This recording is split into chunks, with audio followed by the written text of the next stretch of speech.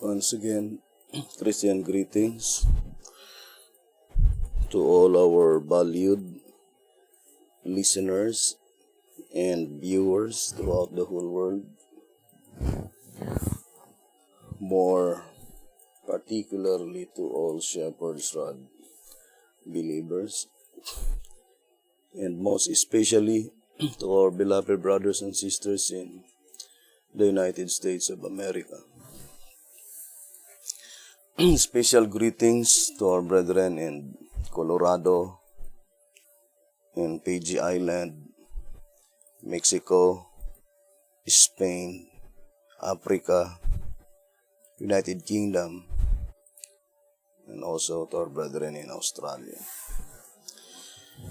And to the rest of the 144,000 living saints listening right now. Good evening, and may the good Lord bless you, brothers and sisters. This is our episode number 5 on the subject, the 12 figurative months. But all the subjects are interrelated or closely connected to each other. One subject is contingent to another or dovetailing to another, according to the Shepherd's Rod. So let us try to connect one subject to the other subject, and hoping that we could be able to ascertain clearly the particular object in view by which the expiration of the 5 symbolical months. Now, I would like to begin our study on the statement in track number 12.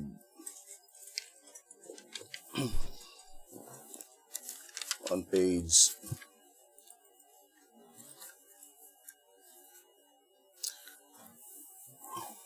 track number 15 rather. Track number 15 on page 80 and page 81.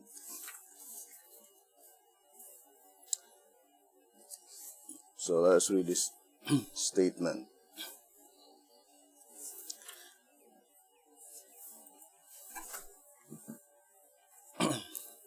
It says here,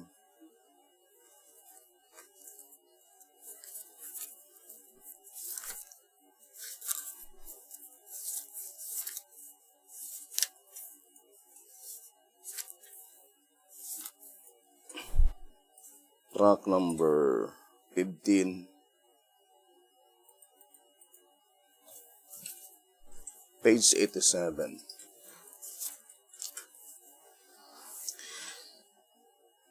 The earth, God's mighty weapon, is finally to help the woman.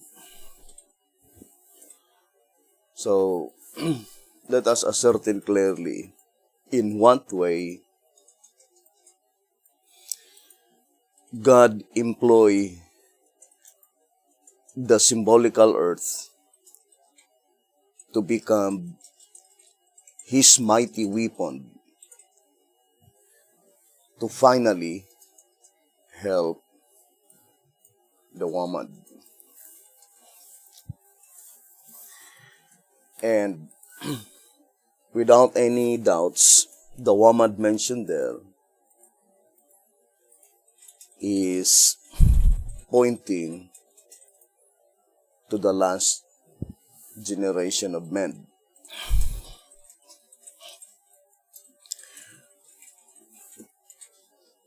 In early writings, page 143, saying, this remnant existing amid the signs and wonders that ushers in the great and terrible day of the Lord is doubtless the remnant of the seed of the woman spoken of in Revelation 12 verse 17. The last generation of the church on earth. So in this reading, plainly telling us that the remnant that will be the one to usher in the great and dreadful day of the Lord is the last and the final, ultimate seed of the woman in the last generation of men.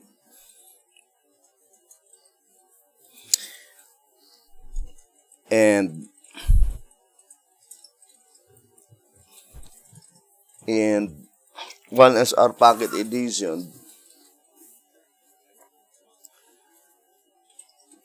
it is the living church, the predicted seed to browse the serpent's head, as predicted in Genesis 3, verse 15. So here in 1SR Packet Edition, saying,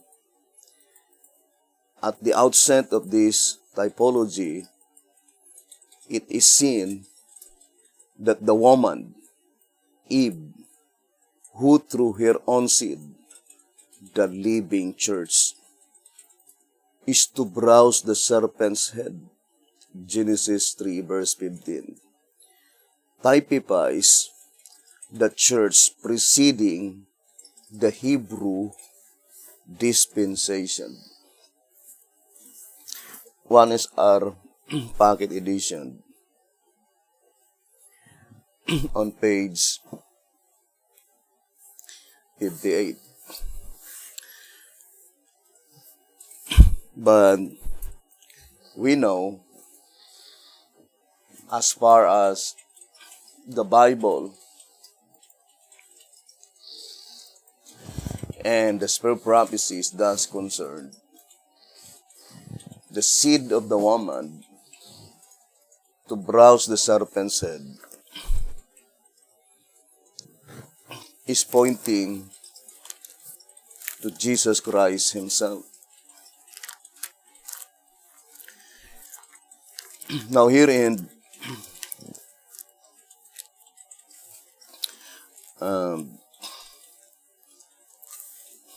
Advent Review and Sabbath Herald 169 says, again, it is written that the seed of the woman browsed the serpent's head. That seed came and did not browse the serpent's head, but himself was browsed instead. Isaiah 53 verse 5. And after he had come and has then been browsed even to death, had risen again from the dead, and had ascended to heaven, even 30 years after these things, it was written, The God of peace shall bruise Satan under your feet shortly. Romans 16, verse 20. So, in that reading, we can immediately discern that inspiration is trying to emphasize that such predicted event as recorded in Genesis 3 verse 15, that the seed of the woman, which is pointing to Jesus Christ himself,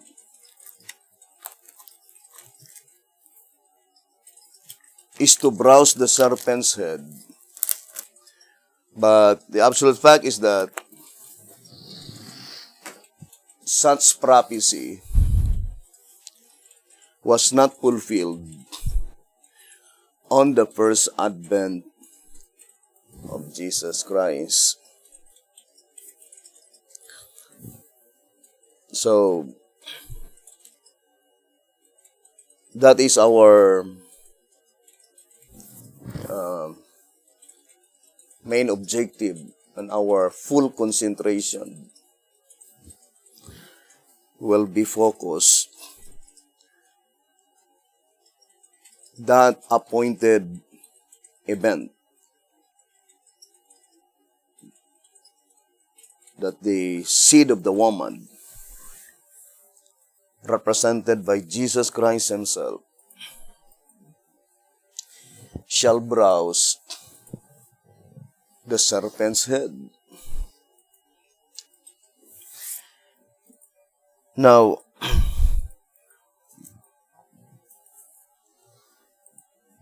in 12 symbolic code,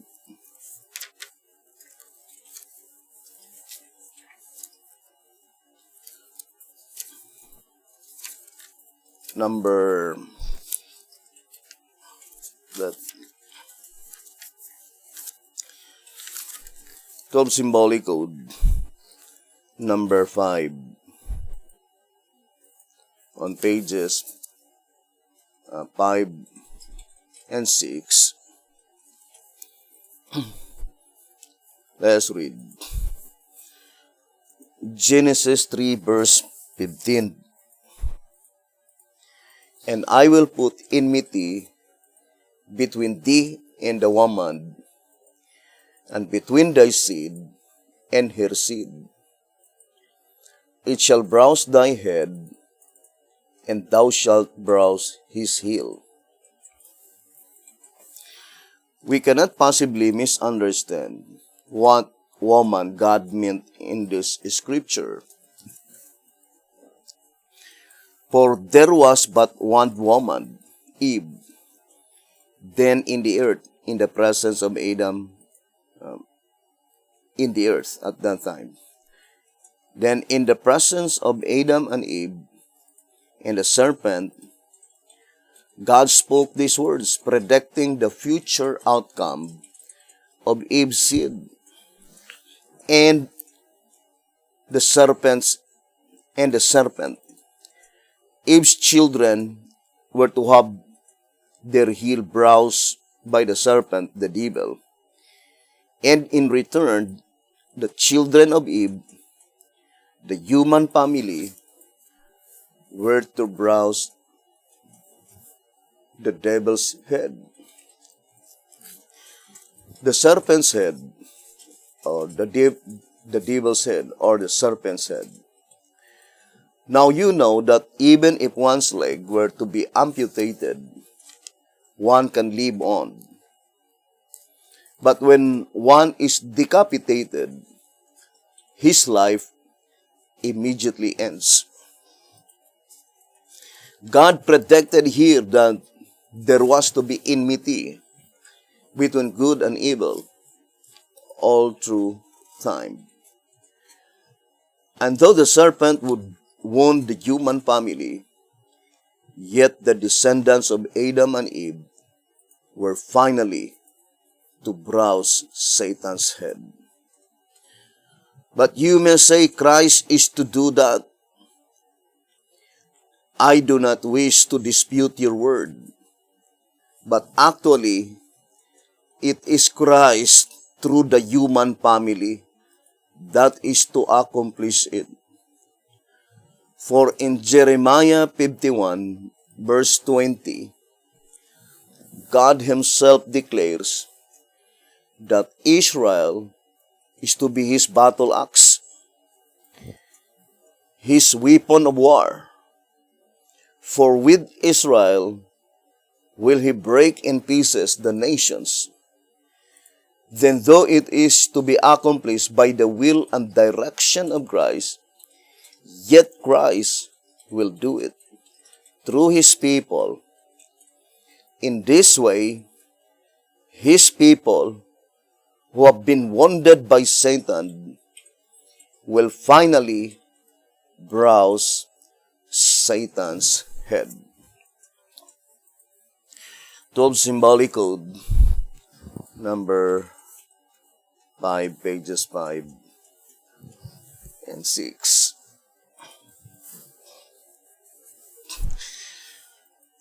Now, going back first to the great controversy. Here in the great controversy, page 438, saying, it is concerning the message of the third angel. So, let us read the statement. A correct interpretation of the symbols employed is necessary to an understanding of this message. What is represented by the beast, the image, the mark. The line of prophecy in which these symbols are found begins with Revelation chapter 12. The Great Controversy, page 438. Now, the voice of inspiration is admonishing us that a correct interpretation of the symbols employed is necessary to an understanding of the message of the third angel. And it is concerning what is represented by the beast, what is represented by the image, on what is represented by the mark. And the line by which such symbolization begins, it begins on Revelation chapter 12. So Revelation chapter 12 is where the symbolization of the third angel begins. And to repeat again, the shepherd's rod made it so plain in 2TG number 12, page 30, saying, page 31, the seventh seal is 15 chapters long. So that is the seventh seal. And in track number 15, specifically mentioned, saying, track number 15, page 10, that the seventh seal contains chapters 8 to 22. So the entire description of the seventh seal, there are 15 chapters long, according to our reading in 2TG 12:31. and beginning on chapter 8 up to chapter 22. Therefore, chapter 12 is under the description of the seventh seal. So, since the seventh seal is concerned the living, as stated in 2SR 202, saying that the seventh sealing period, being the last, must concern the living. So, the last seal, which is the seventh seal, is concern the living, perfectly corroborating to the statement in 2TG 1230. The revelation, therefore, is to be more fully understood during the judgment of the living. Track number 12 on page 30. So, let us begin our study on Revelation chapter 12, because according to the voice of inspiration, the symbolization of the third angel began on chapter 12.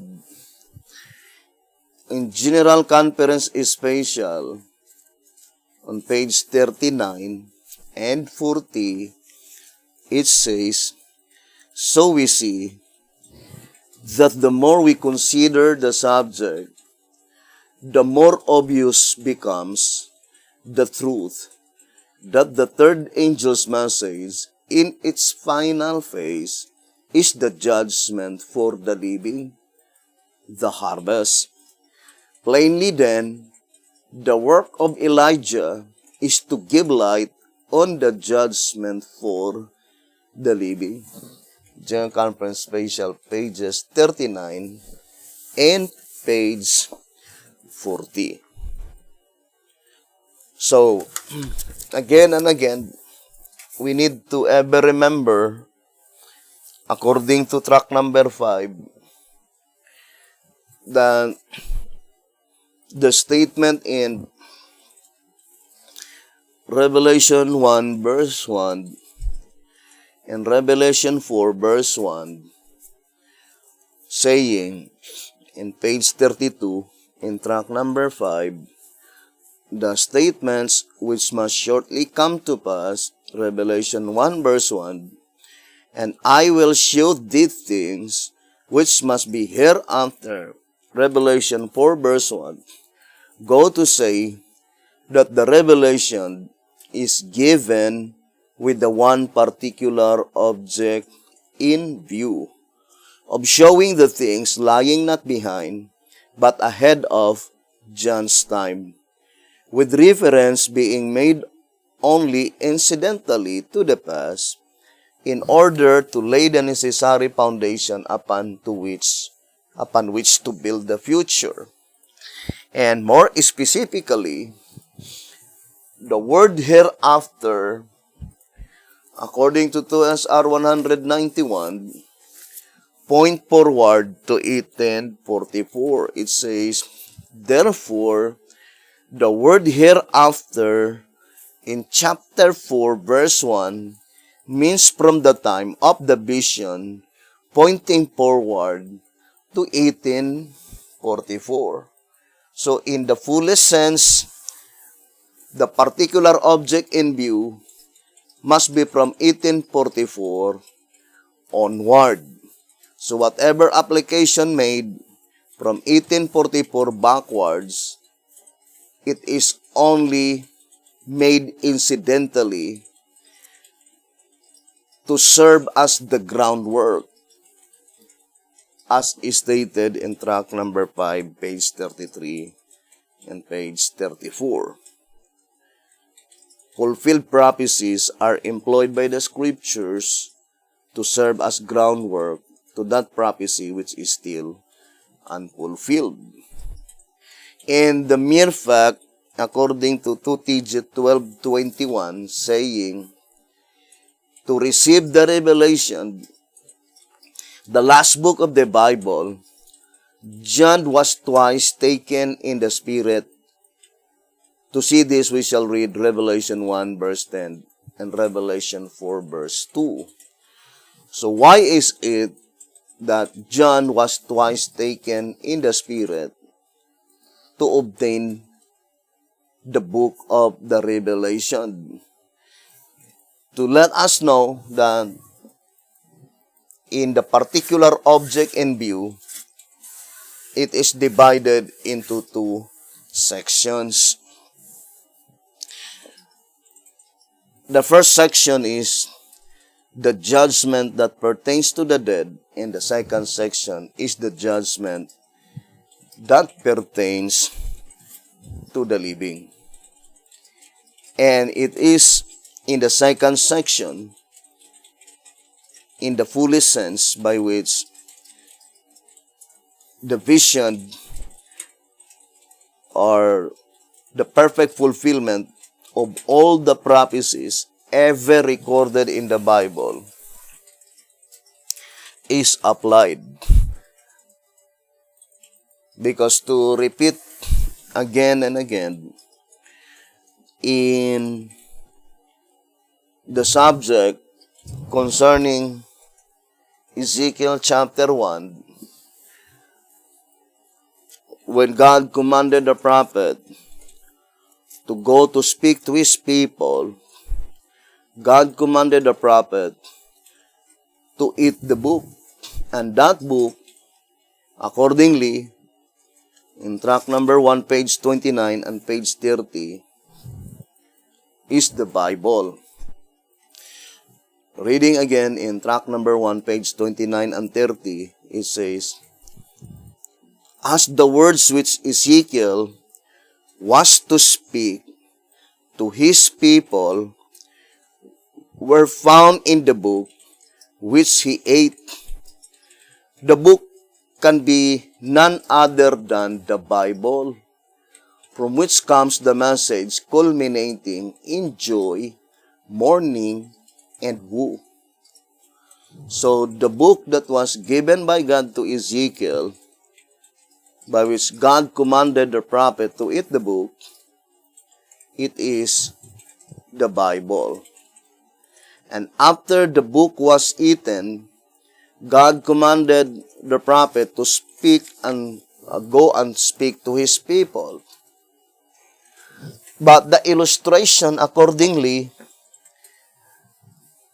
since the prophet was commanded to engrave it on a tile, here in 1SR Packet Edition on page 74, saying, Ezekiel was commanded to engrave a city upon a tile and to name it Jerusalem.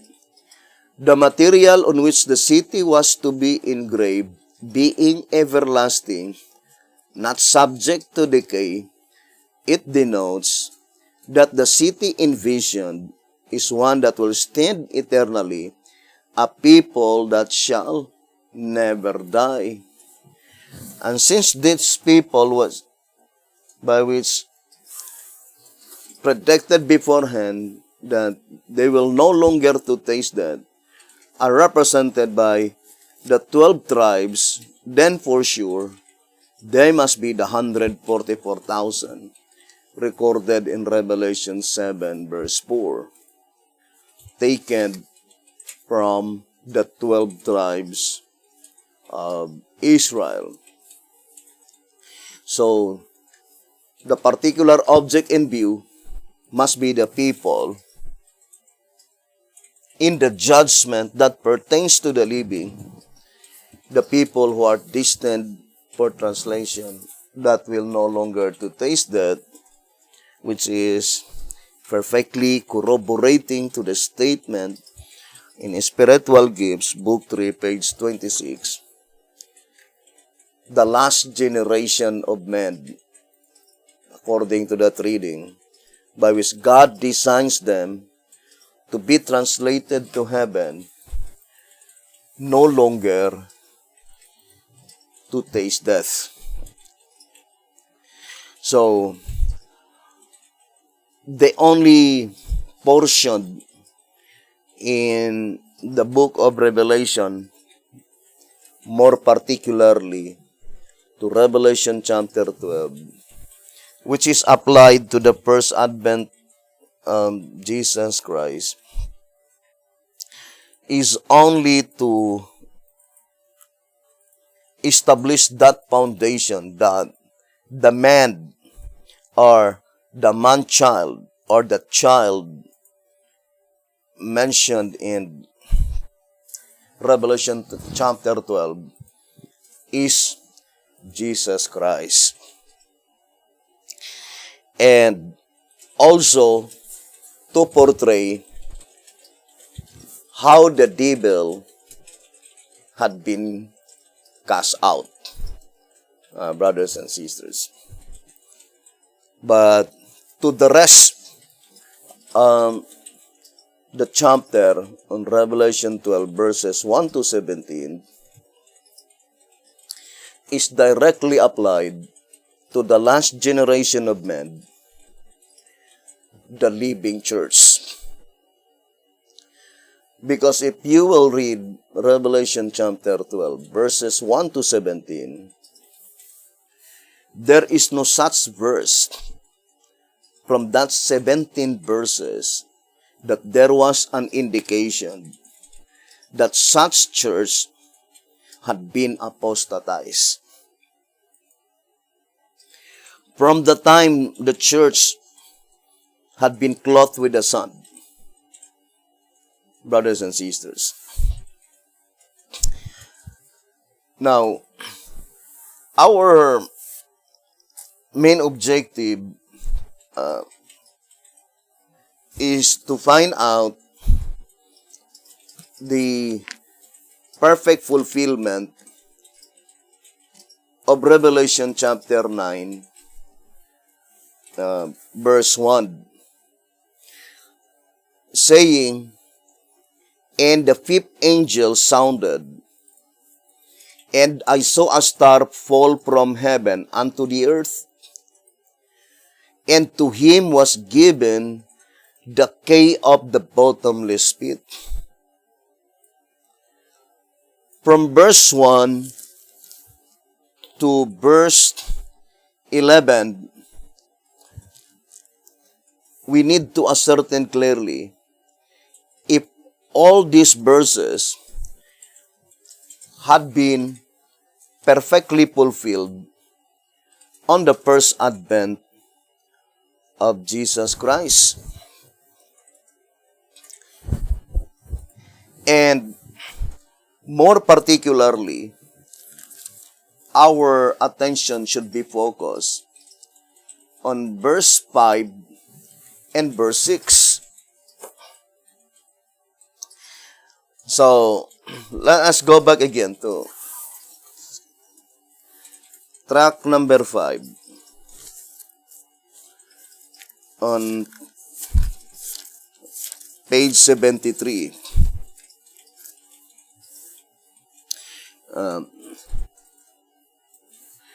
Track number 5, page 73, and then page 74. Let us read. "And to them it was given that they should not kill them, but they should be tormented 5 months.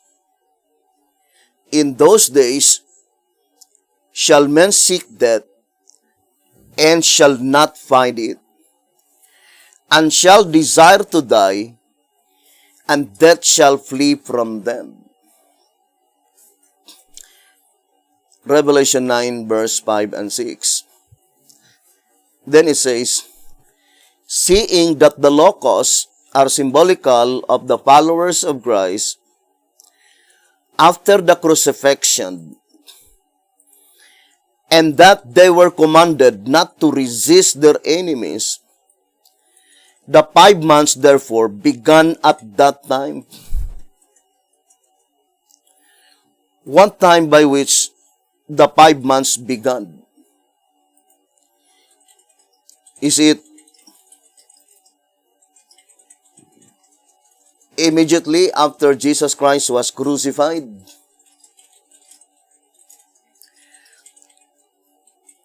Or after Jesus Christ was resurrected? Or after Jesus Christ ascended to heaven? Now let us read again the statement. Seeing that the locusts are symbolical of the followers of Christ,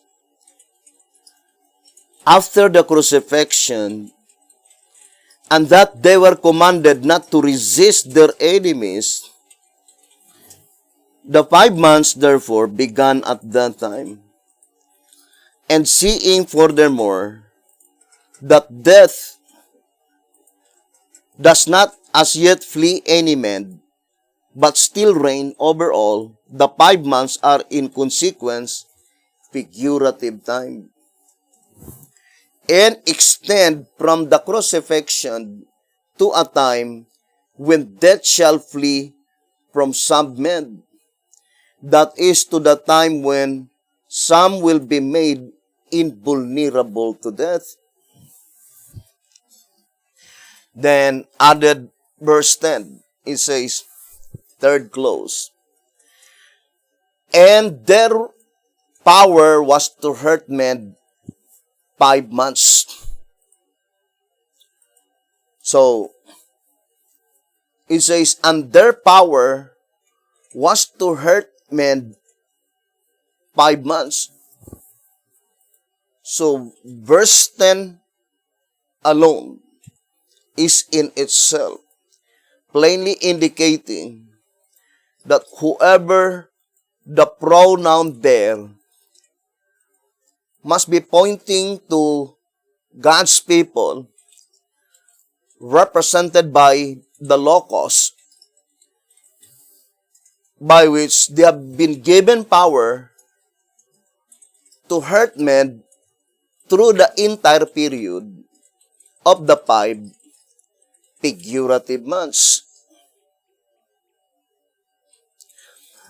Now, let's continue reading. It says, the fact too that the trumpets are figurative is another evidence that these 5 months are figurative time. But why should this period in which the locusts, the Christians have power to torment men, be limited to 5 months? It will be noted that the 144,000 are called the first fruits, denoting that they are sealed at the beginning of the harvest, the commencement of the time to separate the tares from the wheat. To the parable of the harvest, then, we must go for the full explanation of the 5 months period. So in this reading, the shepherd's rod is plainly telling us, brothers and sisters, that first, why is it that the 144,000 are attached in this subject, the 5 figurative months? Due to the fact that they are the particular object in view,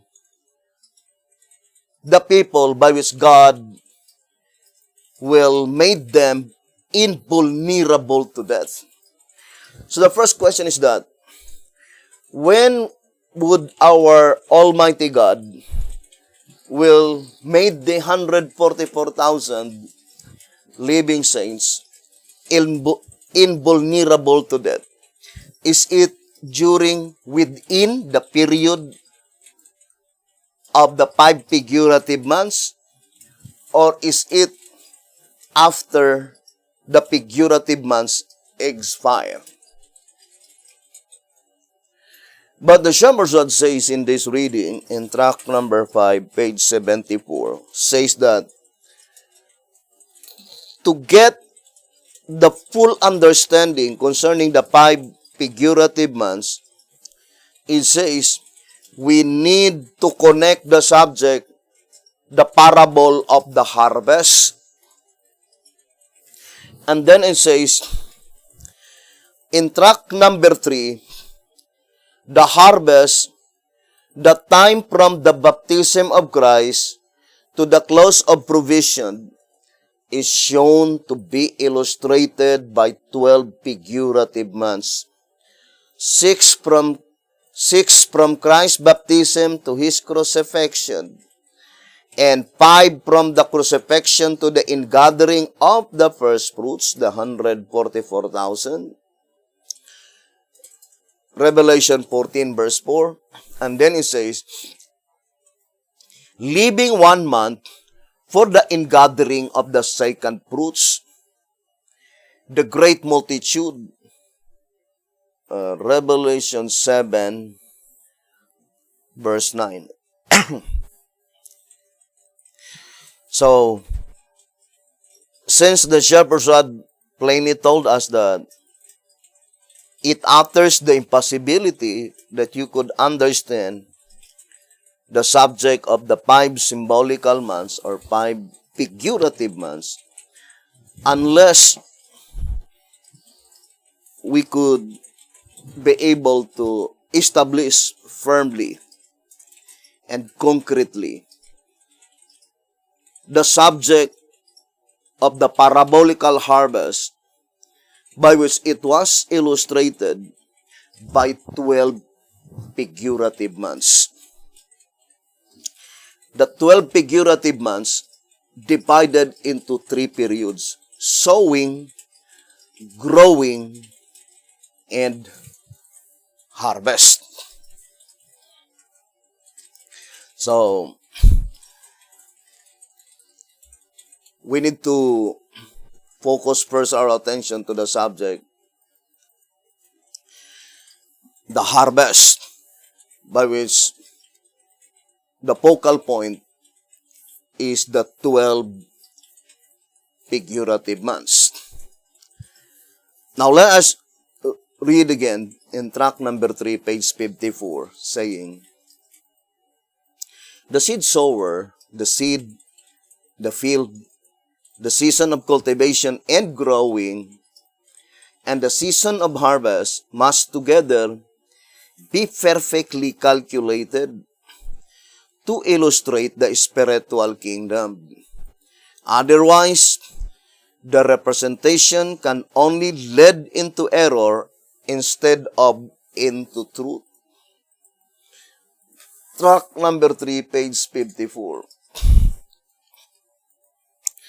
So the voice of inspiration admonishes us that these 3 periods, sowing, growing, and harvest, must together be perfectly calculated in order to illustrate the spiritual kingdom.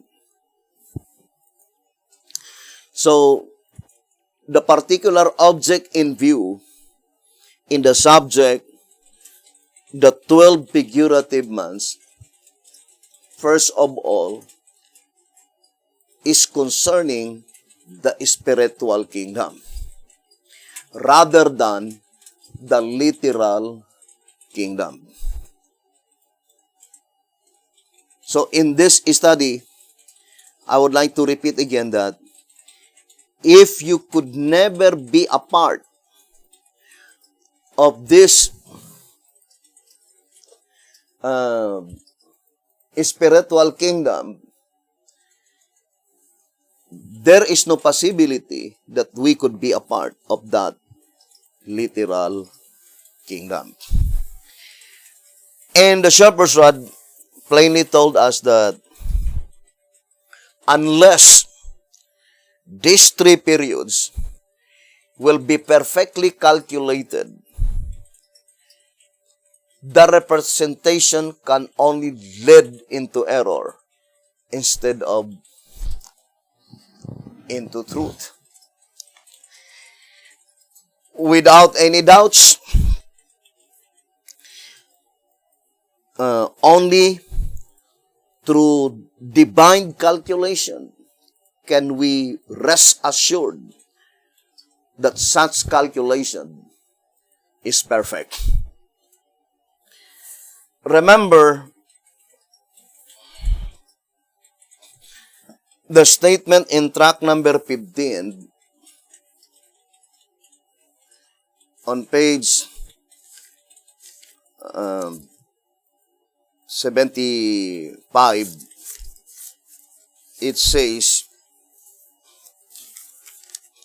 human wisdom has already demonstrated its inability of itself to comprehend the mysteries of God's Word, even though they be delineated as perfect as only God Himself can delineate.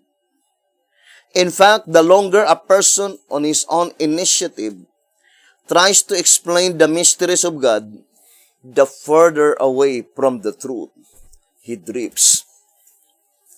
Track number 15, page 75. Or in other words, however intellectual such person might be, as long as such person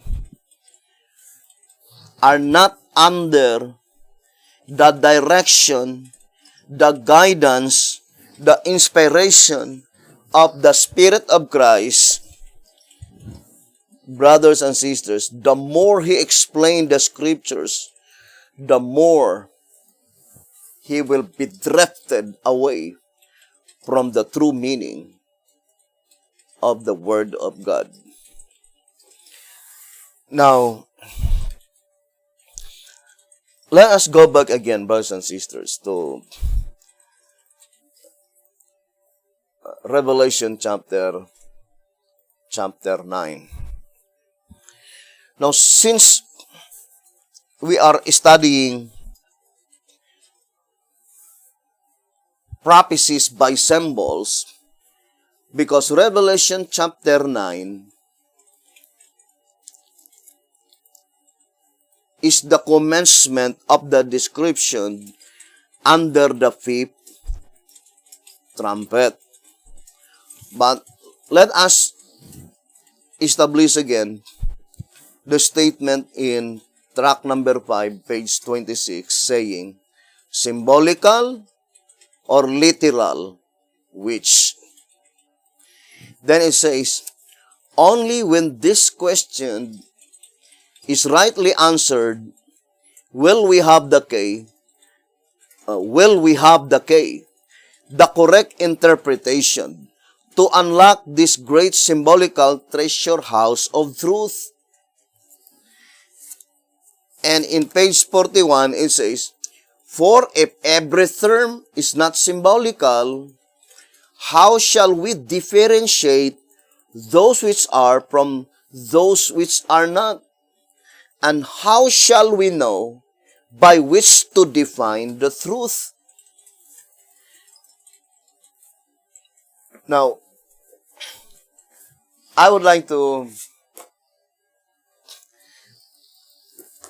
read this statement again. In the statement, it says here, to know whether we have the true historical event for the fulfillment of a prophecy. So we need to study closely if the historical event is the perfect fulfillment of the prophecy. Remember, brethren, accordingly, that it is the history should be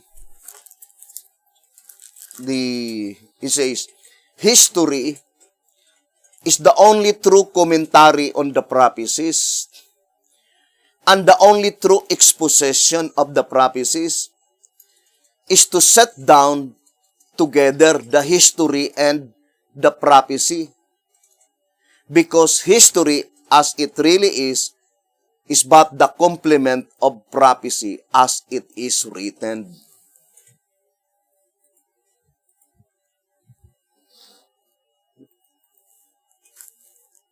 So, it says here, brothers and sisters, now, also the same with the statement in 1SR,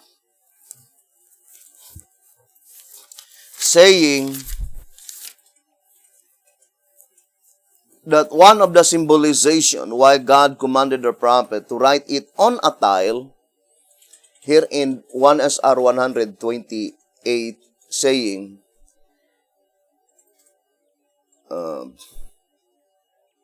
it is engraved on a tile, 1SR 128, it is engraved on a tile, meaning it cannot be erased.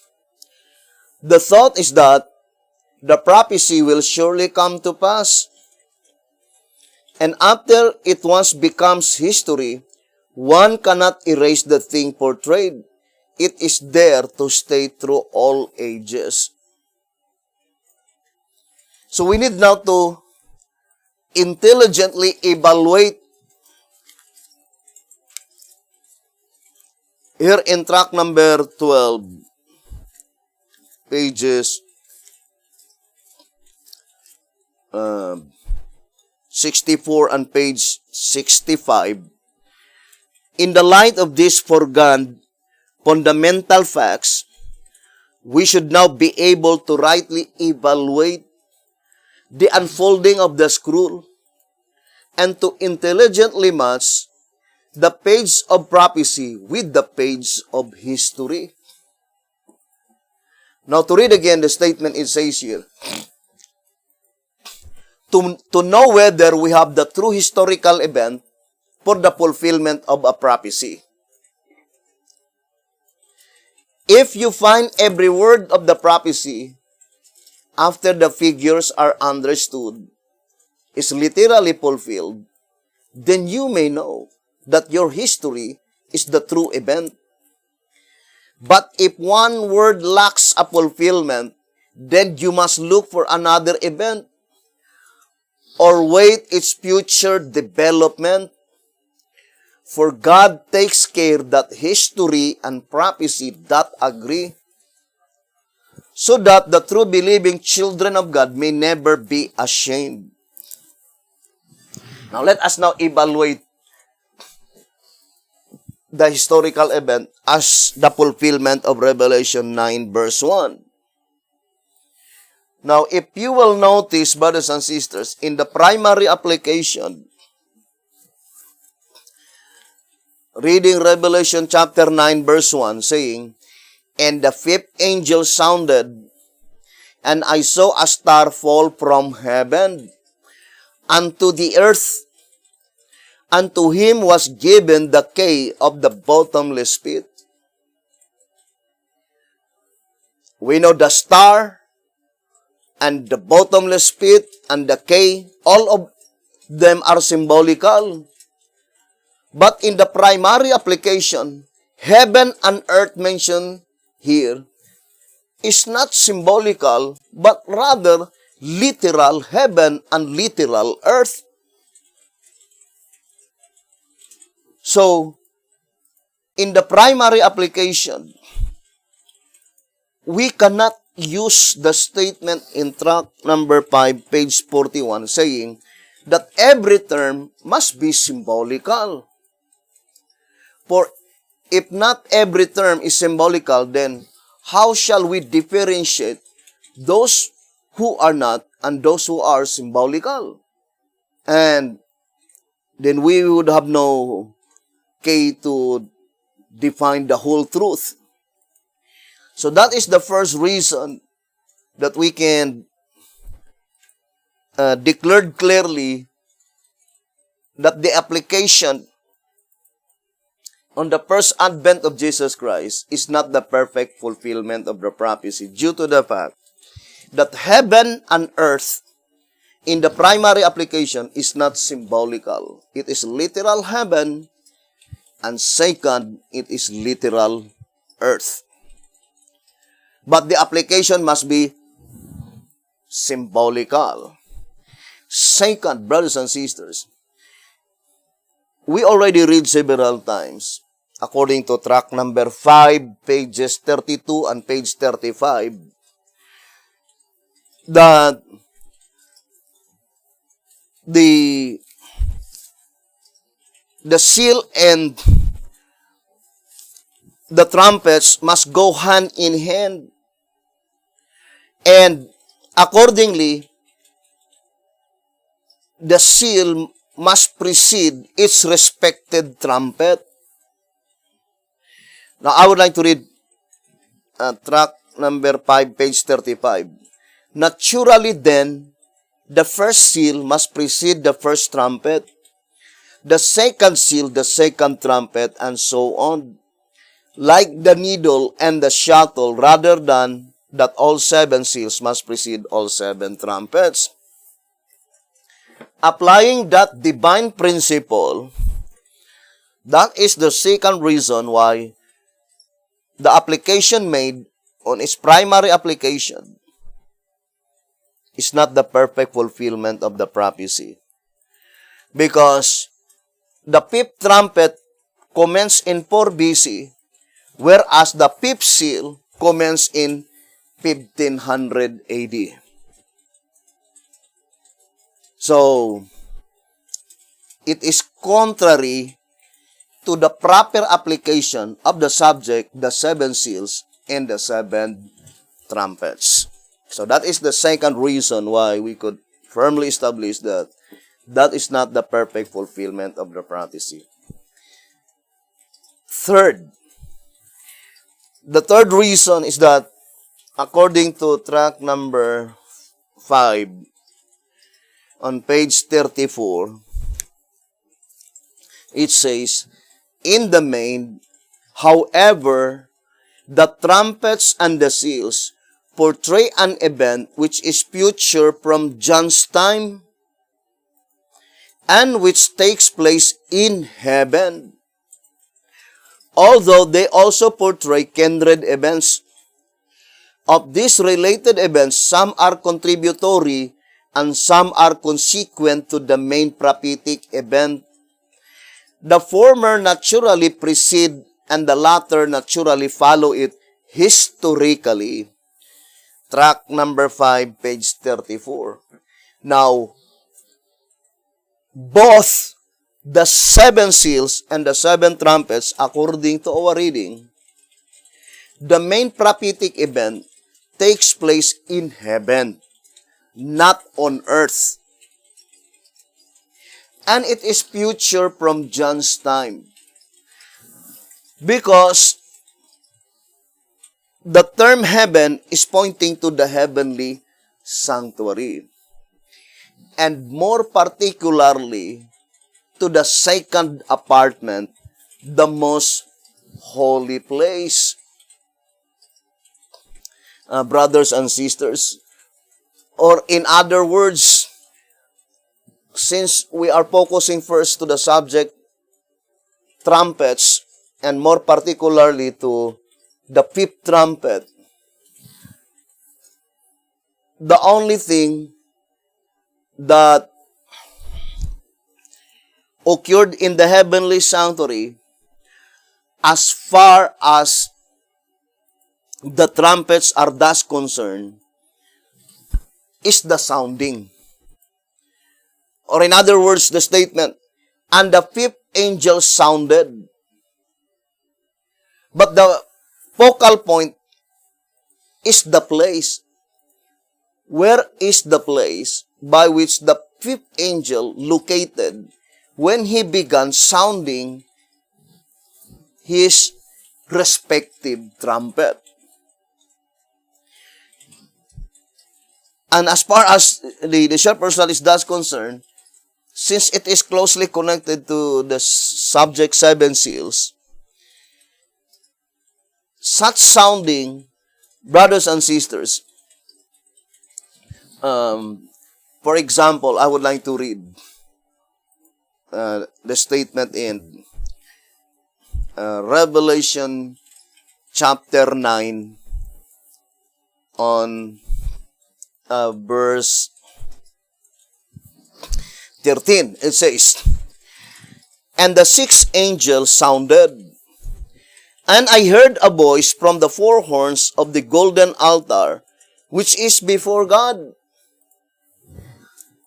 saying to the sixth angel, which had the trumpet, Loose the four angels which are bound in the great river Euphrates."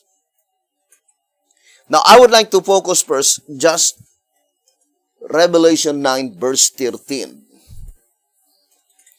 And we are now digging more deeper, brothers and sisters, in this very important subject. And I would like to remind that from the time the entire book of Revelation was completely written in 98 AD, concerning the subject, the seven seals, as well as the seven trumpets, the very first time by which God bestowed the understanding of such event began in the days of B.T. Hotep. It was not given to William Miller. It was not given to Sister White. It was not given to Alonzo Jones and Wagoner. The very first time that it was unfolded is in the days of B.T. Hotep. From the time the vision were completely written. Or in other words, we fully believe that the spirit that inspired John, which is the spirit of Jesus Christ, the same spirit that inspired B.T. Hotep to explain the subject, the seven seals, and the seven trumpets. But in this instance, we would like to declare, brothers and sisters, that whatever understanding that God bestowed to B.T. Hotep, brothers and sisters, is only the groundwork. It is not the perfect fulfillment of the prophecy. And that is the fulfillment of the antitype when John was in the Spirit for the first time. Because John was in the Spirit twice. Brothers and sisters. So here in 2SR, let us read again. Here in 2SR page 201, it says, 2SR page 201, "This book contains the names of the saints, and the seven seals comprise prophetically the world's history during which time the saints are sealed. These seven periods of unfulfilled history sealed the book, and the only one that could open it, see into the future, was the Lamb." So the voice of inspiration says, brothers and sisters, seven periods of unfulfilled history. It cannot be applied to B.T. Hotep because B.T. Hotep is explaining many prophecies that were already in the past. So that is the groundwork.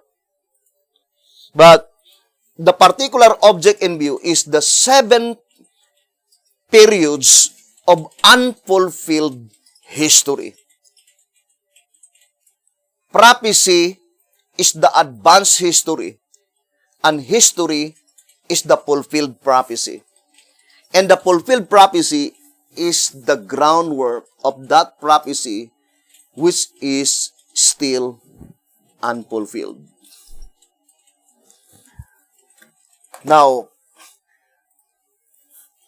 let us read the great controversy, 2SR rather. 2SR page 191. Yes, read. 2SR page 191. The statement says, the door he saw opened is the veil between the holy and the most holy. For there is no other that had been kept close.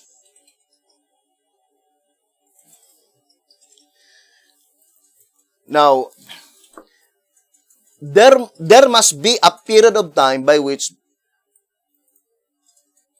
the door in the holy place and the door in the most holy place is closed. Both of them is closed. And of course, Christ's ministration must commence in the holy place.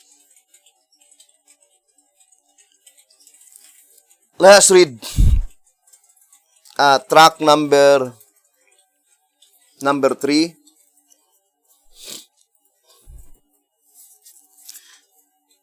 It says on page 18, hence, his mediatorial work began first in the holy place, then in the most holy. So that is very plain, brothers and sisters. Christ's mediatorial work began first in the holy place. So, we need now to ascertain clearly, when does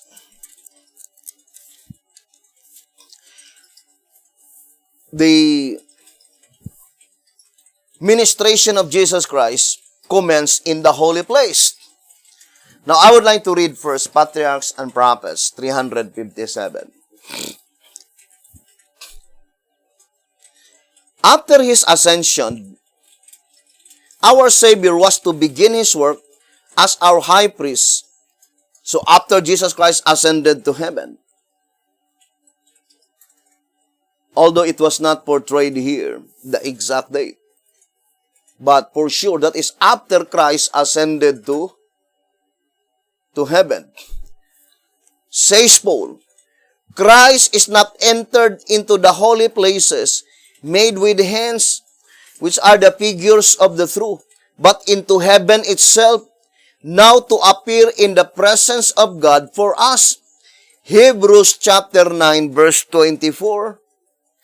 As Christ's ministration was to consist of two great divisions, each occupying a period of time and having a distinctive place in the heavenly sanctuary, so the typical ministration consisted of two divisions, the daily and the yearly service. And to each, a department of the tabernacle was devoted. So let us distinctly separate the daily service and the yearly service. Do not forget, brethren, that according to the shepherd's rod, in 2SR page 187, saying, in the sanctuary construction and service is revealed the plan of salvation. The plan of salvation is revealed not only through the sanctuary construction, but as well as through the sanctuary service. The plan of salvation is not revealed only through the sanctuary service, but as well as the sanctuary construction. So, through sanctuary construction and service, the plan of salvation is revealed. Now, concerning sanctuary service, in our reading, in Patriarchs and Prophets 357, it says, let us distinctly separate the daily service and the yearly service. But there is also monthly service, daily service, monthly service, and the yearly service. Brothers and sisters, remember, Patriarchs and Prophets, 357, that is already explaining Christ's mediatorial work in the heavenly sanctuary. And that is why the term used is service, not sacrifice. Brothers and sisters, daily service and yearly service. Now, here in the great controversy,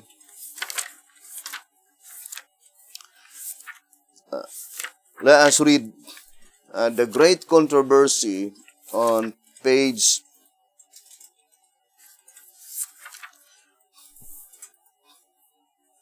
Hear the voice of inspiration that plainly telling us 422 or 421.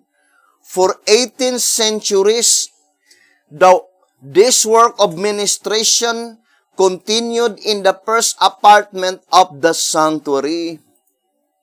The blood of Christ pleaded in behalf of penitent believers, secured their pardon and acceptance with the Father. Yet their sins still remain upon the books of record. The great controversy 421. Now, we know that century consists of 100 year, 1 century. And it says that Christ's ministration in the holy place consists of exactly 18 centuries or 1,800 years. Now, since Jesus Christ entered to the most holy place in October 22, 1844, brothers and sisters, then it can be easily discovered by subtracting 1844 minus 1,800. Therefore, it was in 44 AD, after Christ ascended to heaven, then in 44 AD, Jesus Christ entered to the holy place. And in the subject of justification by faith, it is called the period of time by which the righteousness of Jesus Christ was imputed in our behalf, brothers and sisters. Because our sins at that time, although it is concerning the sins of those who already dead, the sins of God's people who were already dead at that time were not yet blotted out. But through the righteousness of Christ imputed in their behalf, it was already guaranteed the complete pardon, brothers and sisters. Now, here in early writings, on page 42, it says, let us read the statement. This door was not open until the mediation of Jesus was finished in the holy place of the sanctuary in 1844. Then Jesus rose up and shut the door of the holy place and opened the door into the most holy and passed within the second veil, where he now stands by the ark and where the faith of Israel now reaches. Early writings, page 42. So, to repeat again, brothers and sisters, from October 10, 44 AD backwards, both the door to the holy place and the door to the most holy place were still closed. So, in the strictest sense, brothers and sisters, the statement in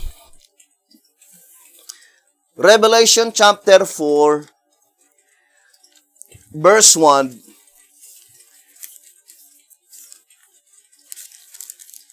is also correct when it will be applied to the door in the holy place.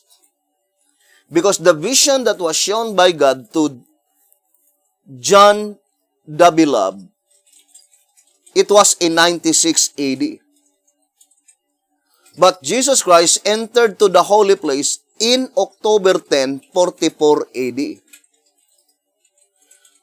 So Revelation chapter 4, verse 1 saying, after this I looked, and behold, a door was opened in heaven. So this first clause on verse 1 on chapter 4 saying, a door was opened in heaven, it can also apply to the door in the holy place because it was already open. Because the verse is inscribed in past tense. A door was opened. It did not say a door is opened. But the door was opened in heaven. So in October 10, 44 AD, the door that was opened is the entrance to the holy place. But the entrance to the most holy place are still closed. And it was not opened not until in October 22, 1844. Now let us read 2SR. Here in 2SR, 215. Now let us read 2SR page 215. We have omitted the second verse, for it has reference to the seven trumpets. So, verse 2 had been omitted because it is reference to the seven trumpets. The silence in heaven for about half an hour cannot be the second coming of Christ, as some have thought. For afterward the angel with the golden censer and incense offered the prayers for the saints from the golden altar. The altar is in the holy place. So the altar is in the holy place, just opposite the throne that is in the most holy. The two apartments were separated by a veil. In the Day of Atonement, the veil or door of the earthly tabernacle was opened and the high priest went in. But let it be remembered that the door, the veil, was left open while the high priest officiated. Thus the two apartments became one.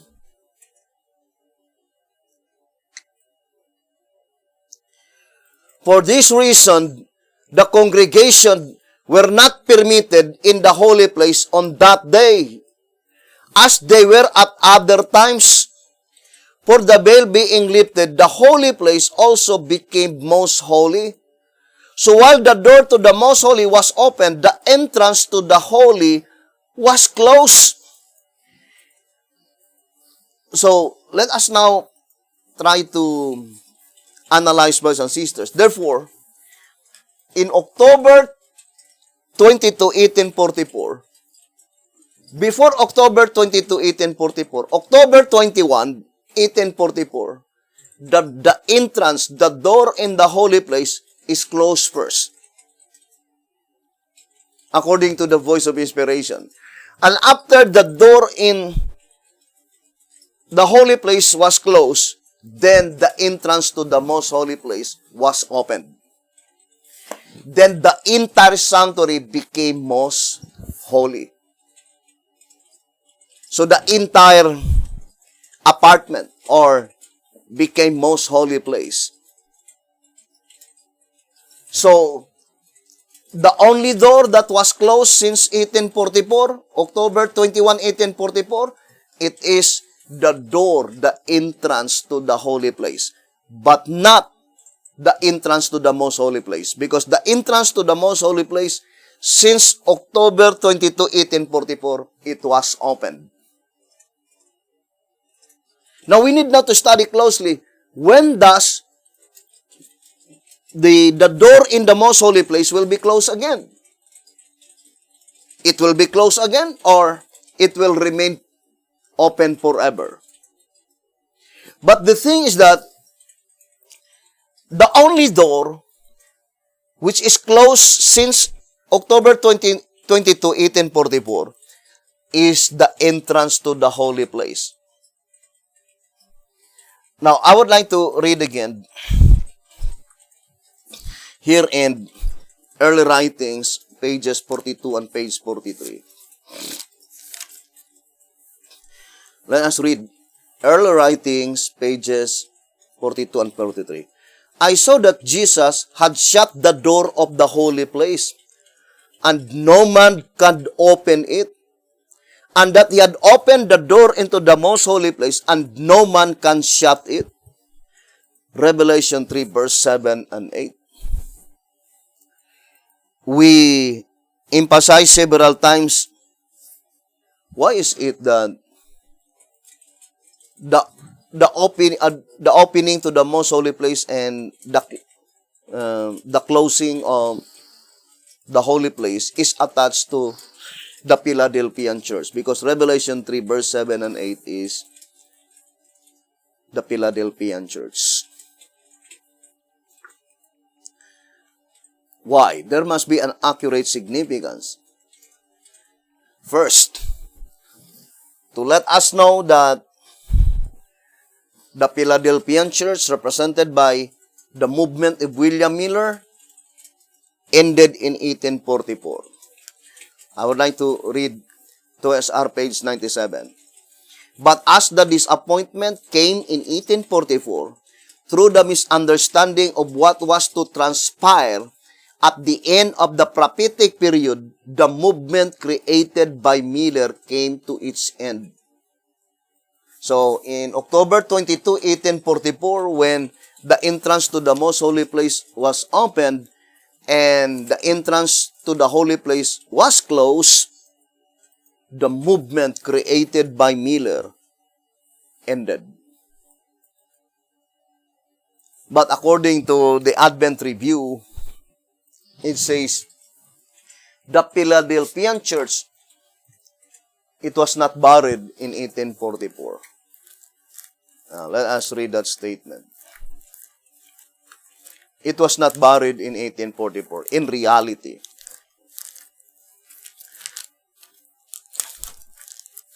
so that is in Advent Review. It says, the beautiful Philadelphia was born, not buried, in 1844. So there is really a puzzle here, because the statement in 2SR page 97, the Millerites movement ended in 1844. But in reality, the beautiful Philadelphia was not buried in 1844. And the Philadelphian church, that is represented by the triumphant church, according to this reading, brothers and sisters. And it says, to belong to the 144,000, we must join the church triumphant. Now, let us go back again to Early Writings, page 42 and page 43. But let us focus to page 43 first. It says, the enemies of the present truth have been trying to open the door of the holy place that Jesus has shut, and to close the door of the most holy place, which he opened in 1844. And to repeat again, we know that that is figurative speech. It is not literal. Because if you will say that that is literal, are we saying that there are wicked in the heavenly sanctuary in 1844, that they are trying to open the entrance to the holy place by which Jesus Christ closed?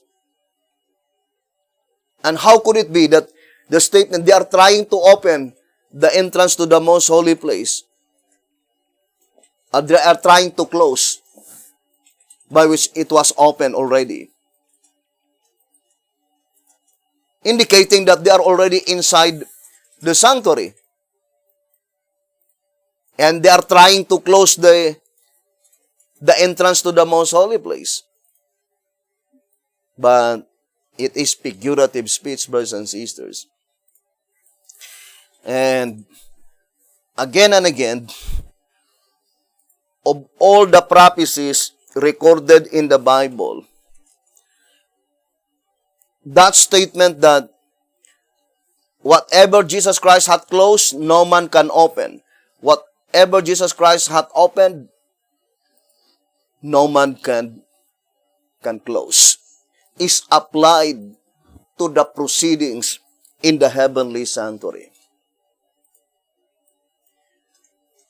And you can see the accuracy of that divine declaration, because in October 22, 1844,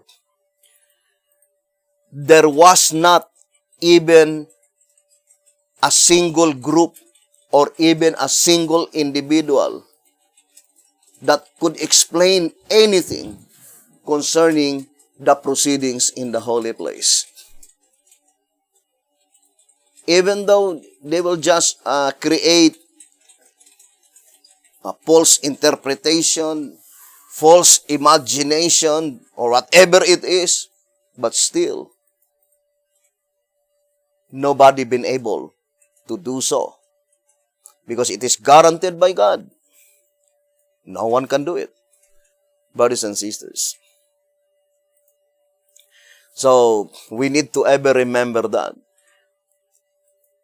Because if we could be able to explain all the proceedings in the heavenly sanctuary, the only admissible conclusion is that God Himself is at work. As stated in 2 TG 24:16, that canceled prophecies, brothers and sisters, even the devil either cannot open it. But that such prophecies, when it will be open, all are to know that God Himself is at work. Now, let us now analyze closely, brothers and sisters, our subject to have a clear understanding. Now, going back to Revelation 9, verse 13. Although it is concerning the sixth trumpet, brothers and sisters, that it seems that it is in the sixth trumpet, brothers and sisters, that the boundary line when Jesus Christ entered to the most holy place in October 22, 1844. Now let us read track number 5. Here in track number 5, page 78, it says, the sixth trumpet. Revelation 9, verse 13 to 11:14. So it says, chapter 9, verses 13 and 14. Track number 5, page 78. Chapter 9, verse 13 and 14. And the sixth angel sounded, and I heard a voice from the four horns of the golden altar, which is before God, saying to the sixth angel, which had the trumpet, loose the four angels which are bound in the great river Euphrates. Then it says, in coming from the golden altar, the command, loose the four angels, shows that the sixth trumpet sounded sometime before the veil to the most holy apartment of the heavenly sanctuary was lifted. Otherwise, the voice would have come from the throne, the most holy place. For detailed treatment of the lifting of the veil, see track number 3, the harvest. So, that is the statement. But as has been shown, we are still in the period of the fifth trumpet, a fact which evokes the question, how then could the sixth trumpet have sounded before the events of the fifth had expired? Now, I would no longer be reading to the next paragraph, but just to explain, brothers and sisters, or the first portion saying, it will be observed that though each of the trumpets begin at a definite time, do not forget that. Each trumpet, there must be a definite time of its beginning, yet one overlaps the other. What overlaps the other? The sounding, not the period. Because the statement, how then could the sixth trumpet have sounded before the events of the fifth had expired? So in this reading, we can easily discern that each trumpet sounded before the preceding trumpet ended. The period of each trumpet ended. For sure, because announcement must precede the commencement of the period. Because sounding is to inform brothers and sisters that soon the period of such trumpet will begin. Because it is illogical that it will sound after the period begins. It must be sound before the period itself begins. So the sounding of each trumpet overlap each other. The sixth trumpet sounded in the period of the fifth trumpet. The seventh trumpet sounded in the period of the sixth trumpet. So that is very plain, right? Now, look at the absolute reason given by the shepherd's rod. Why is it that the shepherd's rod declared clearly that the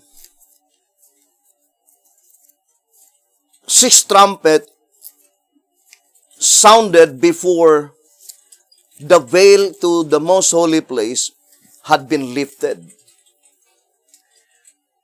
Due to the fact that the voice coming from the golden altar.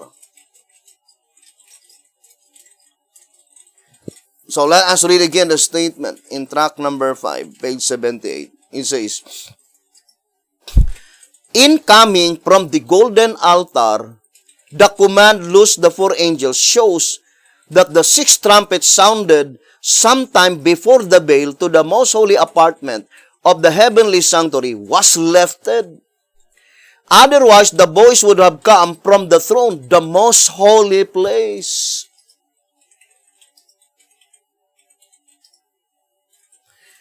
Brethren, the proceedings in the heavenly sanctuary, there is an accurate significance to the earthly sanctuary because that is the plan of redemption. Now, the description of the altar before the veil was lifted, the description is golden. Look at, brothers and sisters, the candlestick. It is golden candlestick, right?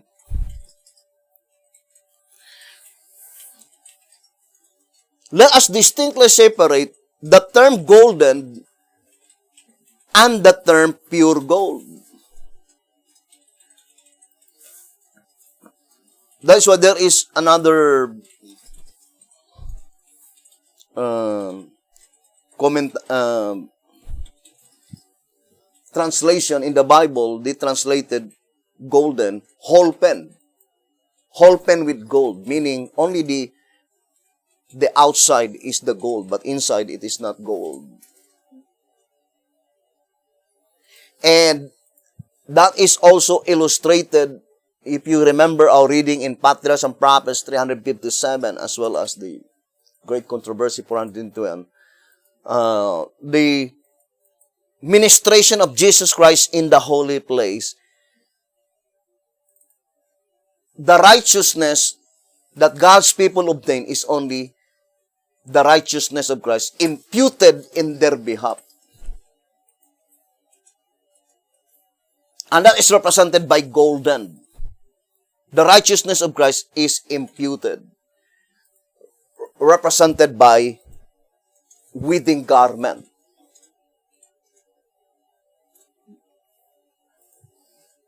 But let us distinctly separate when the description is pure gold. Or in other words, when the veil to the most holy place was lifted, everything within the most holy place is pure gold. No longer golden, meaning the righteousness of Christ is already imparted to them because their sins are already blotted out. But the ministration in the holy place, according to Patriarchs and Prophets 357, their sins were not as yet blotted out. And as far as the Bible is thus concerned, of all the candlesticks ever recorded in the Bible, it is only the last candlestick, the candlestick in Zechariah chapter 4, from golden to pure gold.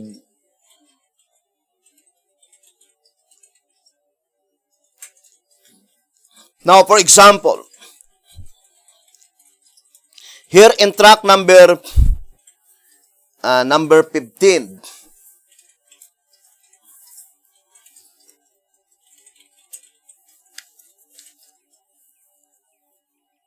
track number 9 rather. Here in track number 9,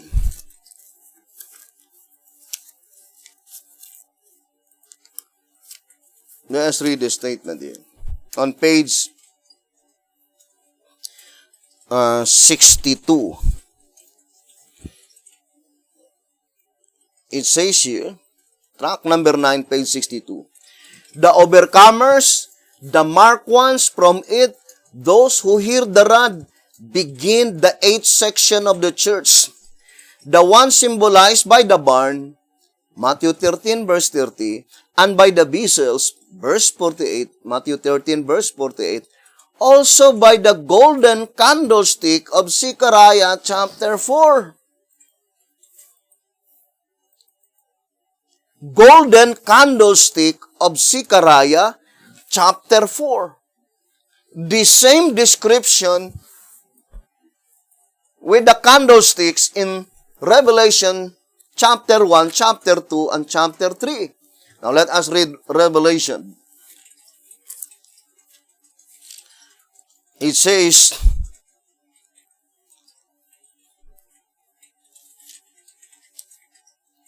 let us read here. By which the verse 20, Revelation 1 verse 20, the mystery of the 7 stars which thou sawest in my right hand, and the 7 golden candlesticks. So, the 7 candlesticks in Revelation chapter 2, chapter 3, the description is golden. The same with the description, brothers and sisters, to the candlestick in Zechariah chapter 4. it is also golden. But in 1 TG number 14, let's read 1 TG number 14.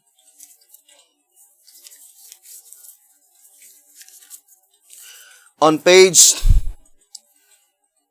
22, it says, let us now summarize the lesson by the aid of the illustration. Here we see a candlestick at church, all of gold. So it is pure gold, no longer golden. All of gold, pure gold. 1 TG number 14, page 22. To repeat again, that is the only candlesticks recorded in the Bible. The description is from golden to pure gold.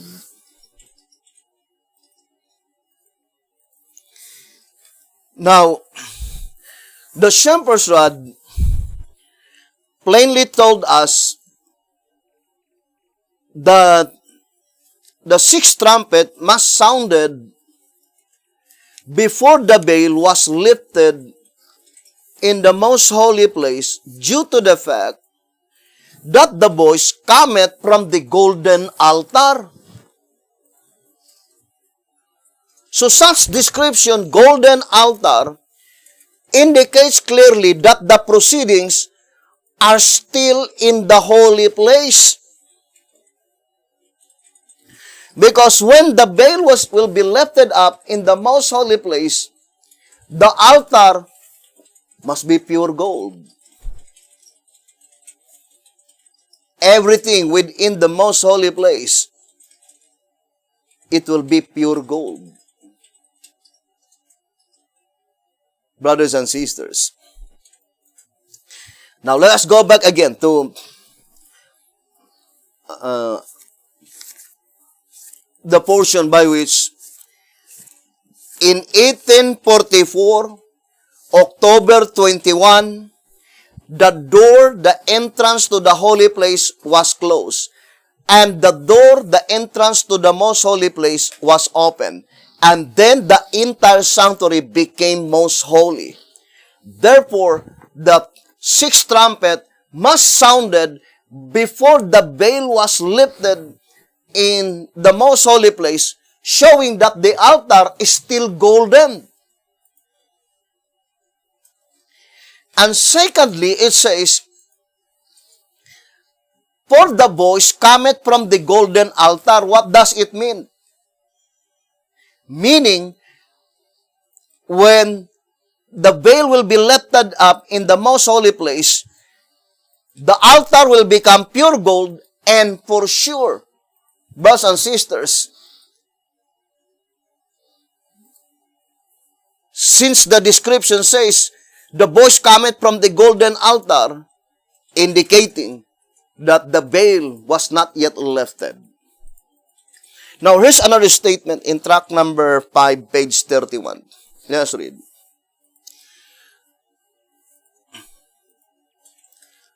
The altars being in the holy apartment of the sanctuary, at the sounding of the sixth trumpet, proves that the trumpet sounded before the most holy apartment was opened for use. Now, this is the question. When the holy apartment was opened for use, and the entire sanctuary became most holy place, is there no altar anymore in the most holy place? Because this is the absolute reason why the shepherd's rod says, the voice, since it cometh from the altar, or the golden altar, then the sounding of the sixth trumpet proves that the trumpet sounded before the most holy apartment was opened for use. For had it been used, the voice would necessarily have come from therein, where the throne is. Hence, the sounding of the trumpet had to take place before the door of the Most Holy was open and the throne occupied. Track number 5, page 31.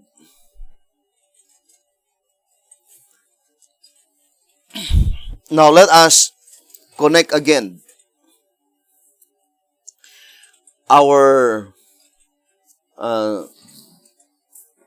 subject to the vision of Sister White in 4 BC, 1138.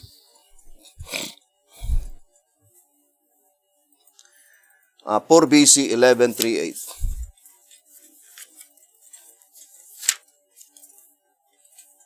So let us read. Chapter 6.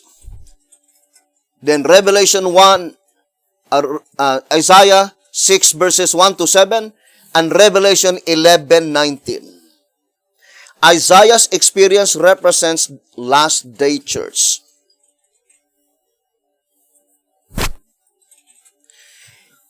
So this is the question, brothers and sisters. When this prophecy of Isaiah will be fulfilled?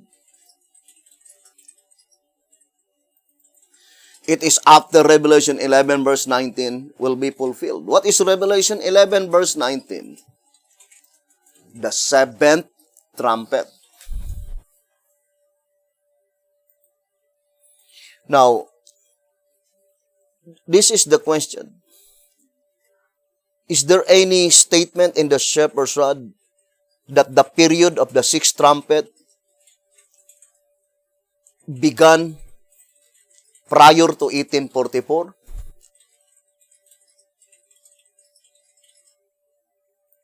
So that is one of the important questions. Does the period of the sixth trumpet began prior to 1844? Is there any statement? If the statement that we will read is track number 5, page 78, track number 5, page 31, no, it is not period, it is sounding. Now let us read again the statement in track number 5.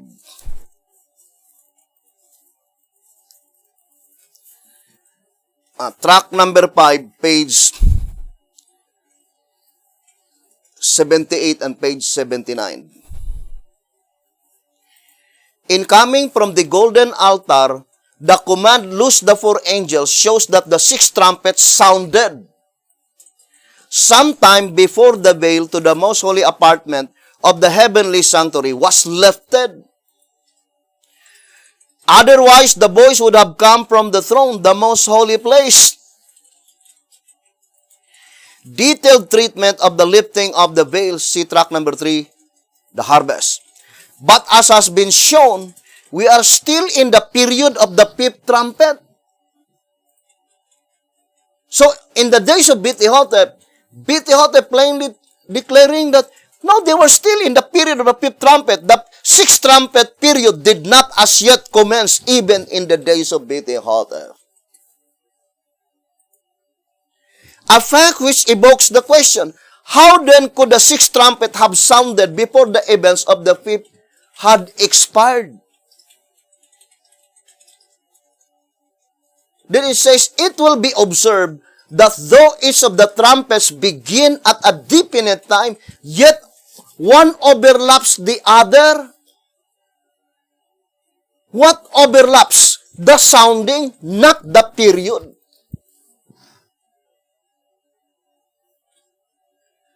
Brothers and sisters, it is high time now to analyze closely, brothers and sisters, the statement given by the shepherd's rod that each trumpet overlap each other when it pertains to the sounding.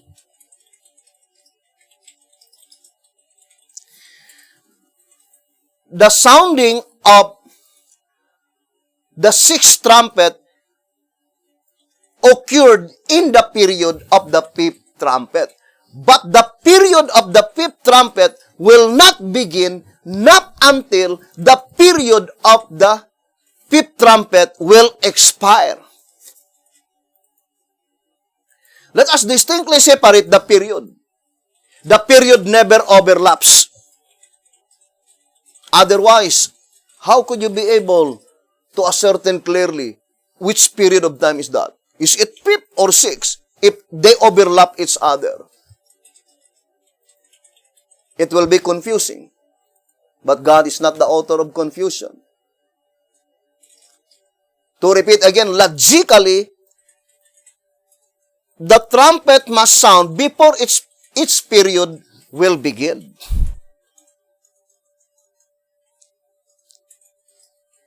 But what part of the trumpet that sounded prior to October 22, 1844? Or what description rather?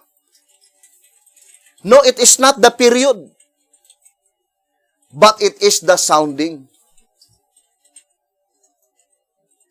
The sounding of the sixth trumpet, it must be sounded prior to the time when the veil was lifted to the most holy place. Why? Because the voice cometh from the golden altar.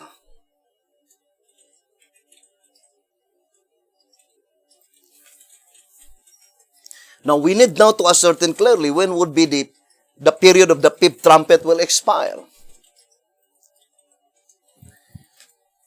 Now, I would like to read again 2SR 222.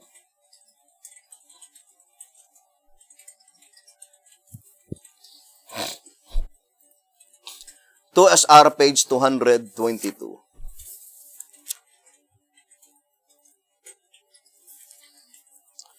Wheat and barley, each for a penny. In our study of the seven seals, we reserve for future explanation the following scripture. And I heard a voice in the midst of the four beasts say, a measure of wheat for a penny, and 3 measures of barley for a penny. Revelation 6 verse 6. Again, we turn the reader's attention to the fact that the voice came from the throne.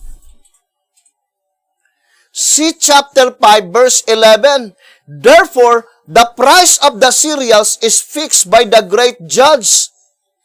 There must be something of great importance in these symbols, for the great Jehovah himself is speaking.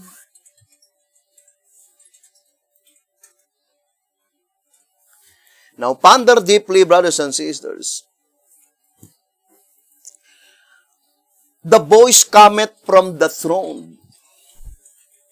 Whose throne? The throne of great Jehovah, God the Father.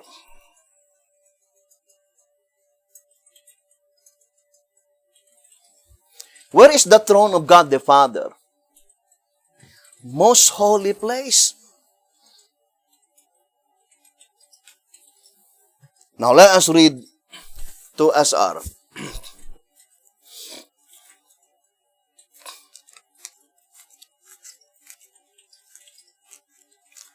$184.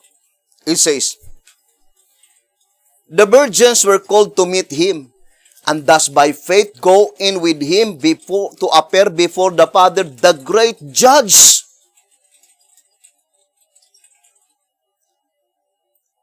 The seal is the permit. It places their names in the Lamb's book of life, and thus it grants to them the right to appear before the Father in the judgment, not in person, but in figure, thus having their sins blotted out.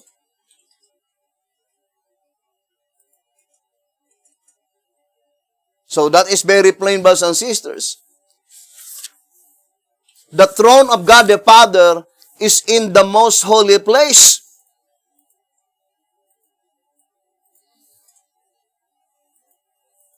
By which such proceeding is blotting out of sins. Now, when God the Father is speaking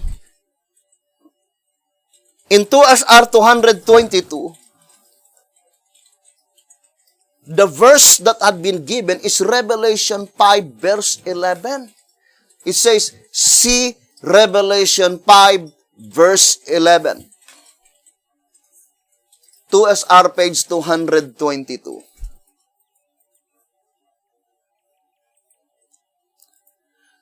What is Revelation 5 verse 11? Or what is Revelation chapter 5? Brothers and sisters,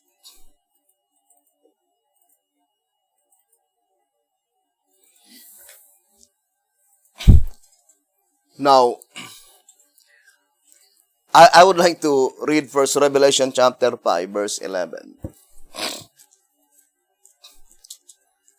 Revelation chapter 5 verse 11. It says, and I beheld, and I heard the voice of many angels round about the throne, and the beasts and the elders, and the number of them was 10,000 times 10,000 and thousands of thousands. Now let us read again 2SR 222.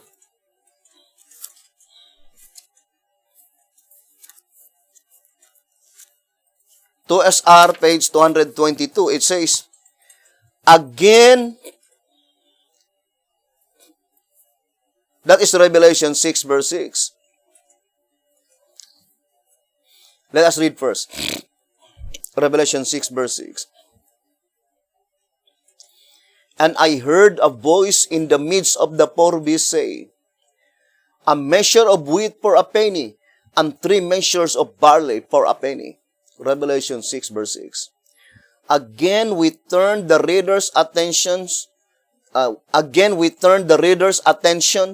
the fact that the voice came from the throne. And then it says, see Revelation chapter 5 verse 11.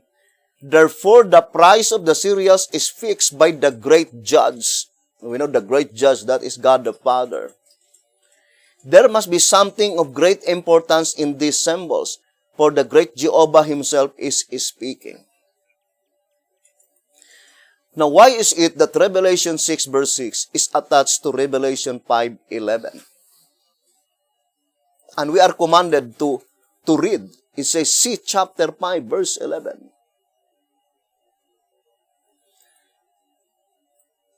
Here in 2SR 222, plainly told us that the voice that cometh from the throne, that is the throne of God the Father. For it is God the Father, Jehovah, is speaking. So Revelation 6 verse 6, saying, and I heard the voice. What voice? The voice of God the Father. Therefore, that must be in the most holy place. Because that is, or where the throne of the God the Father is. Now, why is it that Revelation 5 verse 11 is attached to Revelation 6 verse 6? Remember, brethren, Revelation chapter 5, according to the voice of inspiration,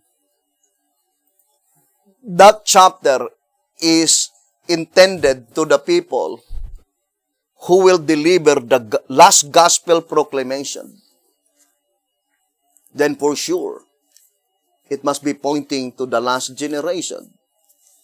It must be pointing to the 11th hour movement. Now it says here in 2SR 193, it says, let us read.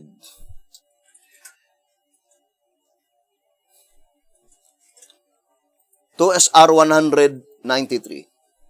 The 5th chapter of Revelation must be closely studied. It is of great importance to those who shall act a part in the work of God for these last days.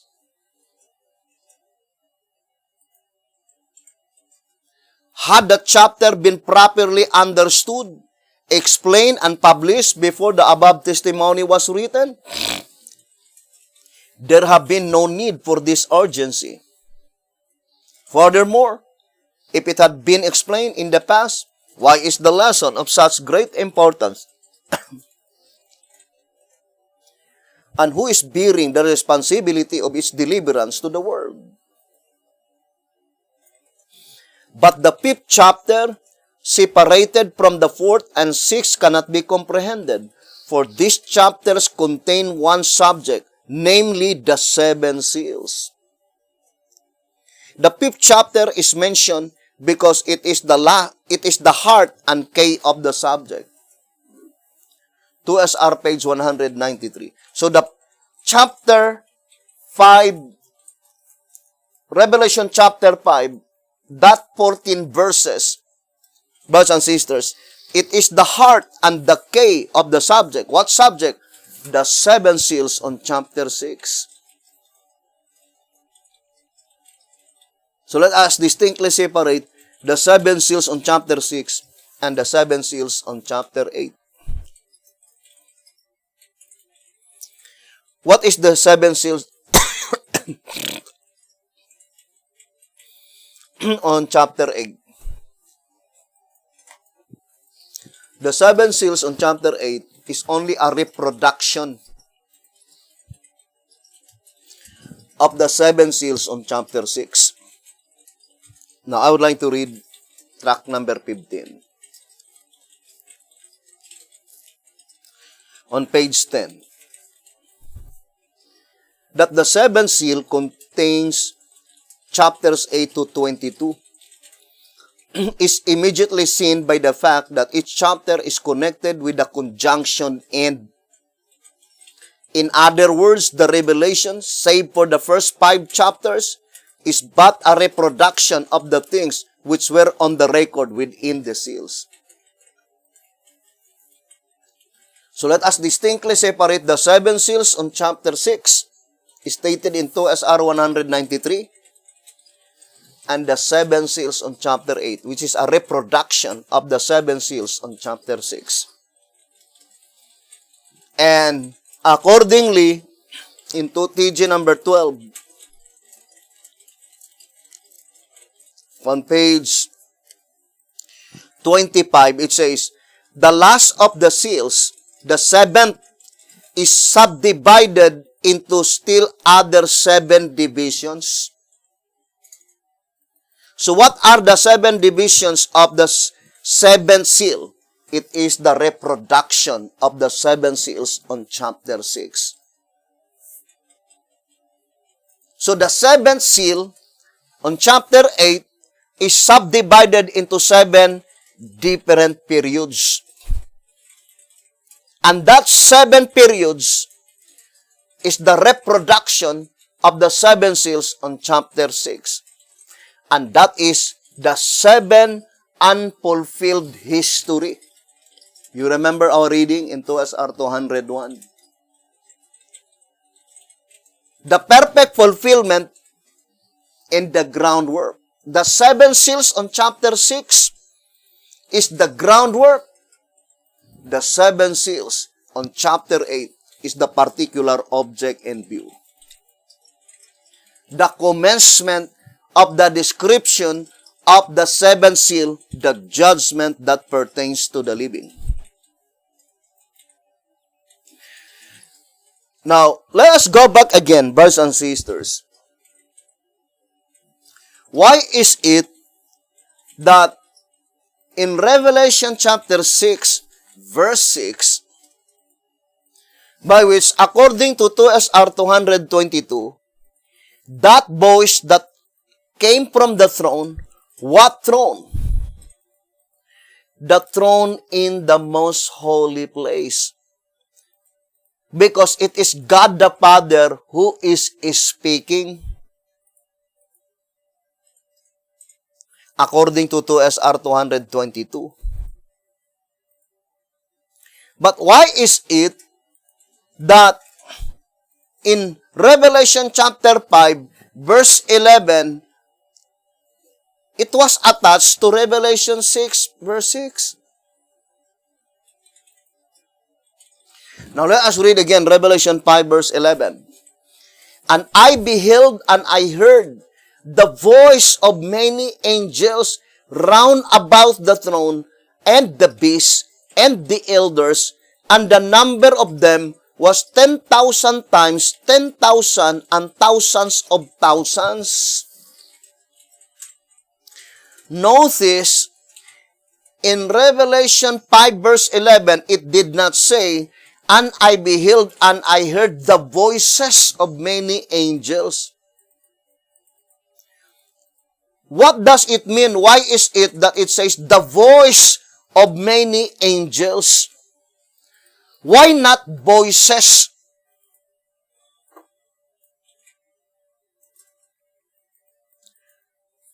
What is the representation of the voice?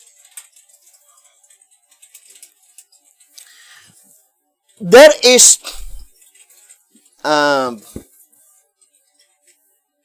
perfect significance to Isaiah 52 verse 8. Now let us read 1 TG.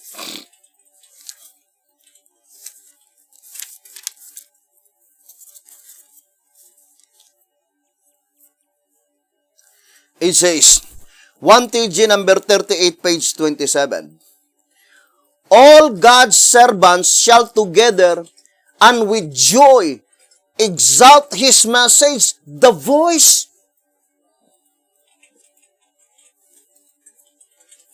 The voice. Now, if you still remember, look at this statement in 1 TG 33, pages 4 and 5.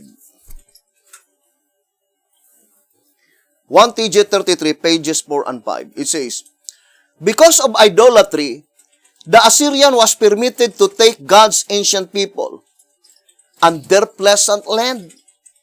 And certain it is that the Assyrian will control the land just so long as God's people continue in idolatry. But just as soon as all idols are cast aside, yes, as soon as the great revival and reformation takes place in the hearts of the people, then the Assyrian, the power that now rules them, shall certainly fall. And God's people shall just certainly return. The Assyrian shall thus fall, not at the sword of a mighty man, and not of a mean man, but through the voice of the Lord shall the Assyrian be beaten down, which smooth with a rod. Isaiah 30, verse 31. Now, here's another statement I would like to read in symbolic code. 13 symbolic code. I think 13 symbolic code. Let's read the statement. It says, brethren, that Assyrian will be beaten down by the voice of the Lord.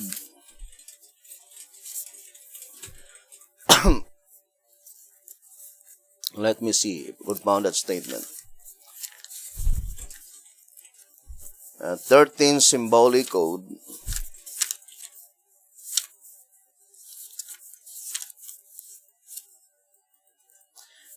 One and 2, page 26.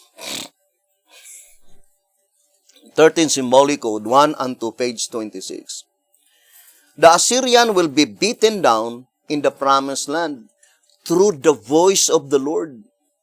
You do not know now what that voice will say, but when it comes, you will know it. And whereas you do not need to know it now, you will have to know it then.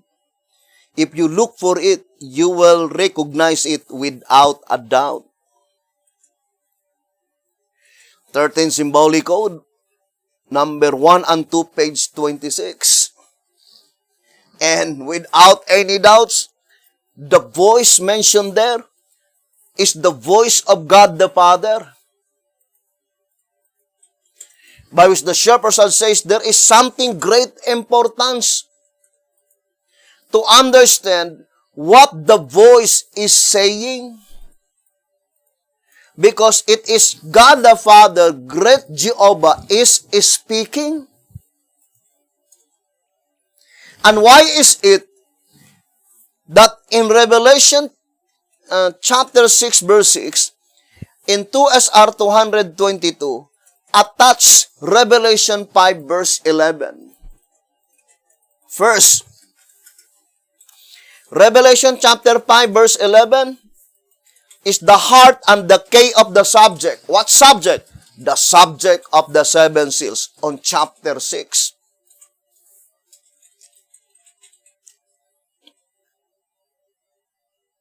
The seven seals on chapter 8 is a reproduction to the subject of the seven seals on chapter 6.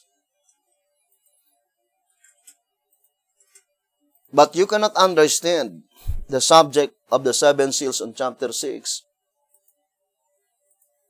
unless we understand Revelation chapter 5, because that is the heart and the key of the subject.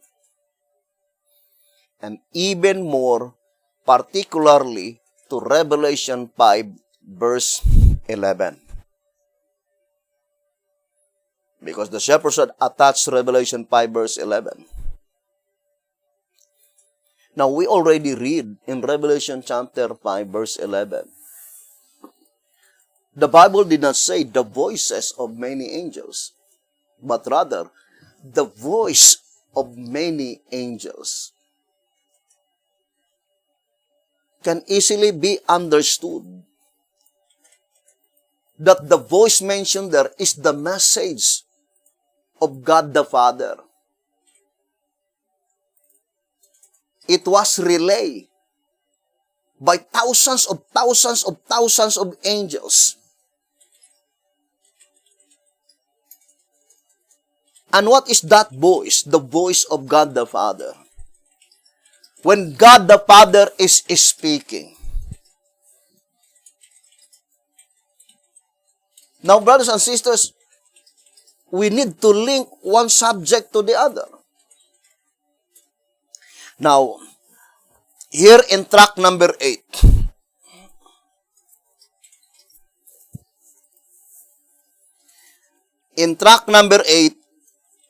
it is entitled Mount Zion at the 11th Hour. Track number 8, page 3, page 4, and page 5. Now, I would like to enumerate one by one. Isaiah 62 verse 1 to 3, Revelation 1 verse 1, Revelation 14 verses 1 to 3, Revelation chapter 4 verse 1 to 4 and 6, and then Revelation 5 verse 8, 11, and 12. So B.T. Hotep grouped together these verses, prophetic verses, Isaiah 62 verse 1 to 3, Revelation 1 verse 1, Revelation 14 verses 1 to 3, then Revelation chapter 4 verses 1 to 4 and 6, then Revelation 5 verse 8, 11, and 12. These 5 prophetic chapters had been linked and connected each other and give the title Mount Zion at the 11th Hour.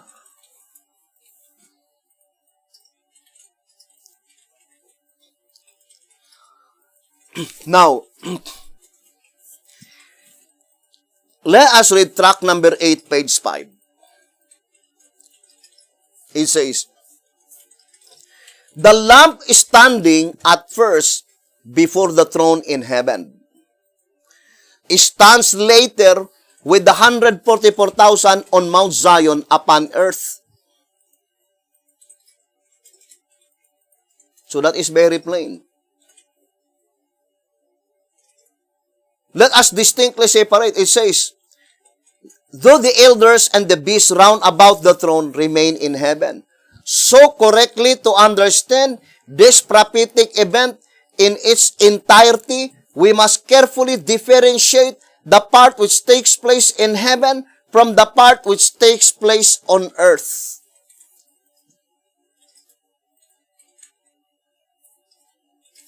And not only the part which takes place in heaven and the part that takes place on earth that we need to carefully differentiate, but we also carefully differentiate even the occurrence in heaven, the part that takes place in Mount Moriah and the part that takes place in Mount Zion, or in other words, the sanctuary grounds and the palace grounds. Now let us go to the next paragraph. The 7 lamps, verse 5, being part of the sanctuary fixtures, gives conclusive evidence that the heavenly throne scene occurred in the sanctuary, whereas the subsequent Zion scene takes place upon Mount Zion, the king's earthly palace grounds, not upon Mount Moriah, the sanctuary grounds, where it would necessarily have to take place, where it denotes that the event occurs in the sanctuary. These scenes, therefore, are of 2 different events in 2 different locations. The sitting of the throne in heaven and the standing of the redeemed with the Lamb on earth, while the activities embraced in the throne scene are still in progress. I know it is a little deep study, brothers and sisters, but I'm trying my best to make it easier with the help of the Lord.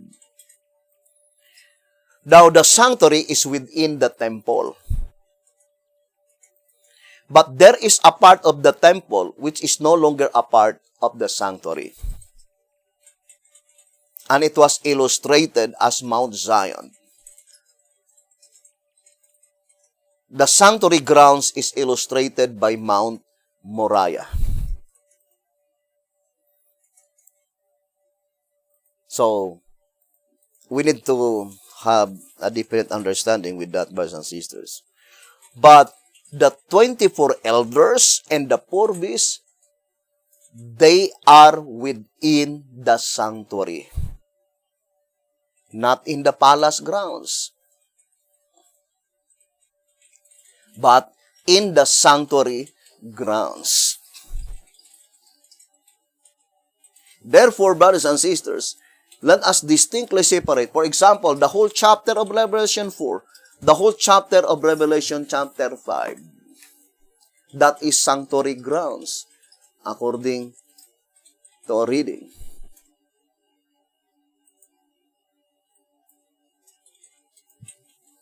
But Revelation 14 verse 1 is not sanctuary grounds. But Revelation verse 2 and 3, that is sanctuary grounds. Now, let us read 2SR page 172. It says, verse 2 and 3, Revelation 14, verse 2 and 3. And I heard a voice from heaven as the voice of many waters and as the voice of a great thunder. And I heard the voice of harpers harping with their harps, and they sang as it were a new song before the throne and before the beast and the elders, and no man could learn that song but the 144,000 which were redeemed from the earth. Revelation 14 verse 2 and 3. The song was sung in heaven by heavenly beings before the throne and before the beast and the elders. Therefore, it is evident that the judgment was in progress. Further explanation to follow. Note that the 144,000 did not sing, but they only could learn the song as it was sung in heaven. That is, they alone understood the heavenly truth in that particular time and their position in connection with the message they must bear.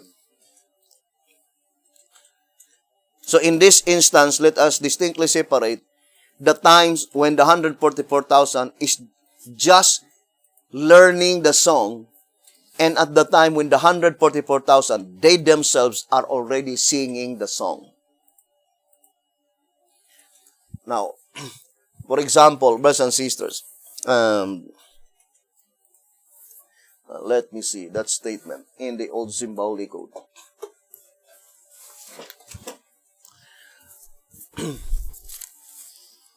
In the old symbolic code,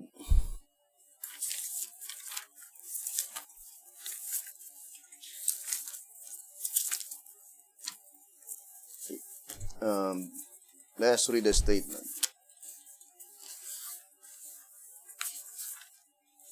It says,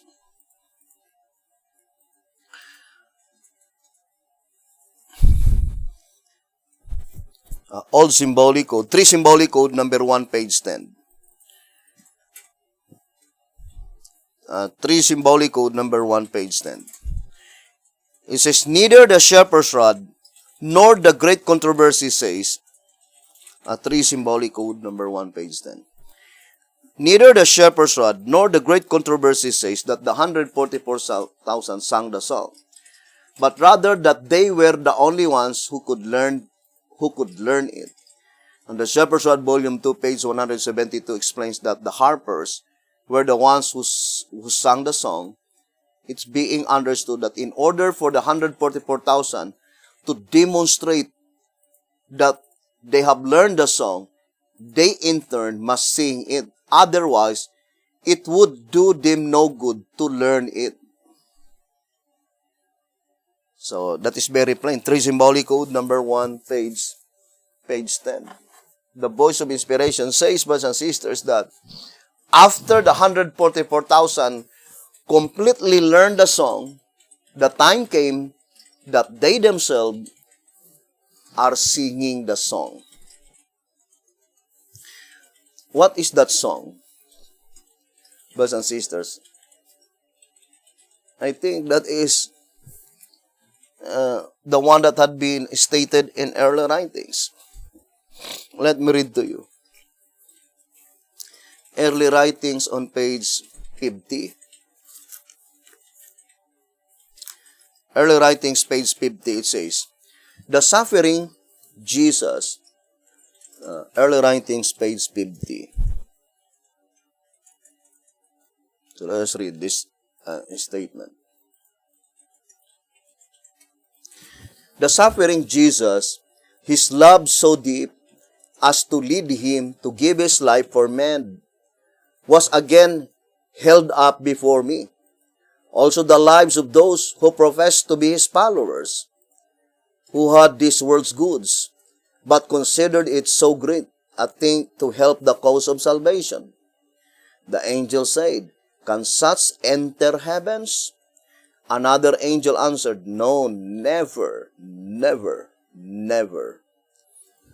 Those who are not interested in the cause of God on earth can never sing the song of redeeming love above.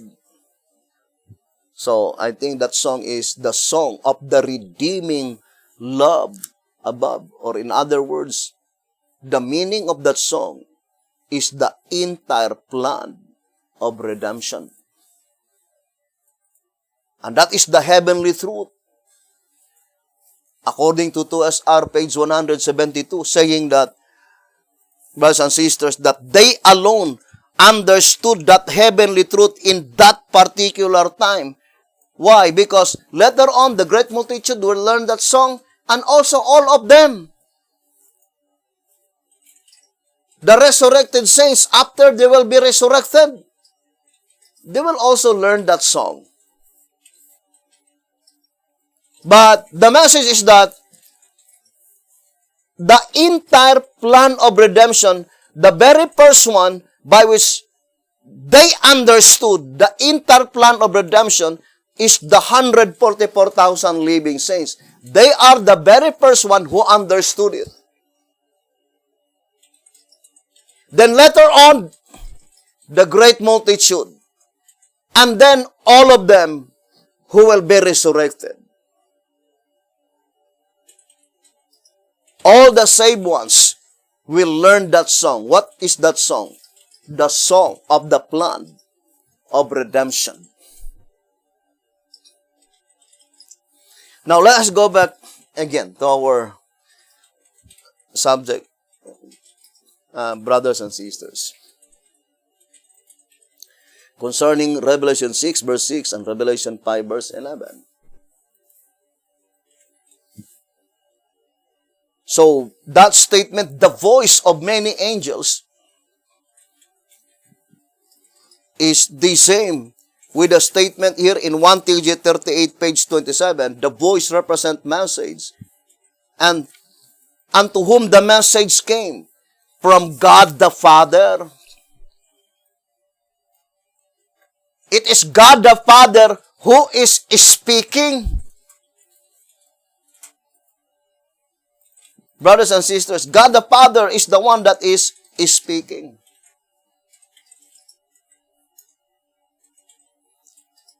So, that message cometh from God the Father. But in track number 8, page 3 and 4 and 5, it is attached Isaiah 62 verses 1, 2, and 3. By which the description is also God the Father. It says, God the Father is speaking, and God the Father says, I will not rest. Now let us read again the statement in 1 SR 154 and 155. In volume 3, page 65 of Isaiah the Gospel Prophet, we read, I will not rest. God is speaking. He has determined that the righteousness of His people shall become evident, and He will not rest until it is accomplished. The words indicate not only determination, but also that there has been delay. That now the crisis has come. And that God is tremendously in earnest to see the work finished. God intends to exhibit His people to the world. He wants to demonstrate what can be done in human flesh. And He will not rest satisfied until His people reflect His image fully. When that is done, the earth will be lightened with the glory of God. Revelation 18, verse 1. 1 SR, page 154 and 155.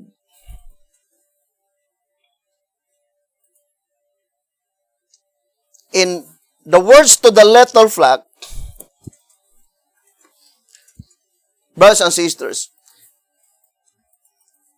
before reading words to the little flock, I would like to read track number 2, page 19. It says, do not, my brethren, say, the vision that he seeth is for many days to come. And he prophesied of the times that are far off.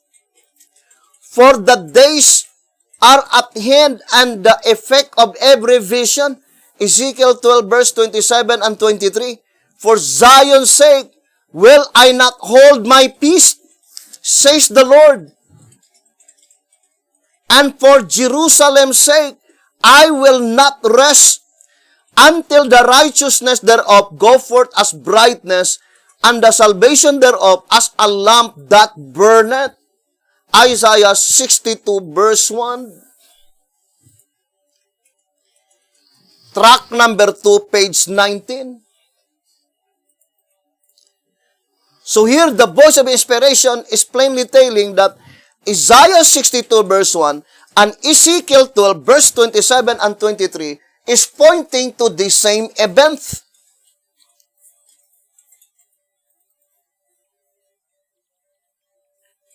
What is Ezekiel chapter 12? Let us read words to the little flock, page 5. It says, the burden of this prophecy, because the upper part is Ezekiel 12, verse 22 to 25. The burden of this prophecy is time concerning which there has been true and false vision. So what is the burden of the prophecy in Ezekiel chapter 12? Time prophecy, by which God the Father in Revelation chapter 6, verse 6, fix the price of the cereals. Now let us read again into SR page 222.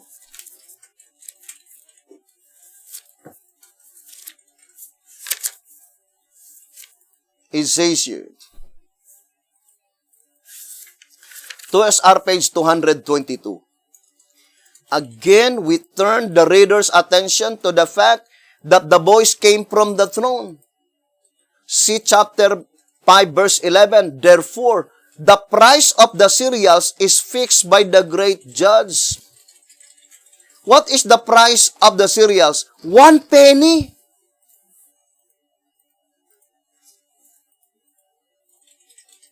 So what is 1 penny? That is pointing to everlasting life. Brothers and sisters, it says here in 235 in 2SR, the pay of God's servants receive is eternal life and is characterized by the penny.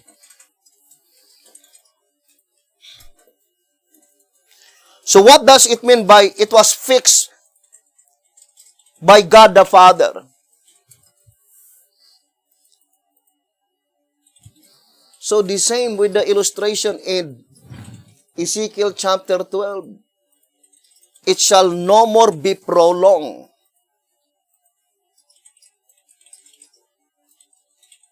The appointed time is fixed. There will be no more delays, brothers and sisters.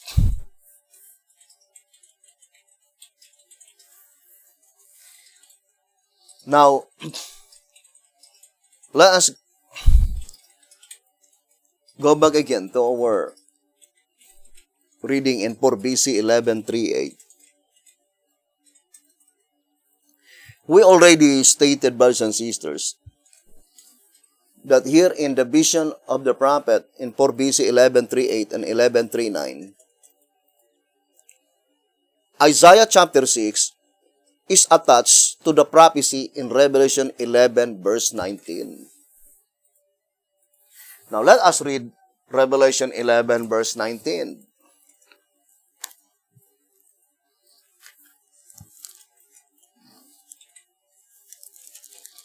Revelation 11 verse 19.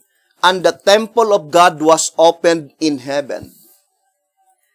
And there was seen in his temple the ark of his testament. And there were lightnings, and voices, and thunderings, and an earthquake, and great hail. So how many judicial demonstrations mentioned here? First, lightnings, voices, thunderings, earthquake, and great hail. Revelation 11 verse 19. Now, it could not be the door into the most holy place. Because the door, the entrance to the most holy place, it was already open since October 22, 1844.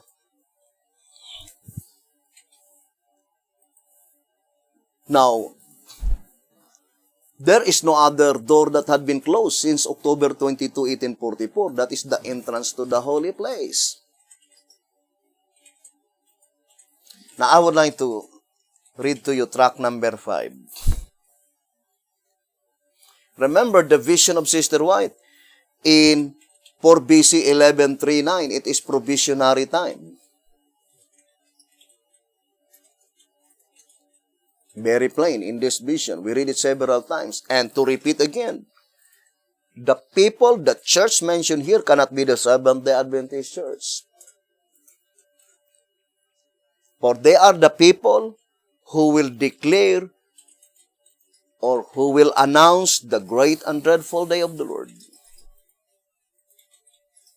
By which such message never been bestowed by God to the Seventh-day Adventist Church.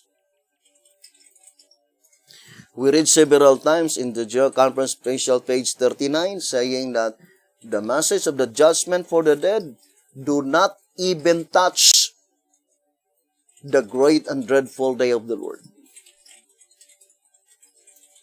And it utters the impossibility that the Seventh-day Adventist Church will proclaim the message of the great and dreadful day of the Lord because they rejected it. And this prophecy, according to 1 TG number 27, page 8, will be fulfilled when the judgment for the living is about to begin.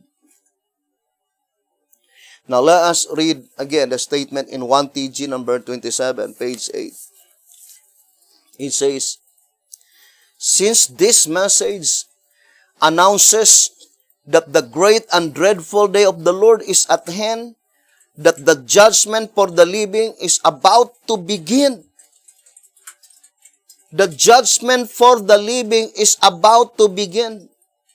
And since Isaiah the prophet was given a vision of the Lord's moving into His temple for this judicial work, the prophet's experiences while he was yet in vision must therefore represent the experience of God's servants who are to announce the day of the Lord. His experience and commission must be our experience and commission. 1 TG 27, page 8.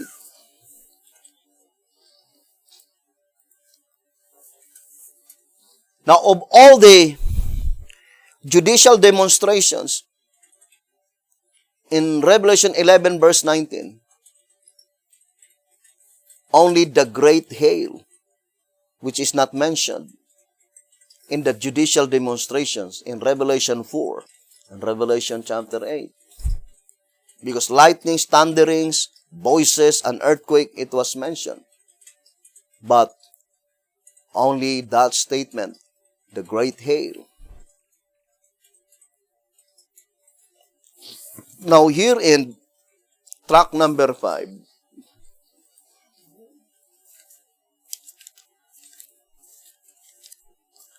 it says here, track number 5 on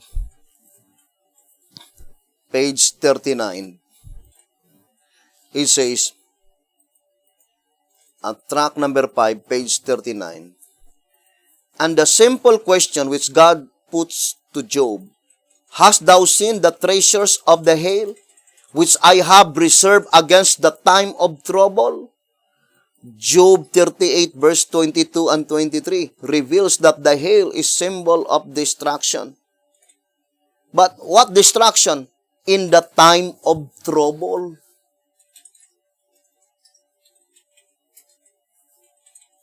Track number 5, page 39. So what is the symbolization of the hail? Represents time of trouble. Now look at 4 BC 11:3-9. It says, quoting Revelation 11:19, the vision given to Isaiah represents the condition of God's people in the last days.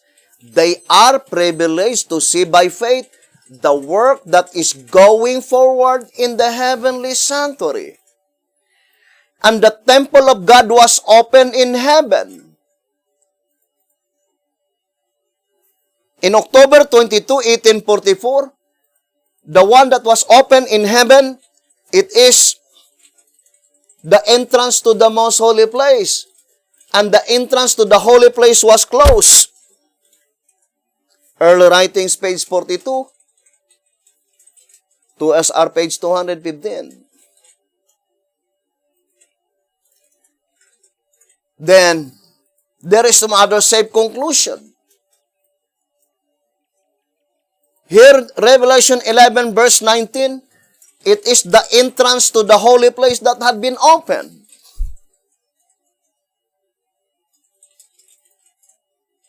And it is provisionary time. Now, I would like to read track number 5.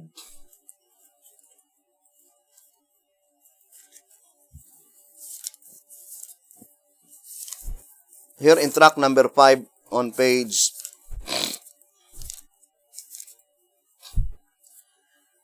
116.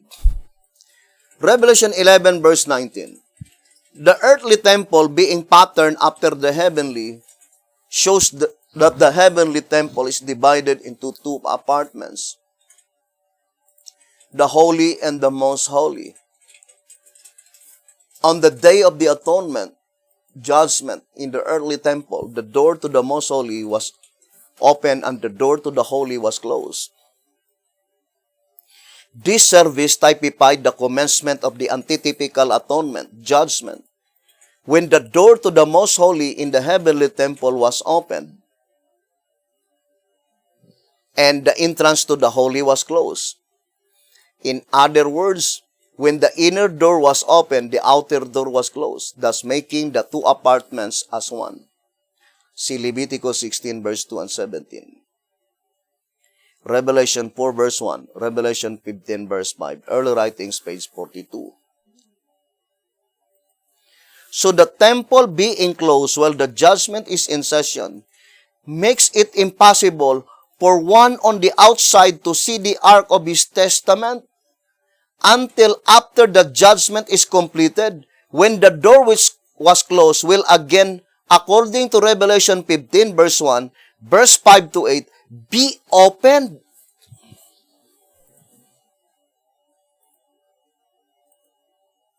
Now, I would like to focus to the last portion. It says, saying, so the temples being closed while the judgment is in session makes it impossible for one on the outside to see the ark of his testament.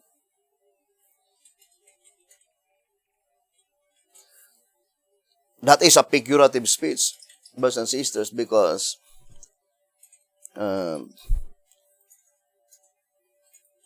in October 22, 1844, the door in the holy place was closed, although the entrance to the most holy place was open. But the entrance to the holy place was closed, so it is impossible to see the Ark of Testament inside the sanctuary. But Sister White was given the privilege to see the Ark of his Testament within the sanctuary, even though the door, the entrance to the holy place was closed at that time. But the only thing that had been shown to Sister White is the 10 Commandments. That among the 10 Commandments, the 4th commandment shines more brighter, more focusing to the Sabbath, the weekly Sabbath.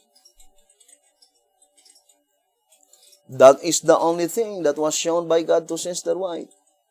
But concerning the proceedings,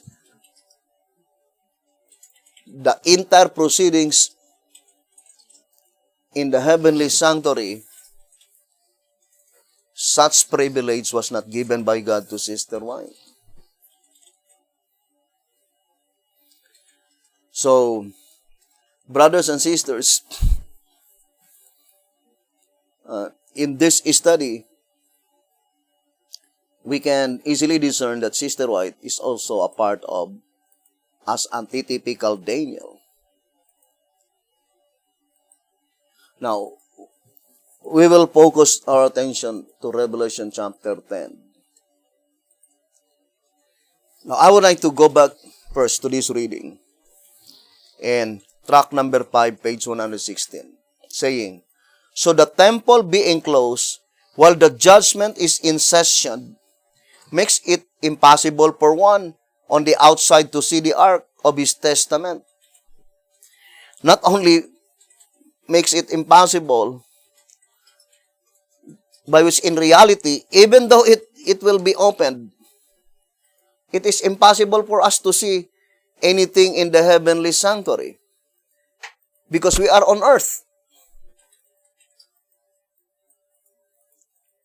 And the only way that we could be able to see what is going on in the heavenly sanctuary is through the testimony of Jesus Christ.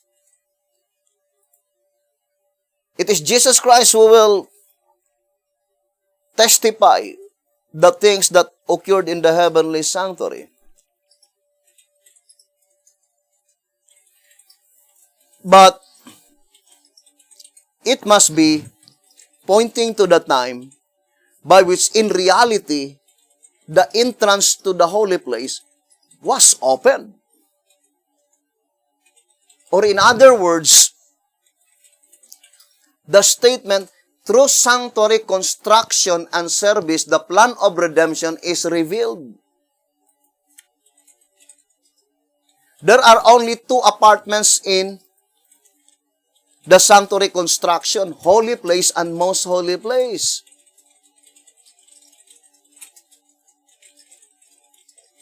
Now, it utters the impossibility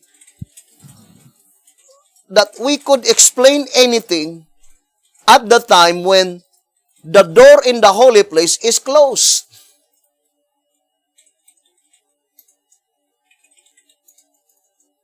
Because it is through the sanctuary construction, the plan of redemption is revealed. So whatever understanding that was God given to Sister White and B.T. Hotep, it could not be the complete unfoldment of the plan of redemption. God cannot do it. Although God could be able to do it, but He will not do. Because it will be contrary to the sanctuary construction.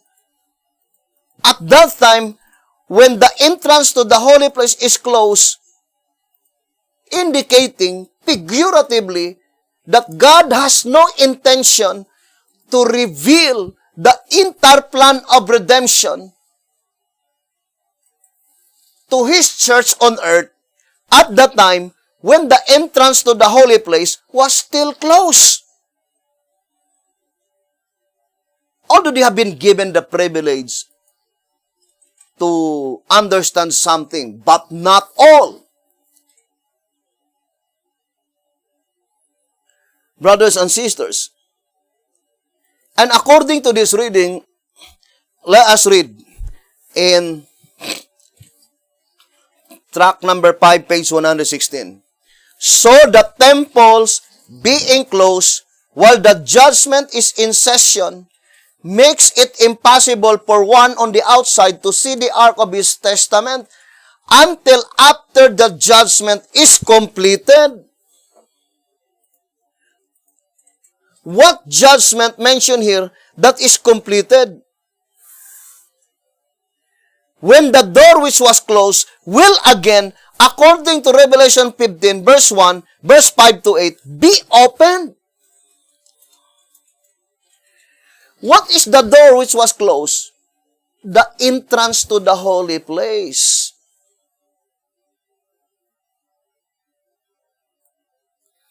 Now, the quotation is Revelation 15, verse 1, and Revelation 15, verse 5 to 8.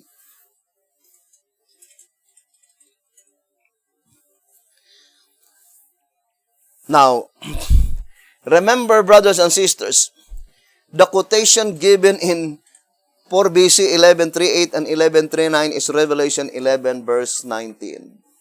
And that is still provisionary time. What is the representation of the hail? In Revelation 11:19, time of trouble. So it's exactly what had been portrayed here in 4 BC 11:39. Pointing to a great revival and reformation. Right? Brothers and sisters, now I would like to read to you first. According to 1 TG,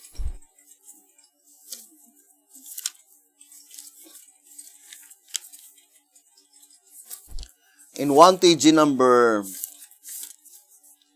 34, page 11, this verse shows that while the pronouncement of woe, verse 1, is being made, at the same time, a deep-rooted reformation is taking place among God's truth-seeking people. They are praying not for themselves alone, but for their brethren also. They fully realize that they are approaching the time of trouble. And their hope lies in the fact that they have waited for the Lord. God's power shall be left throughout the earth. Shall be felt throughout the earth. God's power shall be felt throughout the earth, rather. It says, brothers and sisters, they fully realize that they are approaching the time of trouble, and their hope lies in the fact that they have waited for the Lord. God's power shall be felt throughout the earth.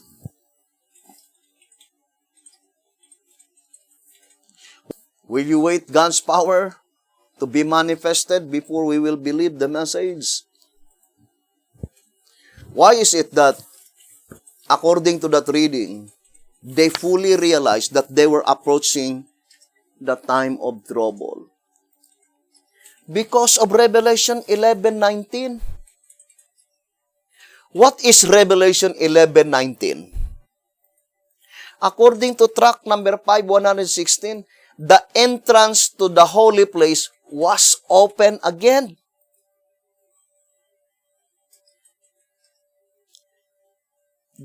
The statement, it will be reopened again, brothers and sisters, it must be pointing to the entrance to the holy place, which was closed in October 22, 1844.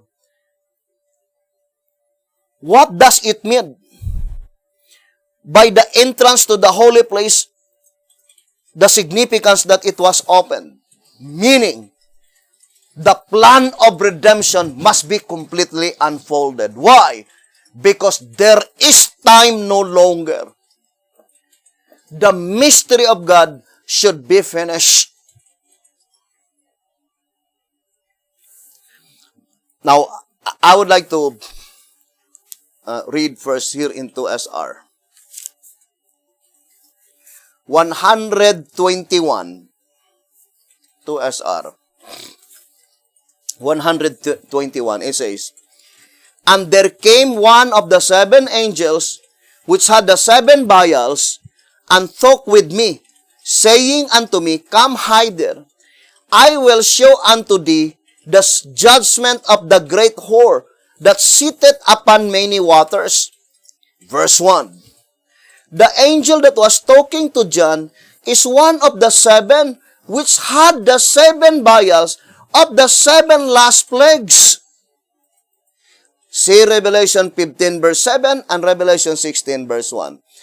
It will be noticed that he had the vial of the plague ready, but it had not been poured out at the time. He said to John, Come hither, I will show unto thee the judgment of the great whore.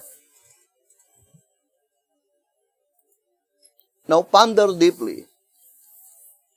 Would you think that is in 96 AD? Because that is the time when John saw the vision, 96 AD. The statement is very plain. The Bible is very plain, saying that the seven angels, they had already the seven vials at the time when one of the seven angels is talking to John the Beloved.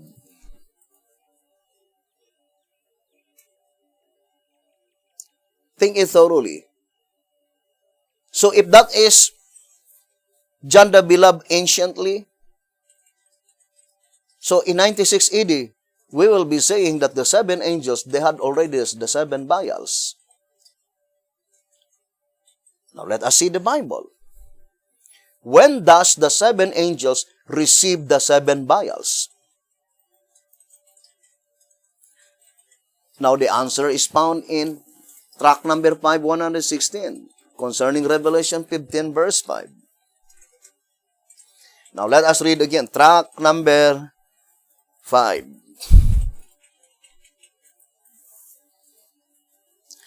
Here in track number 5,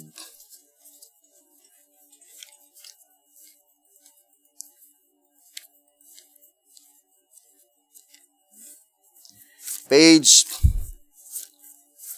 116 and 117. Consequently, the fulfillment of the prophetic statement, the temple of God was open in heaven, and there was seen in his temple the ark of his testament, Revelation 11:19. Remember, 4 BC 11:39. This is provisionary time. When God showed the vision, it says here, 4 BC 11:39. The vision given to Isaiah represents the condition of God's people in the last days. They are privileged to see by faith the work that is going forward in the heavenly sanctuary. And the temple of God was open in heaven, and there was seen in his temple the ark of his testament.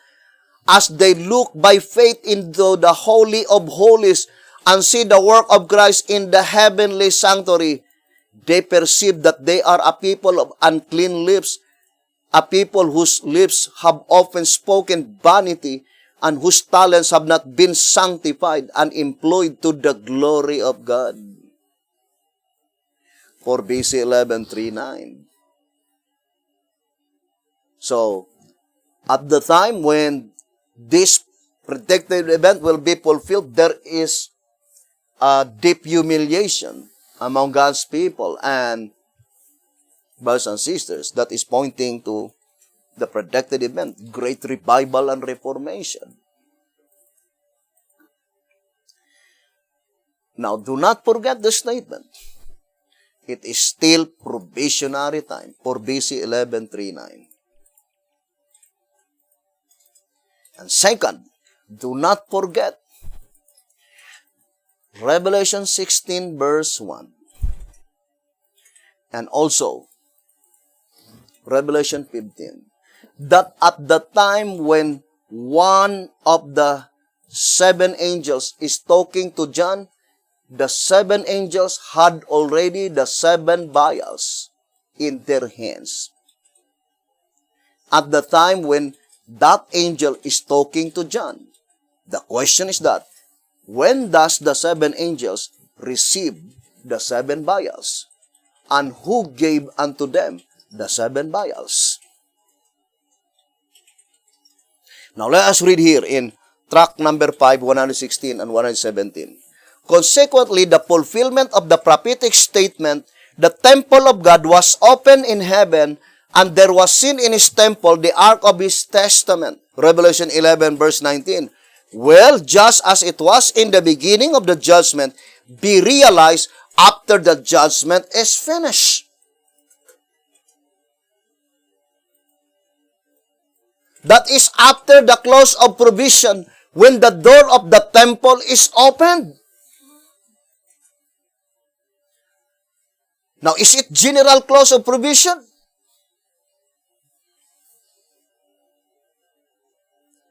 Then it says, and after the judicial tribunal leaves the temple, one of the 4 beasts,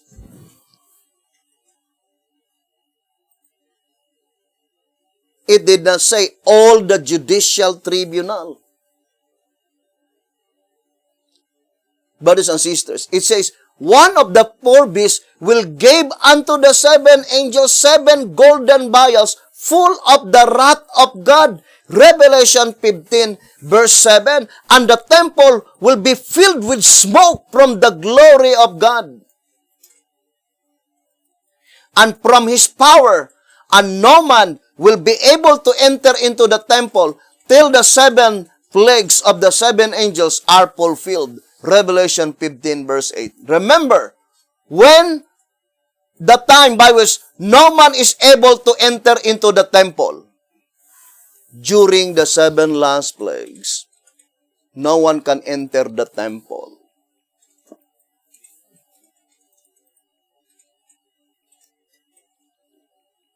Or the spiritual side, the significance of that is that, of course,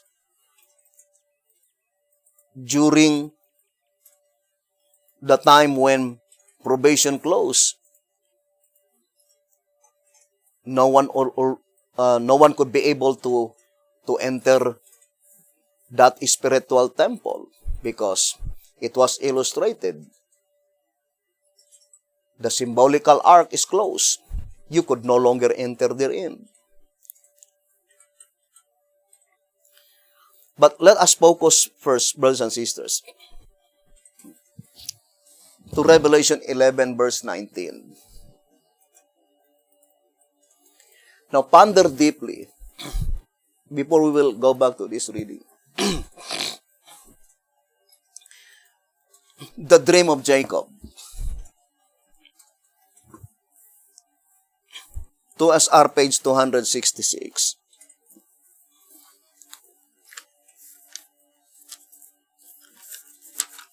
SR page 266. Jacob's dream was prophetic of a time when there will be a complete connection and constant communication with heaven and earth, the loud cry of the third angel's message, the harvest time. To that glorious church, these words apply. This is the house of God and the gate of heaven. Only by the gospel proclamation through that spiritual house can God save His people.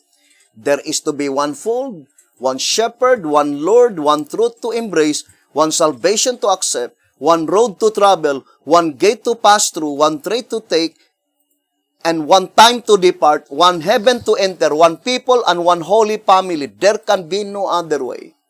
It is impossible to give any idea of the experience of the people of God who shall be alive upon the earth when celestial glory and a repetition of persecutions of the past are blended. They will walk in the light proceeding from the throne of God. By means of angels, there will be constant communication between heaven and earth. Now, let us connect all the visions and all the passages that connected with the dream of Jacob.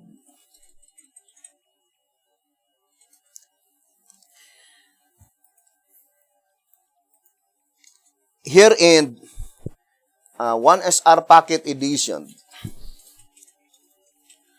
pages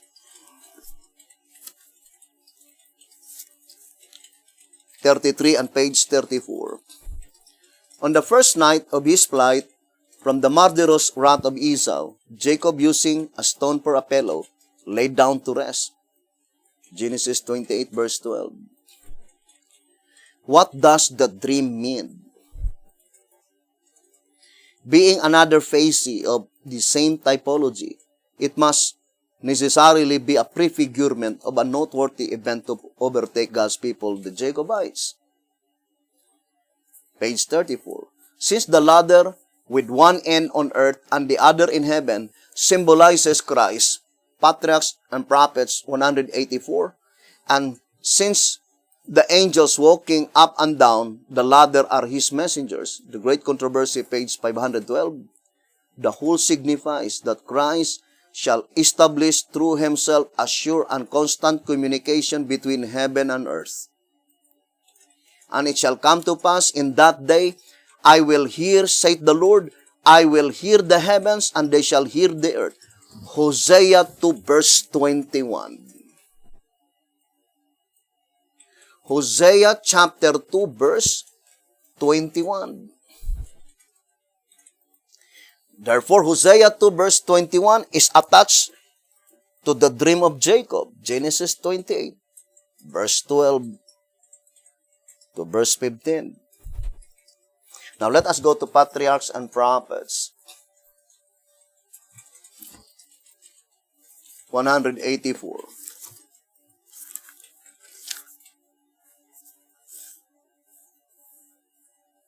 It says,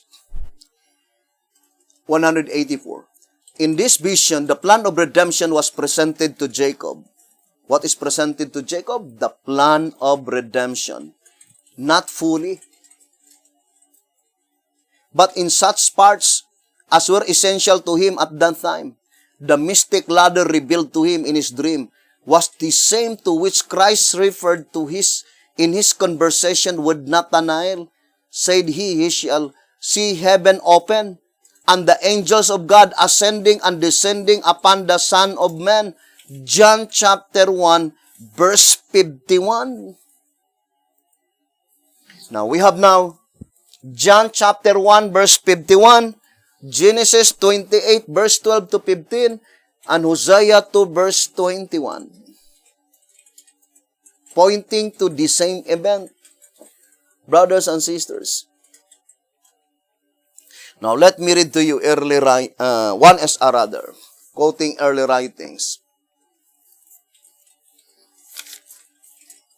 1SR, page 35 and page 36. The sealing of the 144,000 cannot extend to the close of provision, for they must be sealed long before that time, and it must close before the loud cry of the third angel's message. Early writings, page 277. I saw angels hurrying to and fro in heaven, descending to the earth, and again ascending to heaven, preparing for the fulfillment of some important event. Then I saw another mighty angel commissioned to descend to the earth, to unite his voice with the third angel, and give power and force to his message. Great power and glory were imparted to the angel, and as he descended, the earth was lightened with his glory. This message seemed to be an addition to the third message. It seems in the expression, the angels hurrying to and fro, the author has reference to the fulfillment of Ezekiel 9, and then follows the mighty angel of the loud cry of Revelation 18, verse 1. The statement is very plain. This vision has reference to the fulfillment of Ezekiel 9. So not only John 1, verse 51, Hosea 2, verse 21, Genesis 28, verse 12 to 15, but also God gave the vision to the prophet, Sister White, in early writings 277. The angels descending and the angels ascending. Now, let us read here in 1SR page 61. 1SR page 61. So then, we could be able to completely understand, brothers and sisters. 1SR page 61. Jacob's dream. Now, I would like to read the statement. Jacob was now to become the father of Israel, 12 tribes, through whom many nations shall be blessed. A type of Israel by the promise, the 12 tribes, the 144,000. Then it says, the dream which he had in the night was only a vision and representation of some future event. The meaning of the dream can be only one thing. If the ladder represents Christ, the angels as messengers, God the Father at the head, and Jacob at the foot, it means a complete connection with heaven and the true Israel.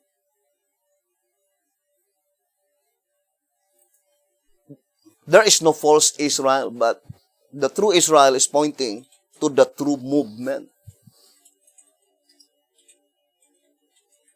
And it says, and the true Israel, the latter rain, the loud cry of the third angel's message. See Revelation 18, verse 1.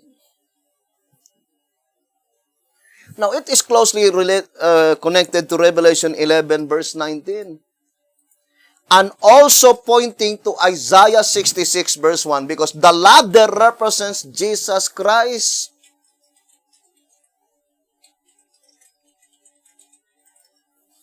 And that is represented by Isaiah 66, verse 1, that the feet of Jesus Christ is on earth, and his head is in the third heaven. And through him, the angels descending and ascending.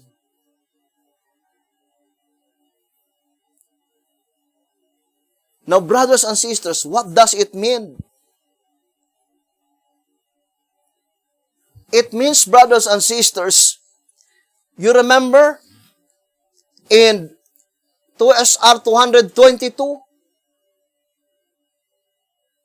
when God the Father is speaking, why is it that the statement God the Father himself is speaking in the most holy place? Because at that time, Jesus Christ is on the earth. Hosea 2 verse 21. Revelation 5 verse 11, brothers and sisters, the statement, the voice of many angels, thousands upon thousands, that is the angels descending and ascending. So how could the angels enter into the most holy place in the heavenly sanctuary if the door, the entrance in the holy place is closed?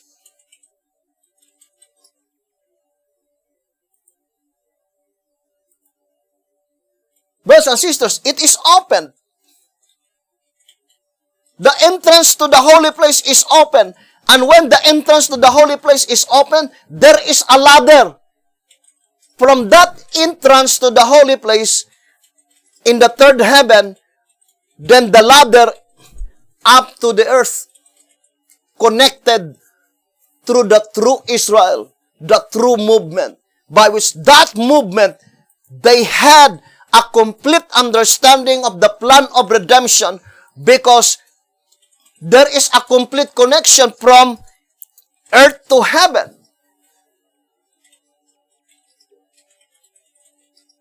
And the entrance to the holy place, which had been closed in October 22, 1844, it was open, brothers and sisters, and then there is a complete connection with heaven and earth. And that is the judgment for the living. Now let us read 1 TG 45. 1 TG number 45.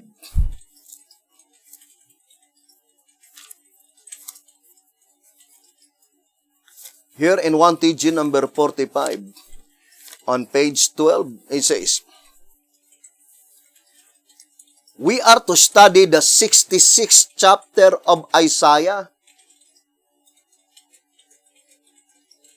In this chapter, the Lord speaks to two groups of servants. The servants up to the cleansing of the sanctuary, to the judgment for the living, the purification of the church, the time in which they are found smiting their fellow servants, eating and drinking with the drunken. I will no longer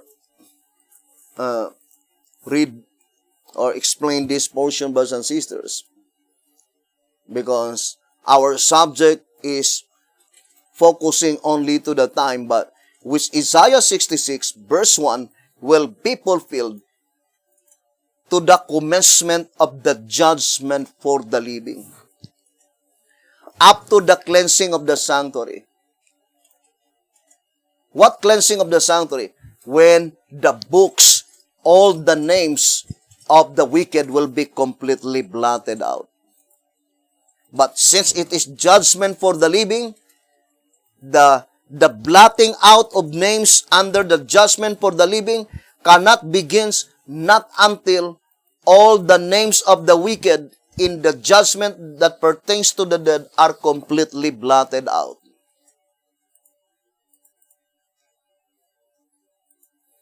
Or in other words, brothers and sisters,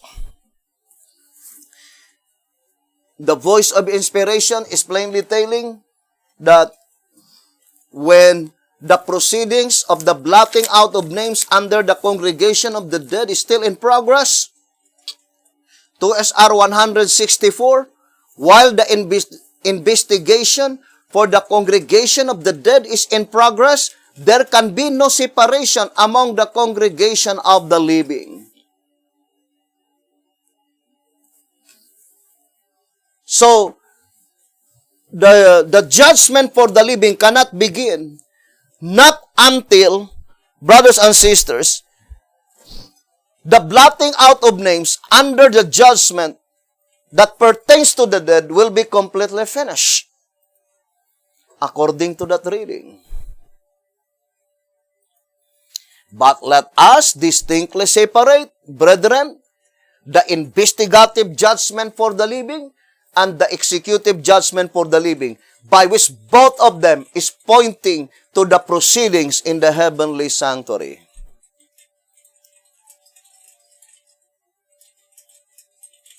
Because it is illogical, not only illogical, it is also injustice that God will blot out the names of the wicked, by which there is no message to proclaim unto them, so that they could avoid such dreadful day, blotting out of names. It is injustice on their part. There must be a message first to proclaim that soon, very soon, their names, if we will not repent, will be blotted out. Brothers and sisters,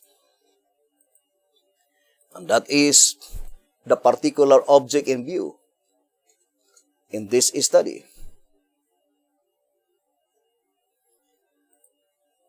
Now, the clue that we got in that very important event, as stated in 1 SR, pages 36, is the fulfillment of Ezekiel 9. That event by which there is a ladder that placed on the earth, and that ladder reaches to the most holy place, the third heaven, indicating that the entrance of the door in the holy place is opened, and then the angels descending and some angels ascending. According to that reading, in 1 SR page 36, it says, the fulfillment of Ezekiel 9.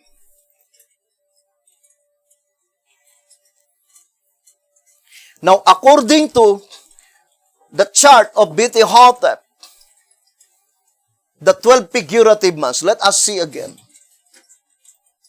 You see number 5, fulfillment of Ezekiel 9.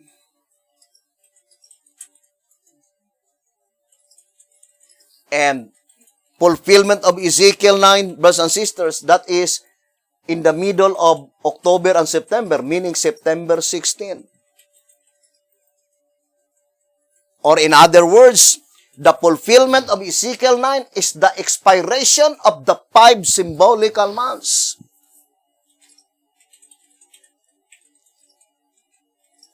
And you can see the arrow, fulfillment of Ezekiel 9, and then you see Matthew 25, verse 19, the day of reckoning. And to repeat again, the upper portion is Mark 13:34, pointing to the ascension of Jesus Christ. May 27, 31 AD. So this important event, very important event,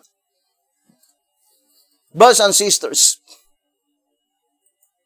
is also shown by God to prophet Ezekiel in Ezekiel chapter 1. Of course, because The statement says, the fulfillment of Ezekiel 9.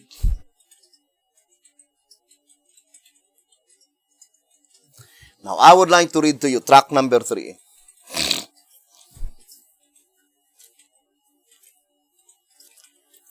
Track number 3, page 46.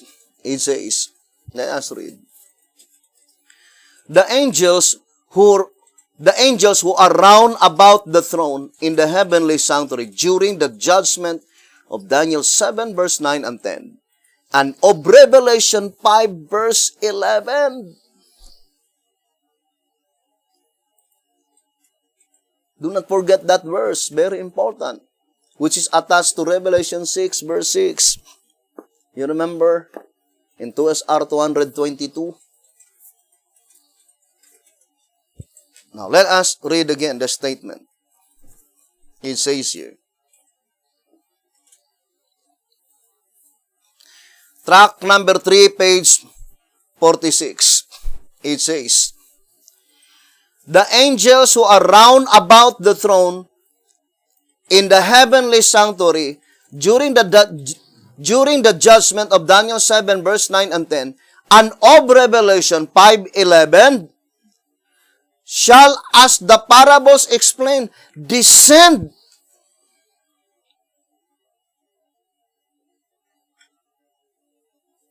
Descend with the Son of Man. And to repeat again the statement, Revelation 5:11, the voice of many angels. It did not say the voices of many angels. There is only one voice. What is voice? Message. 1 TG 38, page 27. The voice, message. Whose message? The message of God the Father. Brothers and sisters, the message of God the Father, which is very important, from heaven to earth. Now let us read track number 3, page 46. The angels who are round about the throne in the heavenly sanctuary during the judgment of Daniel 7, verse 9 and 10, and of Revelation 5, verse 11, shall, as the parable explain, descend with the Son of Man when He comes to His temple, His church, to separate by judgment the wicked from among the just, and to purge as gold and silver those who may abide the day of His coming, that they may offer unto the Lord an offering in righteousness. Malachi 3, verse 2 and 3. In graphic demonstration that He will come to earth with all His angels, all. So that is very plain. All His angels. To execute judgment upon the living. The Lord revealed Himself prophetically to Ezekiel as being brought in throne to earth by 4 living creatures just before the slaughter of the hypocrites in the church takes place. Track number 3, page 46. Remember, it says, just before the slaughter of the hypocrites takes place. The foolish virgins, they are not hypocrites. Let us distinctly separate the destruction of the foolish virgins. Now let me read to you Christ's object lesson. Because the main subject there is just before the slaughter of the hypocrites.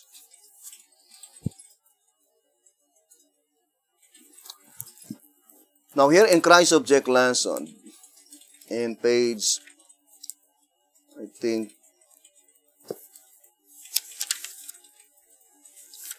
Let me see. Christ Object Lesson on page 411. Christ Object Lesson 411. The class represented by the foolish virgins are not hypocrites. I would like to read again. The class represented by the foolish virgins are not hypocrites. So let us distinctly separate the hypocrites and the foolish virgins. The foolish virgins, they are not the hypocrites.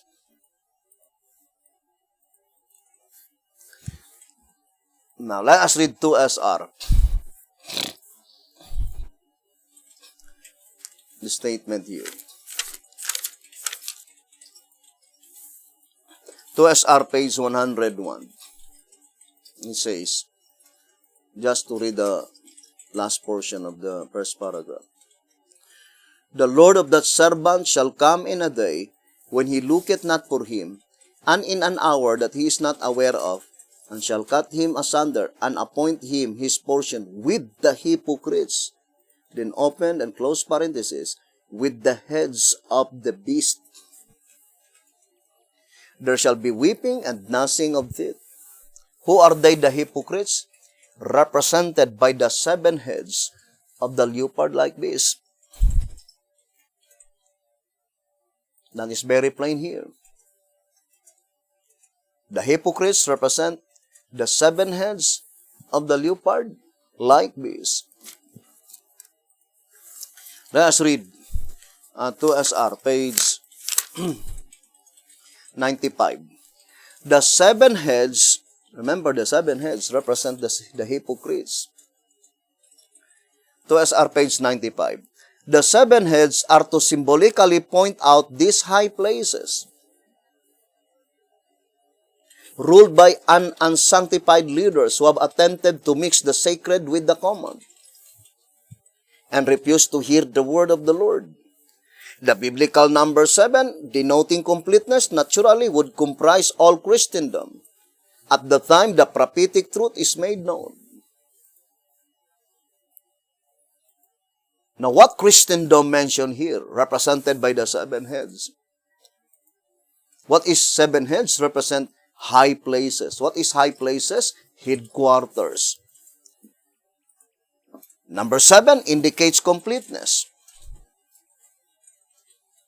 Brothers and sisters, headquarters, high places, and also trees,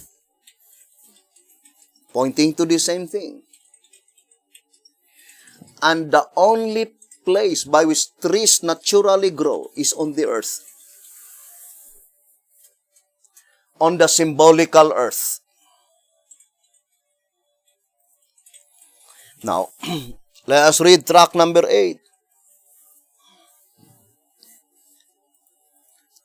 On page 24, it says, tract number 8, page 24. It is located to John in the symbol of the two-horned beast coming up not out of the sea but out of the earth. Revelation 13:11. The only place where trees naturally grow. You see, brothers and sisters? The only place where trees naturally grow. And as according to Daniel 4, verse 20 to 22, trees are figurative of rulers. Therefore, the trees in this instance represents the ancient men before the house, a fact which reveals that in this period, the church headquarters are in the two-horned beast dominion, the new world, the earth. But what kind of headquarters? Brothers and sisters, because the people are so proud, they just quote that statement. Brothers and sisters, misconstrued by elaborating that it seems that God is saying that God's true faithful people must be the people by which the headquarters is in the United States of America. Misconstruing the prophetic word of God. The same way the Jewish people. Now, brethren, the focal point, brothers and sisters, of that event when Jesus Christ will visit the earth together with all His angels. What is the angels of Jesus Christ? Cherubims. The angel of God the Father is seraphims. When does the door in the holy place in the third heaven was opened? Revelation 11 verse 19. What chapter? Revelation 11:19, attached by inspiration.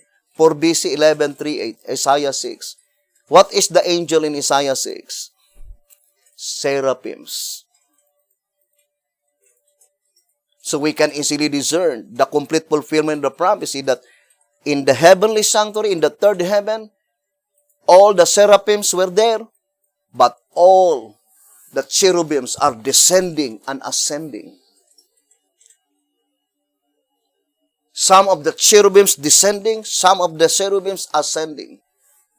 That is the time, the fulfillment of Ezekiel 9. What is the fulfillment of Ezekiel 9? The expiration of the 5 symbolical months.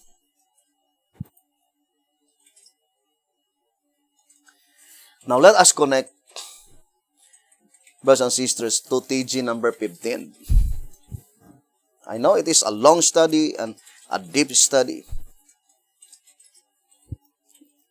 But the more we study the subject, more deeper, the more clearer it becomes. Now let us read to TG number 15, page 3. It says, that which is to be during the sixth trumpet, while probation still lasts. To TG 15, page 3. That which is to be during the sixth trumpet, while probation still lasts. Revelation 10, verse 1. And I saw another mighty angel come down from heaven, clothed with a cloud, and a rainbow was upon his head, and his face was as it were the sun, and his feet as pillars of fire. Then it says, this angel has all the characteristics of power that sends down the latter rain, and that causes the spiritual grain fully to develop. For that is what cloud, sunshine, and rainbow indicate.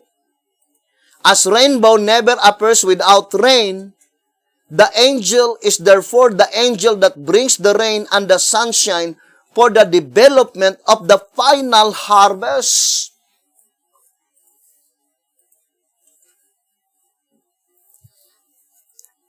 Now think it thoroughly, brothers and sisters. Who is this angel? The angel mentioned here must be messenger.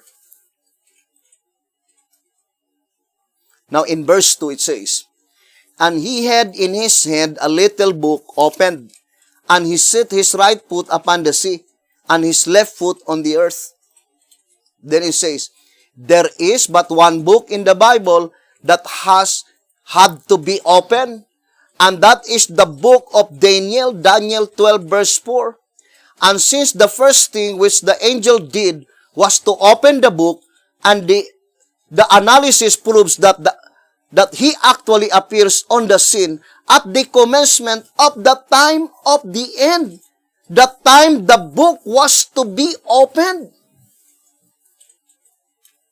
Now, the voice of inspiration says that this messenger, in reality, actually appears on the scene at the commencement of the time of the end.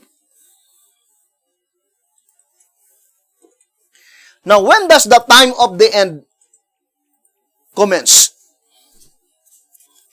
Because it says, at the commencement, this angel appears at the commencement of the time of the end. Now let us read the old symbolic code. Old symbolic code. 3 symbolic code, number 8 to 10, page 8. When does the time of the end begin? And when was the book of Daniel opened? Is it wide open? The angel who instructed Daniel declared that the book would be closed until the time of the end. Therefore, in the time of the end, the book must be opened. The word does not say that the book is open either at the beginning or at the close of the time of the end, all at once or a little at a time, but simply in the period of the time of the end. However, history proves that the prophecies of Daniel were not all revealed at once, but slowly. The fact that we as yet do not understand the whole book proves that some parts of it are yet closed. Also, the fact that a large part of it is now understood makes it evident that we are living in the time of the end. This time must have begun when the book began to be opened. But if we must declare the beginning of that time in more specific terms, it in a special sense began in the year 1844. The time of the end is the period just before the end of the world. 3 symbolic code, 8 to 10, page 8. Now, the voice of inspiration says that the time of the end, in more specific terms, began in the year 1844. Now, is it Sister White, the messenger here, by which it says that at the commencement of the time of the end, this messenger appears on the stage of action, by which at the commencement of the time of the end, he bring the latter-end message for the final development of the final harvest. Is it Sister White? There is no such statement in the prophecy or in the writings of B.T. Hotep that the message of Sister White is latter-end message. His message is the former rain message. Or her message rather. The message of Sister White, her message is the former rain message, and not the latter-end message. Now, I would like to read the old symbolic code. It says, let's read the statement given here. 1 symbolic code, number 5, page 5. As to the time of the former and the latter rain, the former, according to the meaning of the word, preceding in time or place, must not naturally precede the latter. Therefore, the desire of ages is correct. For to the church before the shepherd's rod came, the experience of the apostles was the former rain. Whereas to us, at the present time, the former rain is the spirit of prophecy, and the latter rain is the shepherd's rod. The former rain, or the message of Sister White, is the former rain message, not the latter rain. Now, is this messenger is B.T. Hotep? Now, B.T. Hotep lived in a period of time by which it cannot be called the commencement of the time of the end.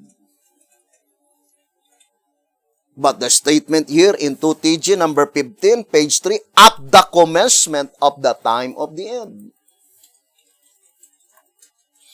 And secondly, B.T. Hotep himself testify in 3 symbolic code 8 to 10, page 8, that there are still portions in the book of Daniel which is still closed, not yet open, meaning not yet fully understood. So the voice of inspiration is plainly telling, brothers and sisters, that the time of the end is divided into 2 sections.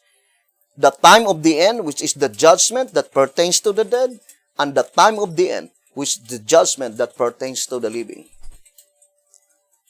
So at the commencement of the judgment for the living, which is the second section of the time of the end, at that time, at the commencement of the time of the end, which is the judgment for the living, the book of Daniel is completely open, completely understood. And that is the Lateran message, which is the Shepherd's Rod, meaning the entire Shepherd's Rod publications are completely unfolded.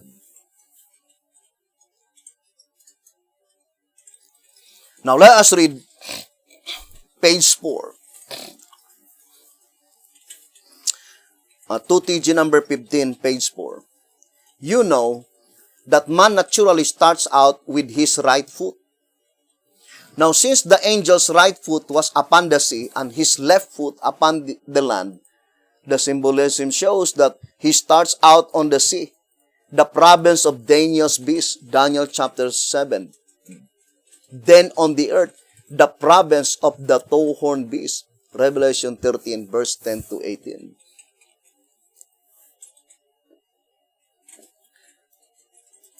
Brothers and sisters, this portion is indicating that there must be two messengers. The first messenger here is pointing to William Miller, by which his message is directed to the sea. What is the sea? The old world. But in the study of Zechariah chapter 6, unto whom his message is directed. Brothers and sisters, it is directed to the churches that God raised in the old world, in the continent of Europe. Lutherans, Presbyterian, Methodist, Baptist. To these four great denominations, the message of William Miller is directed. But accordingly, brothers and sisters, the next step is on the earth, plainly indicating that the perfect fulfillment of this prophecy in Revelation chapter 10 is directed more particularly to the symbolical earth.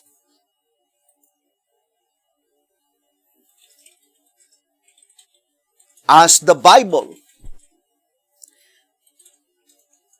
directed to the symbolical earth, saying in Revelation 7, verse 3, heart not the earth. So the hurting must be pointing to the symbolical earth before the symbolical sea.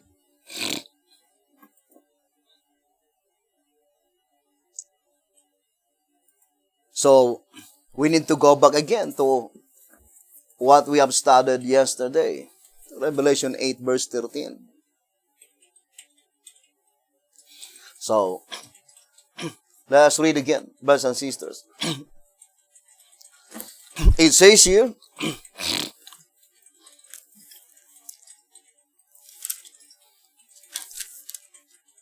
Revelation 8, verse 13. And I beheld and heard an angel flying through the midst of heaven, saying with a loud voice, Woe, woe, woe to the inhabitants of the earth, by reason of the other voices of the trumpet of the three angels which are yet to sound.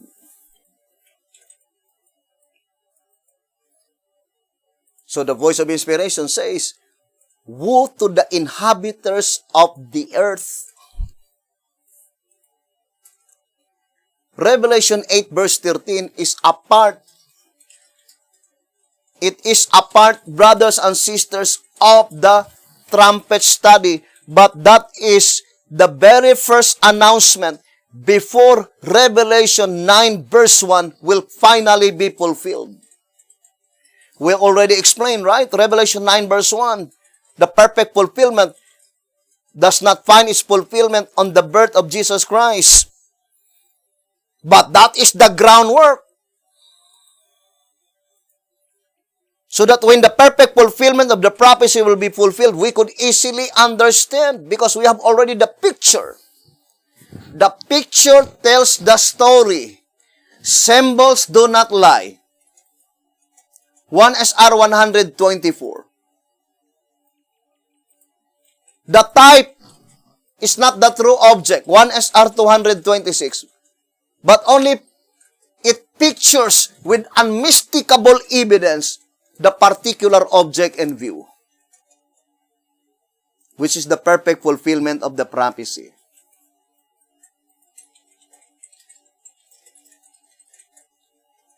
And it was grouped together, the last three trumpets. It is called the last three trumpets. Being woo trumpets.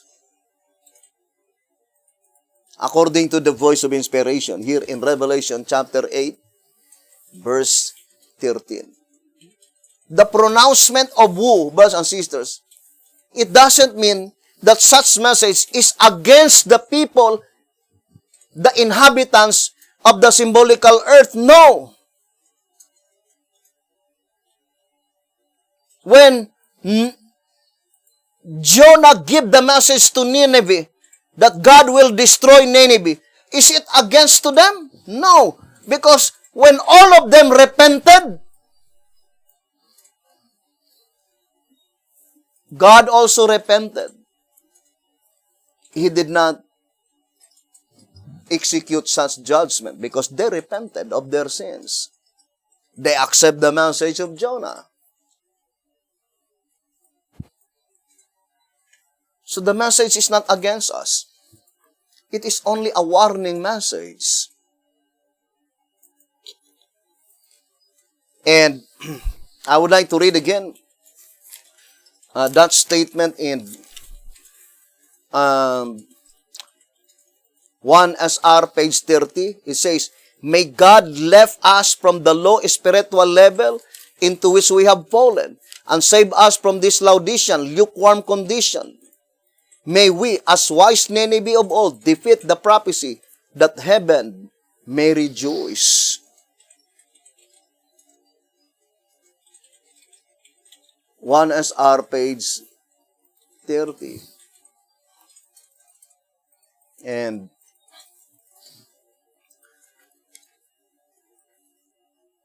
I remember, brothers and sisters, the statement in track number 14.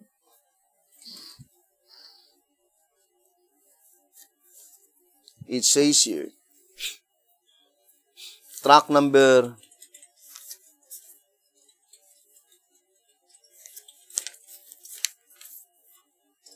14. The voice of inspiration is plainly telling brothers and sisters that in reality, the warning message is only showing God's great love for His people. I've not found you. I think that is pointing to when God declared that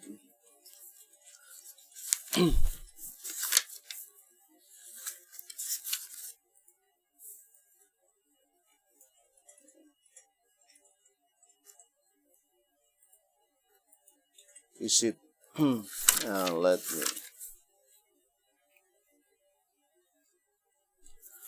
here in track number 14, quoting Jeremiah 18 verse 7 and 8. Nevertheless, I think, is it page 17? Track number 14.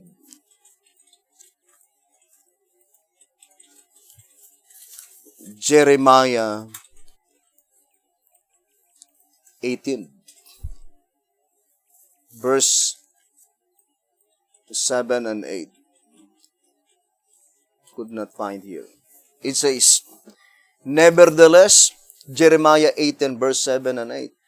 At what instant I shall speak concerning a nation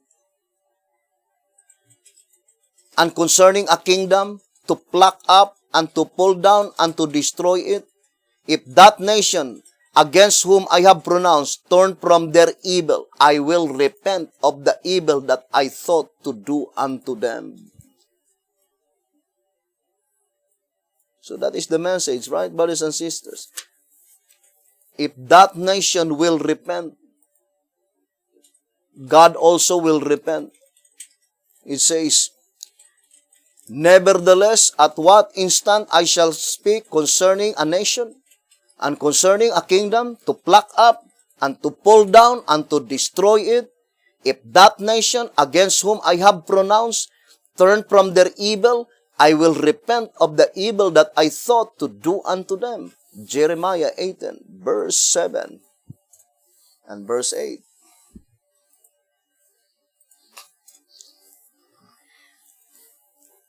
Now, let us go back to our study and focus now on Revelation chapter 12. And more particularly on verse 13. Revelation chapter 12, verse 13. It says, and when the dragon saw that he was cast unto the earth, he persecuted the woman which brought forth the man-child.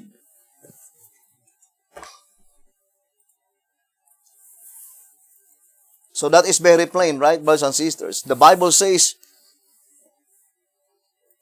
it is the woman which brought forth the man-child that had been persecuted by the dragon. Now, when B.T. Hotep quoted Revelation 12:13, in reality, he is not explaining the persecution. But rather, it is even more particularly pointing to locate the time when the devil or Satan had been cast out from heaven.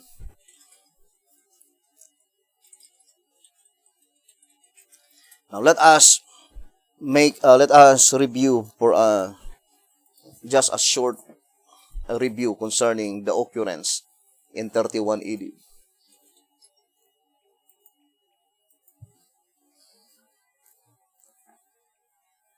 Now, according to SR,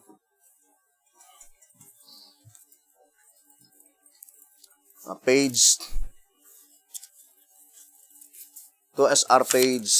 66 and page 67,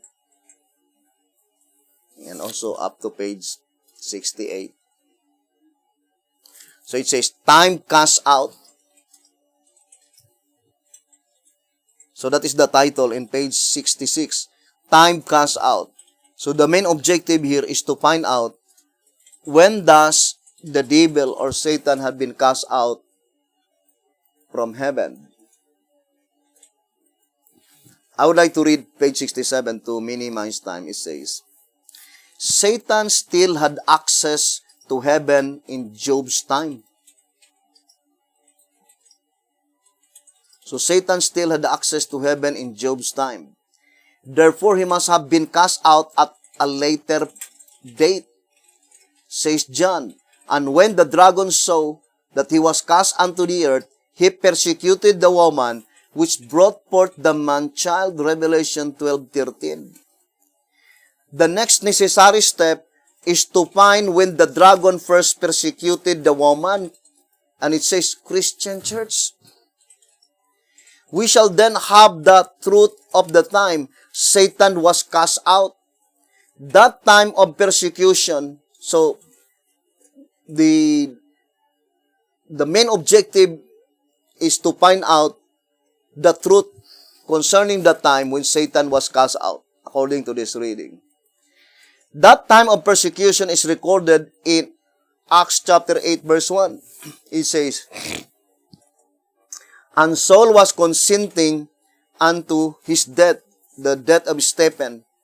And at that time there was a great persecution against the church, which was at Jerusalem, and they were all scattered abroad throughout the regions of Judah, the regions of Judea and Samaria, except the apostles. Thus, the great persecution against the church was about 34 AD. It is true that Satan persecuted Christ before that time, but Christ is not the woman. It says, He is the child whom Satan wished to devour. Therefore, Satan was cast out immediately after Christ ascended on high. The spur prophecy speaking of the occasion says. So, you can read these paragraphs, brothers and sisters. But to minimize time, since we already read it several times, the shepherd's rod is plainly telling here that Satan was cast out immediately after Jesus Christ ascended to heaven in May 27, 31 AD. So,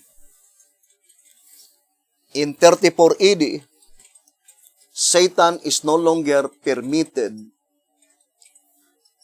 to enter into heaven according to the voice of inspiration. Now let me read to you here in timely greetings.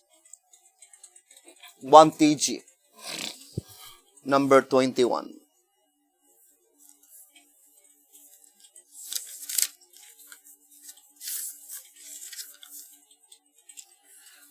One TG 21, I think page 13 and 14.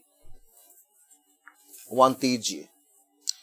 When the devil saw that he was no longer permitted entrance into heaven. So,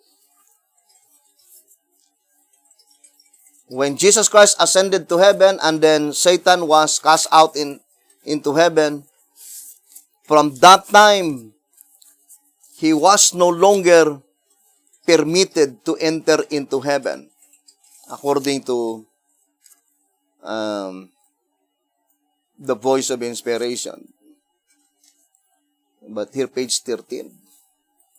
It says, when the devil saw that he was no longer permitted entrance into heaven, he went to persecute the church after she brought forth the man-child, Christ. The dragon, therefore, is to persecute the church in her Christian period.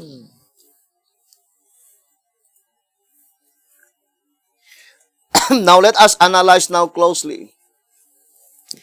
Brothers and sisters, let us, because the picture, brothers and sisters, the picture tells the story. Symbols do not lie. Revelation chapter 12 is a part of the third angel's message. Great controversy 438. There was no third angel's message on the first advent of Jesus Christ. That is only the groundwork. Now, through the groundwork, through the picture, we can now see the whole story of Revelation chapter 12. First of all, Revelation chapter 12, verses 1 to 17 is not in chronological order. Brothers and sisters. And more particularly from verses 7 to verse 8, doesn't mean that Revelation 12 verse 1 is the very first event. But rather, the statement, brothers and sisters, is not written in chronological order. Now, for example, let us read, I think that is in track number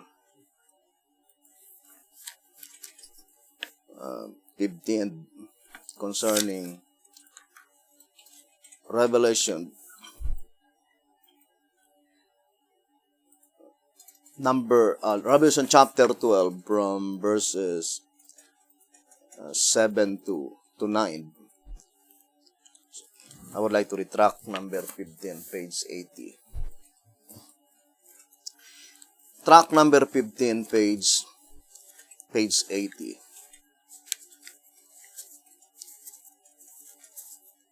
It says here,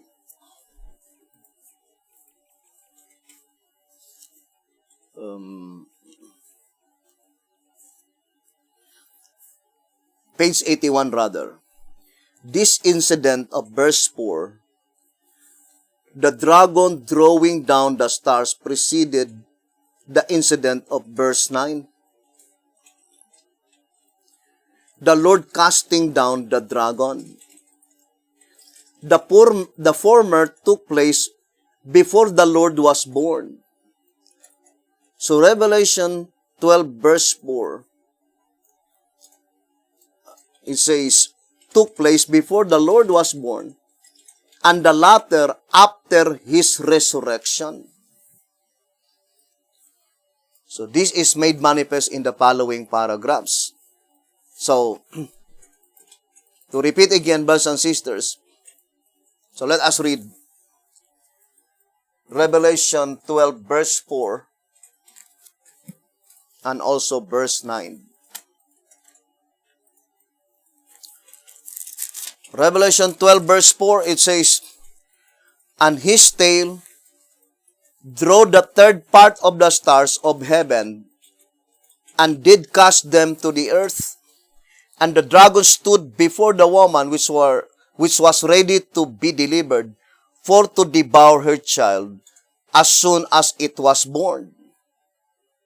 So it says, verse 4 took place before the birth of Christ. But verse 9, it is after his resurrection.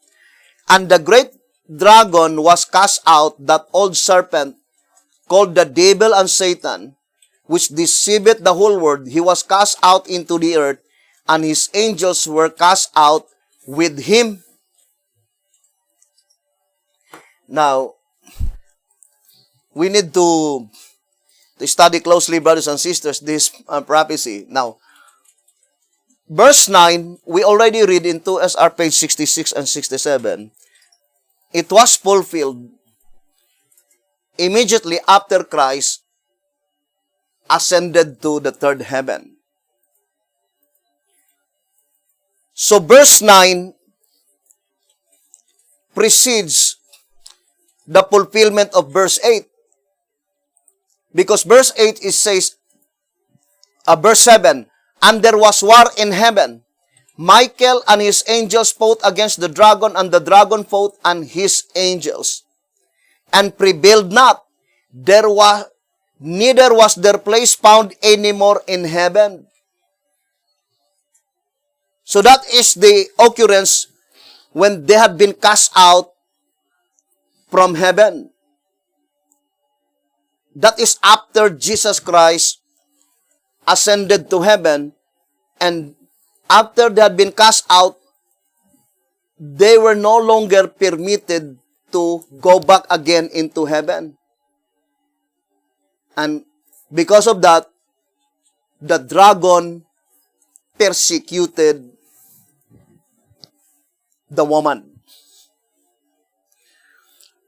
Now, why is it that we could firmly establish that such fulfillment is not the perfect fulfillment of Revelation 12, verse 1 to 17? Because the application made is not symbolical. Brothers and sisters, it is literal. Whereas Revelation chapter 12, it is symbolical prophecy. And the application made, brothers and sisters, the earth and the heaven mentioned here is both literal. Cast out from heaven and cast out into the earth. And the second, how could we ascertain clearly that such application is not the perfect fulfillment of the prophecy?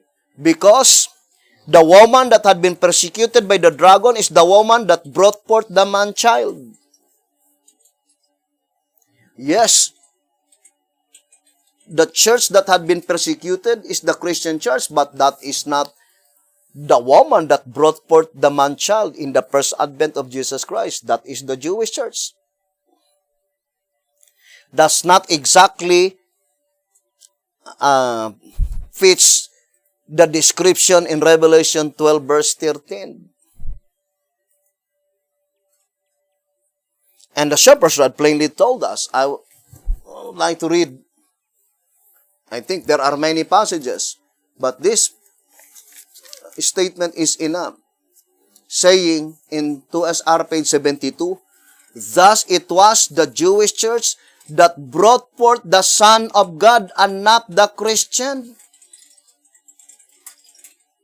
Therefore she, the Jewish church, being with child.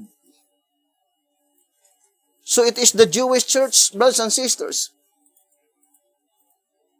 that brought forth the man-child. It is not the Christian church. But Revelation 12:13, it says, the dragon persecuted the woman that brought forth the man-child. But the description in 2SR page 67, what church that had been persecuted by the dragon? After he recognizes the fact that he could no longer return to heaven, it is the Christian church. 2SR page 67, the next necessary step is to find when the dragon first persecuted the woman, the Christian church.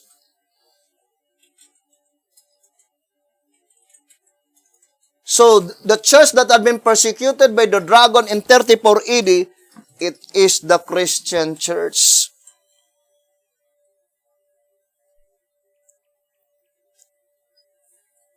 But the Christian church at that time is not the church that brought forth the man-child. It is the Jewish church. Now, the statement in answerer number 2, page 45, let us read.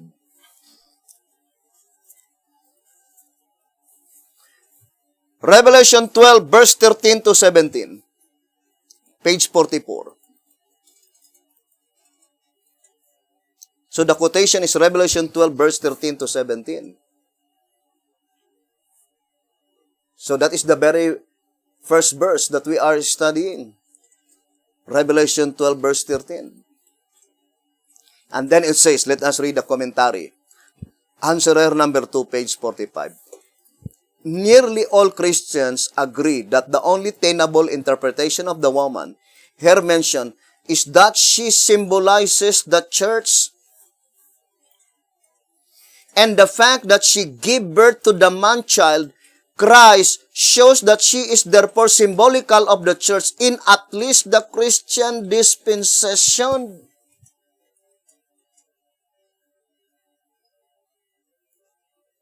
Now, brothers and sisters, concerning the first Christian church in the Christian dispensation, which is the apostolic church, there was no such statement in the Bible, in the writings of Sister White and B.T. Hotep, that the apostolic church give birth to the man-child, which is Jesus Christ.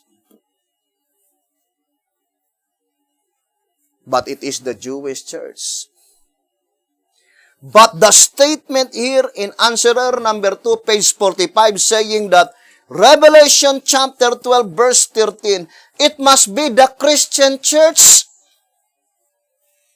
that will give birth the man-child, by which that church that will give birth the man-child, brothers and sisters, is the church that will be persecuted by the dragon.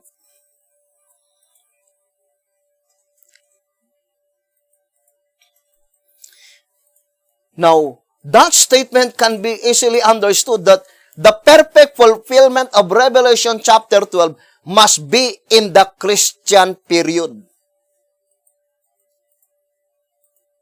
Why? Because the statement is hereafter, and point forward to 1844. But the absolute fact is that Revelation 12 is a part of the seventh seal.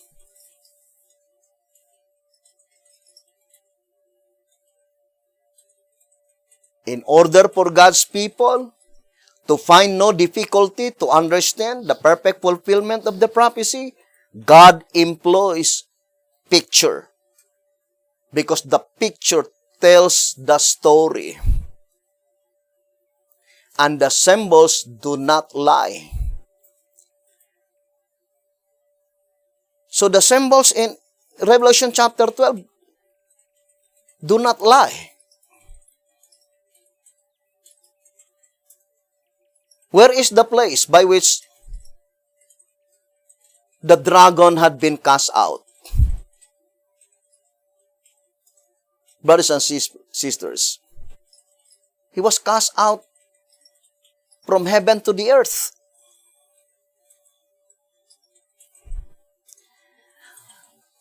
Now, to repeat again, Revelation chapter 12 is a symbolical prophecy and it is not literal. Therefore, the heaven and the earth mentioned there must be symbolical, not literal heaven and not literal earth.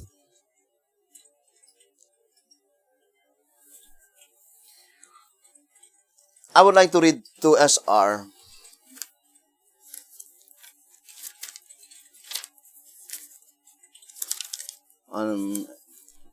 First on page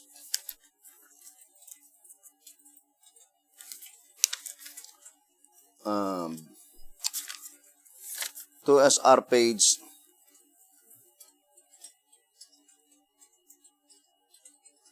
65. It says, the red dragon, 2SR page 65. The dragon was seen in heaven, and being cast out, it is obvious that the symbol is of heavenly origin. I would like to read again. 2SR page 65. The dragon was seen in heaven, and being cast out, it is obvious that the symbol is of heavenly origin. So the symbol is of heavenly origin.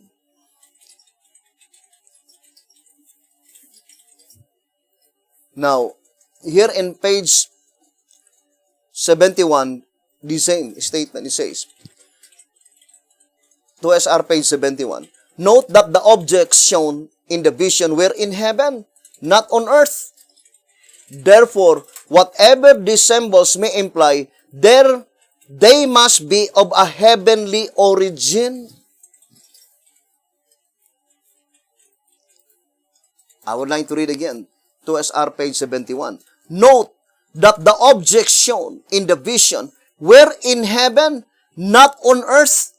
Therefore, whatever these symbols may imply, they must be of a heavenly origin.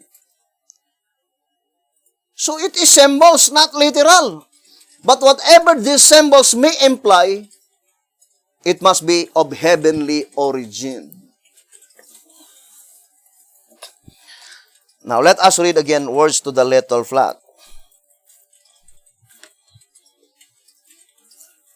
Words to the little flock on page 6. The word heaven is applied to at least 4 places or things in the scriptures.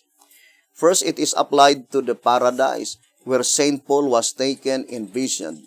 2 Corinthians 12 verse 2 to 4. Second, to the region of the sun, moon, and stars. Genesis 1 verse 8 to 17. Third, to the atmosphere which encompass this earth, in which the fowls of heaven fly. Revelation 19 verse 17 and 18. And fourth, to the, it says, to the church of God on earth. Revelation 14 verse 6 and 7. So that is very plain. Words to the little flock, page 6. There are 4 places in the Bible called heaven. Third heaven, second heaven, first heaven, And the last, the fourth one, which is the church of God on this earth. Ponder deeply, brethren. The statement, whatever the symbolization of that vision of John in Revelation 12 verse 3, being in heaven, the dragon is in heaven, indicates heavenly origin. What does it mean? No, it cannot be in the third heaven. Brothers and sisters, because when the dragon is in heaven, it was illustrated that 1/3 of the stars were already in his tail. And that description, according to the shepherd's rod, that is after the devil had been cast out from heaven. And the mere fact that the 1/3 of angels are in his tail, indicating that he was defeated in that warfare. And when that warfare, brothers and sisters, occurred, that is after Jesus Christ ascended to heaven. Jesus Christ, with all his angels, defeat Satan. And when Satan had been defeated, he was cast out into the earth. But the mere fact that the 1/3 of angels is found in his tail, rather than by his clothes, indicated that he was defeated, and the 1/3 of angels sympathized Satan, followed him on this earth.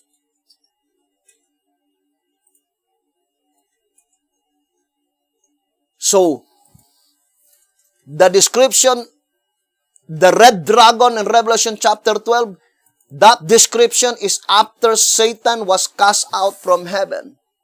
So the heaven mentioned there could not be the third heaven, the second heaven, neither the first heaven, but rather the church of God on earth. And that is the explanation given by Apostle Paul in 2 Thessalonians chapter 2 verses 1 to 8, that the man of sin is sitting in the temple of God. Heavenly origin. What is the temple of God? That is the Christian church. According to the writings of Alonzo Jones, that is the Christian church.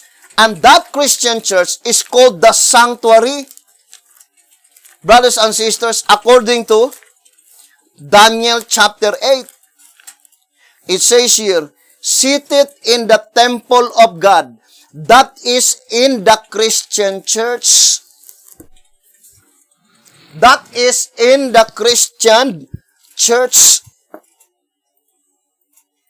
Remember, not all the churches that had been raised by God are called sanctuary or called temple.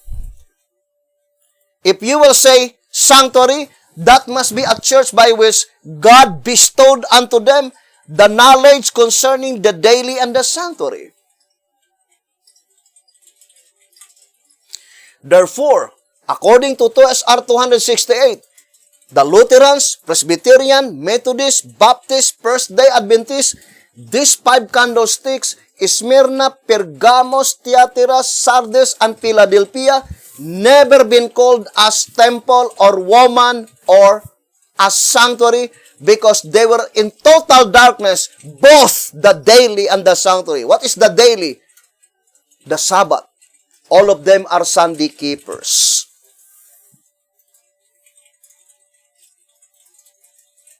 So what church that Satan seated in the temple of God?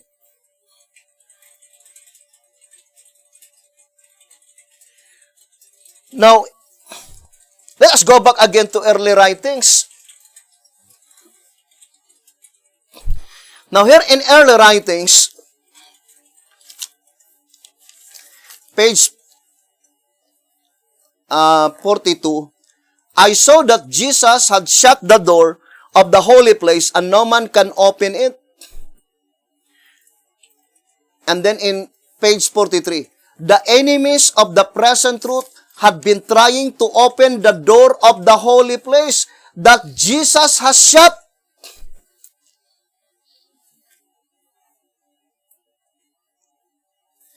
Now, this is the statement in early writings, page 56. It says, I turned to look at the company who were still bowed down, who were still bowed before the throne. They did not know that Jesus had left it.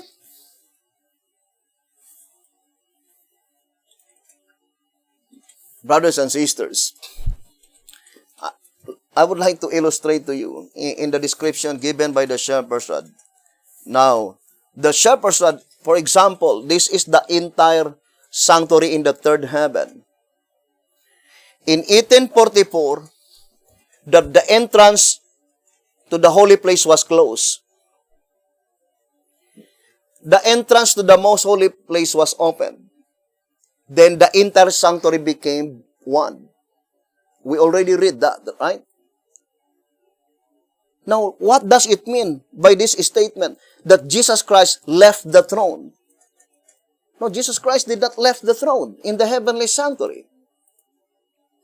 He is still there in that sanctuary. The only thing is that the entrance to the door in the holy place closed. The entrance to the most holy place is open, but Jesus Christ is still there. The place where the throne of the holy place had been located is still there, and the place where the throne of the most holy place were located is still there. In October 22, 1844, when the veil was lifted up, the entire sanctuary became most holy place.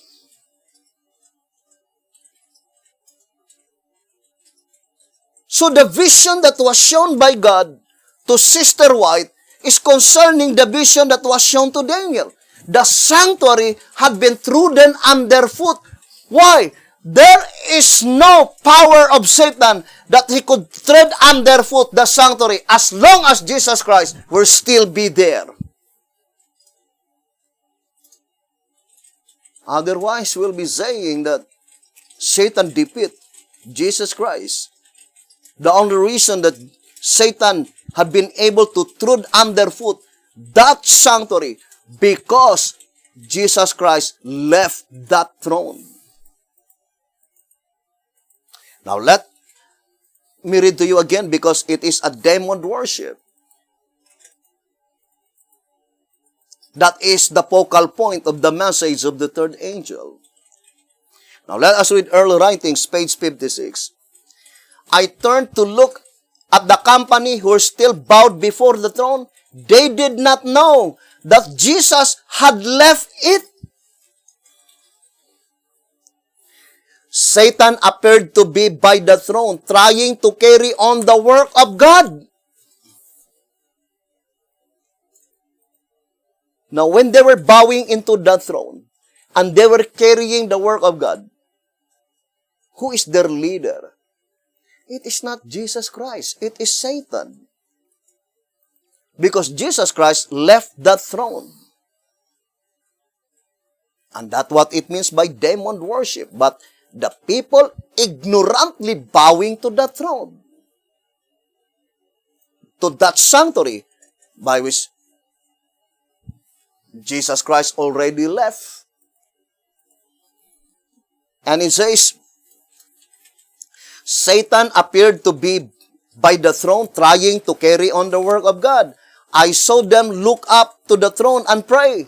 So the people were looking up and praying, Father, give us thy spirit. Satan would then breathe upon them an unholy influence. In it there was light and much power, but no sweet love, joy, and peace. Satan's object was to keep them deceived and to draw back and deceive God's children.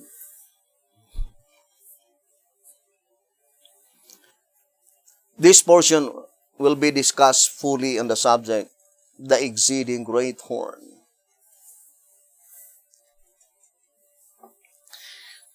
Now let us go back to the very first reading that we read, let us now finally resolve in what way God employ the earth as His mighty weapon to help the woman.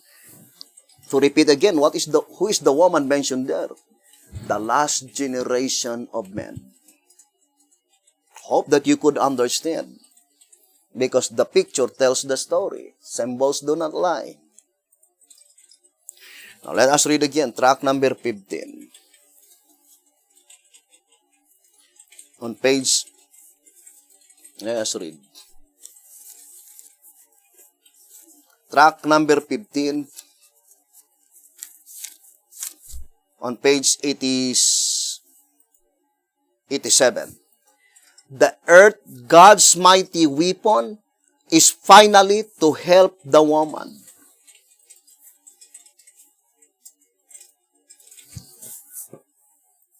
Now, to get full beam of light, let us go back first to the woman during the Dark Ages.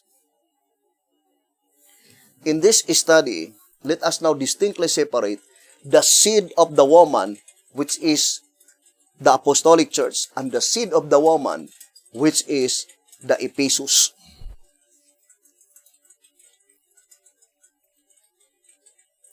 The seed of the woman, which is the Ephesus, it is the woman by which defeated by the devil.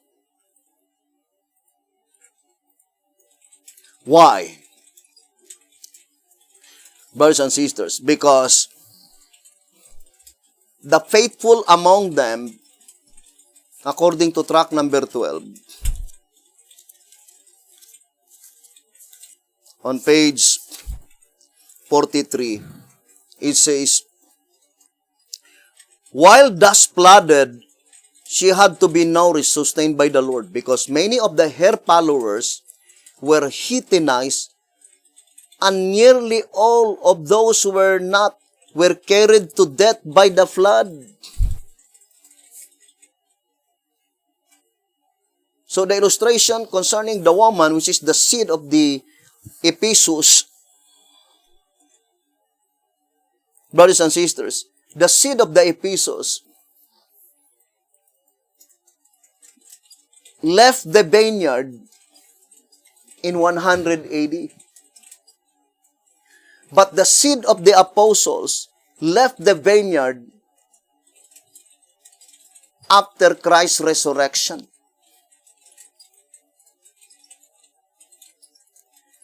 But the seed of the apostles, it was hidden by God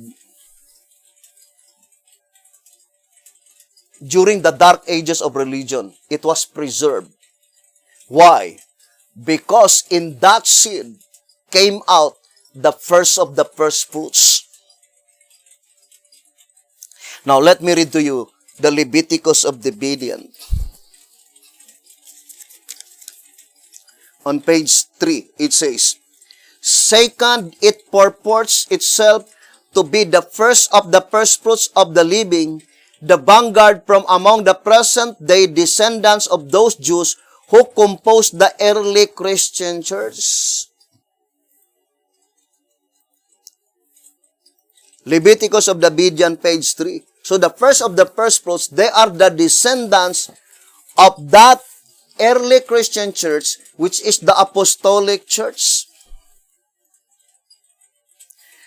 But which, according to answerer number 3, on page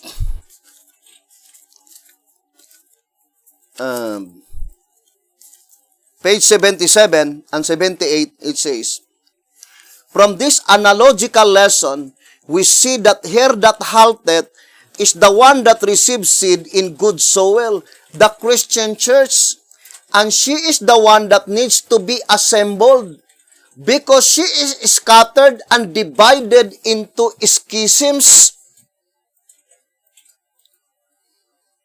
So they had been scattered and divided into schisms. Then when assembled, she will constitute the woman's remnant. Revelation 12:17. That is the first of the first fruit. That is the vanguard. That is the last ordained ministry. They needed to be assembled. What is the difference between the word assembled and the word gathered? Because the voice of inspiration will not use any statements without accurate significance. But let us go back first to the woman that had been hidden by Jesus Christ, the seed of the woman, which is the seed of the apostolic church. Not the seed of the Ephesus, because the seed of the woman, which is the Ephesus, it was defeated by the devil during the Dark Ages, typifying the Temple of Solomon that was destroyed by King Nebuchadnezzar. But according to tract number 12, let us read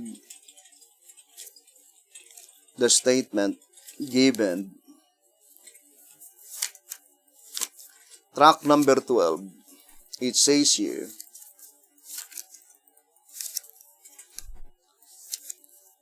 plainly telling us that at that time, God sent a little help to the woman. And that little help, that is the Reformation. Tract number 12, page 80. These verses, besides foreshadowing the martyrdom of the faithful followers of Christ, predict the Reformation, the little help. So that little help is God sent to help the woman by the Reformation. In what way? This Reformation that had been raised by God is to divert the attention of the red dragon, because during the Dark Ages, the dragon is looking the location of the woman. Here in tract number 15, on page, let's read, page 85 and page 86. Unquestionably, therefore, the wilderness where the woman was nourished for the time being is the land of the Gentiles. And the woman's having to flee from the face of the serpent in her homeland shows that the dragon had made the Holy Land his headquarters. Not satisfied with this, though he even followed her into the wilderness. Tract number 12, page 85 and page 86.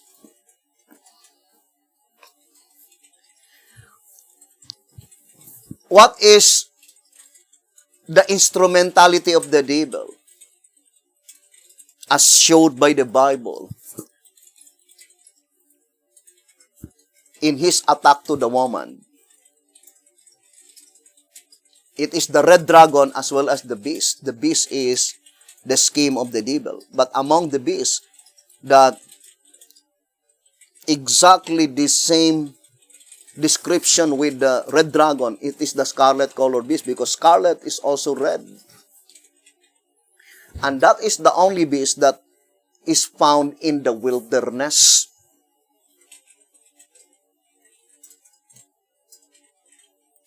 So the red dragon, when he conquered the entire promised land, and that is 100 AD,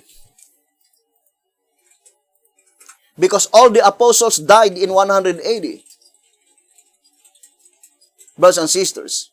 And in 100 AD, there is no church in God's vineyard, because the shepherd's rod, very plain, here in 2SR page 228 says, therefore, while she was in the wilderness, there could have been no church in the vineyard. I would like to read again. 2SR 228. Therefore, while she was in the wilderness, there could have been no church in the vineyard. While the woman is in the wilderness, there could have been no church in the vineyard. So in 100 AD, since the woman is already in the wilderness, the entire vineyard, what is the vineyard? Palestine. Now let us read tract number 12, page 43. It says, to begin with, we see from this scripture that the woman left her vineyard, homeland Palestine. So what is the vineyard? Palestine. So when the woman was already in the wilderness, the entire Palestine, there is no church of God at that time in the vineyard, while the woman was in the wilderness. Why is it that the church that had been raised by God, Lutherans, Presbyterian, Methodist, Baptist, all of them is in the continent of Europe? Because these four great denominations is God's great, or little help rather, a little help that God raised up. Why is it that God raised up these four great denominations in the continent of Europe? Because the woman is in the continent of Europe. It is illogical that God would raise up churches in the vineyard in Palestine. For what for? The purpose of that denomination is to protect the woman. Now, if God would raise up the four denominations in Palestine while the woman is in Europe, then the purpose had not been served. So while the dragon is looking the location of the woman, the exact location, but it was hidden by Jesus Christ. And when Jesus Christ hides something, the devil cannot see it. But still, God raised up the four great denominations as a little help to the woman to divert the attention of the red dragon. So the red dragon need to face those reformers. And according to tract number 12, page 43, the seed of the Ephesus, that woman which is faithful, they were martyred for their faith. And those that had been left are the unfaithful. That church had been defeated by the devil. But the apostolic church, the seed of that woman, it was hidden by Jesus Christ during the dark ages of religion. And they are the one that had been mentioned here in 2SR 142. Let us read. 2SR 142 saying, again note that the truth was cast down and the woman church had fled into the wilderness. Inspiration says, she had a place prepared of God that they should feed here there. Who prepared the place? It is God. So while the truth was cast down by the church leadership in that period and the abomination set up, God had some in obscurity who kept His Sabbath and had knowledge of the sanctuary truth through the entire 1,260 years of wilderness journey. And that is the seed of the apostolic church, the woman.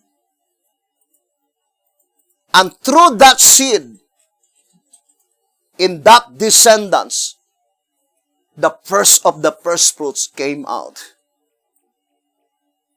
The vanguard. Brothers and sisters. So during the 1,260 years, according to the Shepherd's Rod in 2SR 261, the woman is out of civilization. Meaning, there is no record. Nobody knows where is the location of the woman? 2SR 261, it says, the wilderness represents the dark ages in which time she was out of civilization, from 538 AD to 1798 AD, indicating that nobody knows the location of the woman during that time, during the dark ages of religion, brothers and sisters, according to the voice of inspiration. Now, let us now go back to our subject. During the dark ages, the four great denominations were raised by God as a little help to the woman. But concerning the last generation of man, the last church in the New Testament succession, the 11th hour movement, the last ordained ministry, God could no longer raise any church because that is the last church. Therefore, God used the symbolical earth as His mighty weapon to defeat the devil, to defeat the dragon. Now, let us now analyze closely in what way does the symbolical earth had been employed by God as His mighty weapon. Because that is the statement in track number 15, page 87. Now, for sure, according to symbolic code, let me read to you. It says here that 11 symbolic code number 7, page 15 and 16. And the subject here is Ezekiel 28, verse 2, verse 13 to 17. You remember Ezekiel 28? The admonition given by Sister White in Bible commentary. Now let us read again the statement. Here in Bible commentary, 4 BC 1162 and 1163, a general movement represented. I asked our people to study the 28th chapter of Ezekiel. The representation here made, while it refers primarily to Lucifer, the fallen angel, has yet a broader significance. Not one being, but a general movement is described, and one that we shall witness. A faithful study of this chapter should lead those who are seeking for truth to walk in all the light that God has given to His people, lest they be deceived by the deception of these last days. It says, verse 2, verse 6 to 10, soon to be fulfilled. Then quoted 2 Thessalonians chapter 2, verse 7 and 8. The time is fast approaching when this scripture will be fulfilled. The world and the professedly Protestant churches are in this our day taking sides with the man of sin. The great issue that is coming will be on the seventh-day Sabbath. So that is the great issue, the seventh-day Sabbath. It did not say the great issue is concerning the first-day Sabbath. But the seventh-day Sabbath, the issue is the seventh-day Sabbath. There are two seventh-day Sabbath, the Jewish Sabbath and the Lord's Sabbath. That is the great issue, brethren.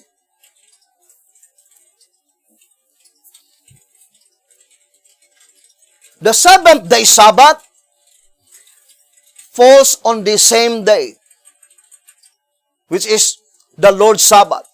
But we read several times, brothers and sisters, in the days of Sister White, in October 22, 1844, there are many Sabbath keepers at that time. But how can we rest assured that the true movement is the Seventh-day Adventist Church? Because It is the only church by which the Sabbath and the sanctuary are coupled together. Now let us read 2SR page 133.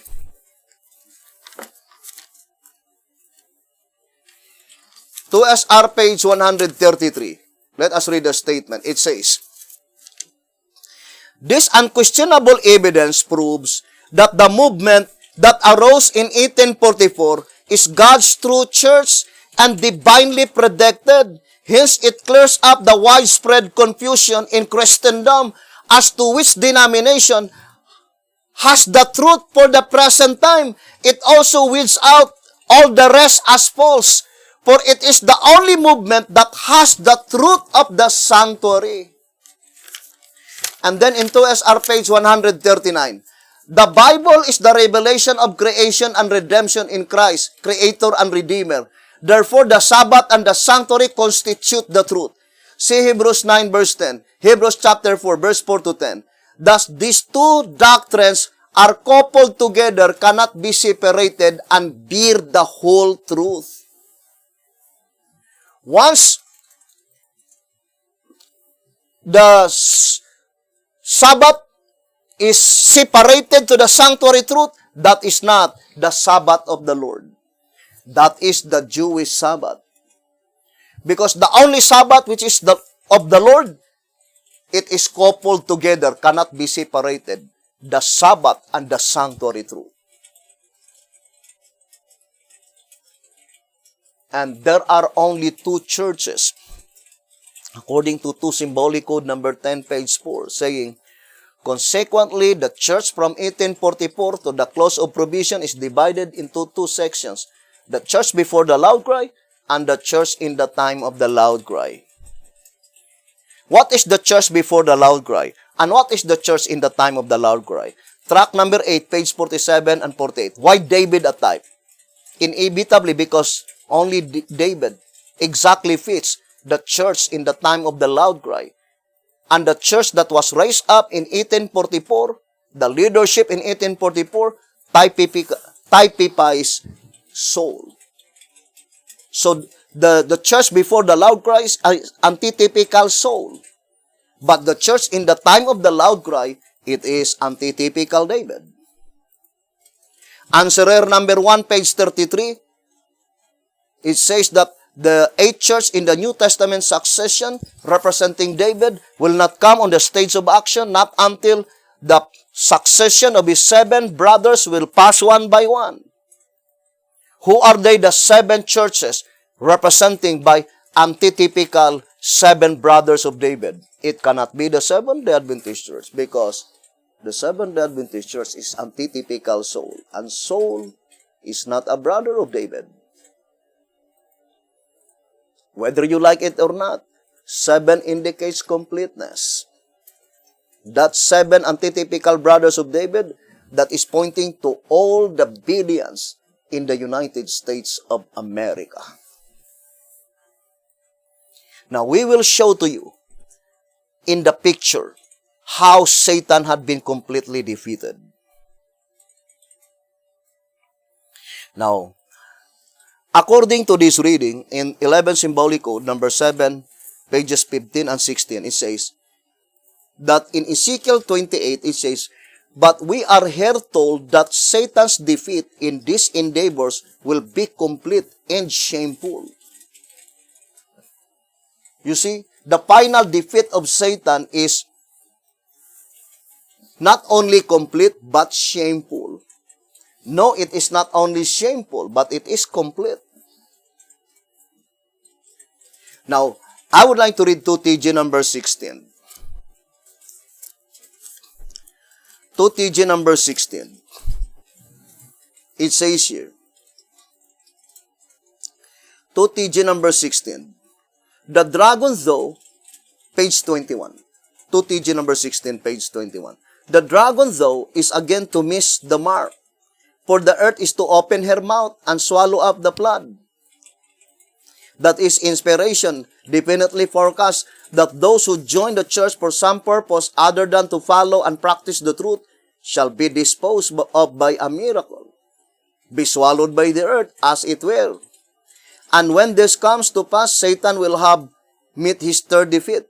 Summarize, here are his three defeats. Number one, failing to devour the child.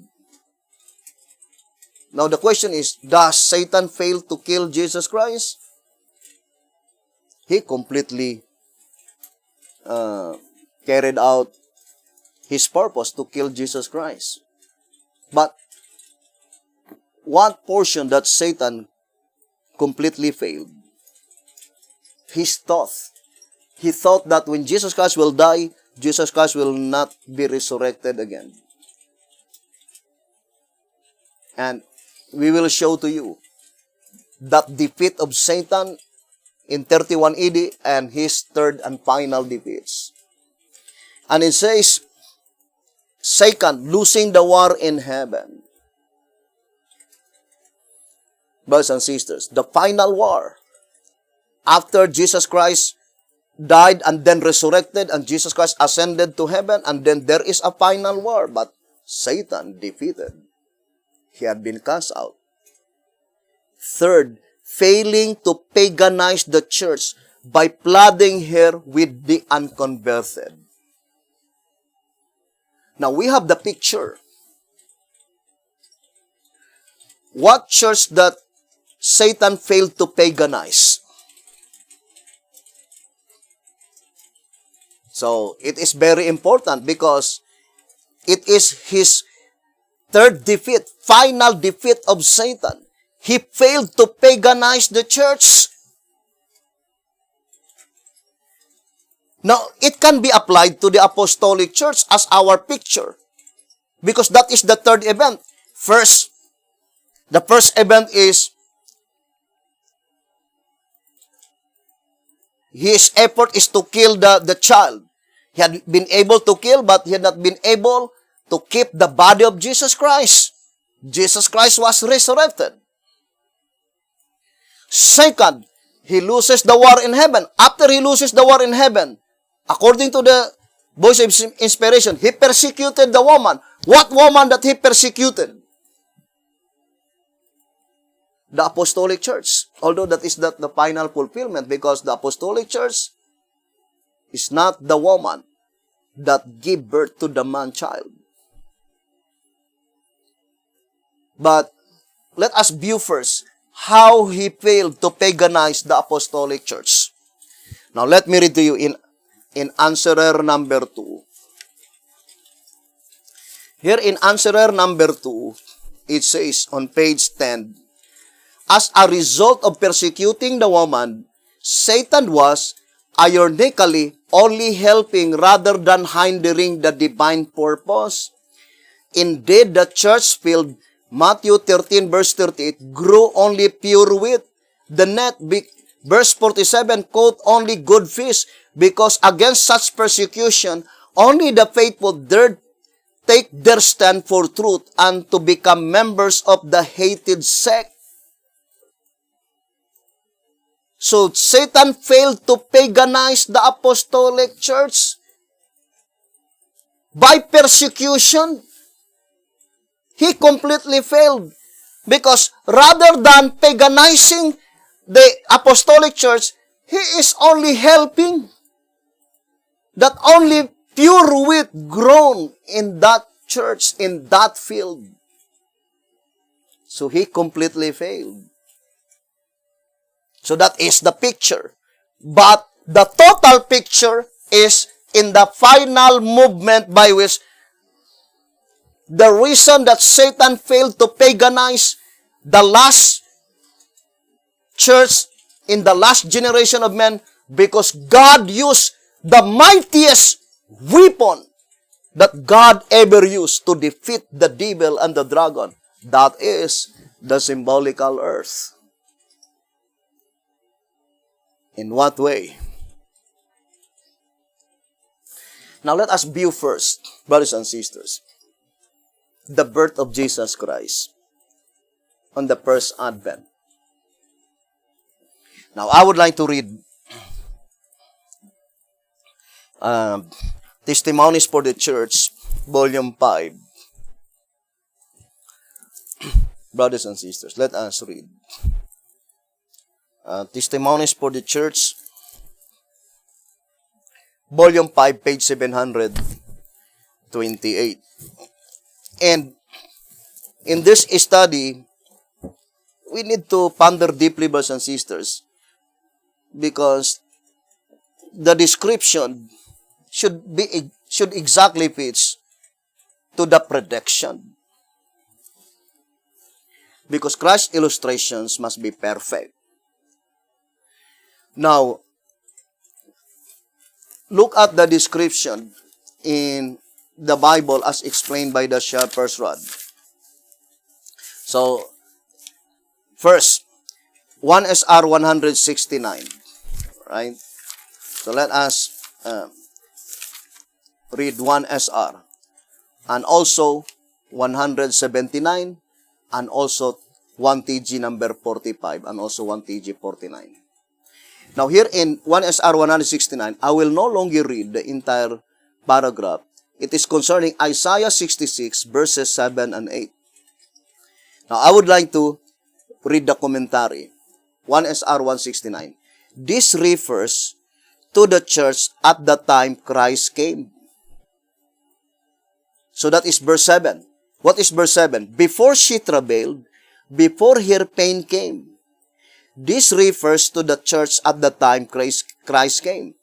She did not expect him, travailed not, nor did she feel or know when he came.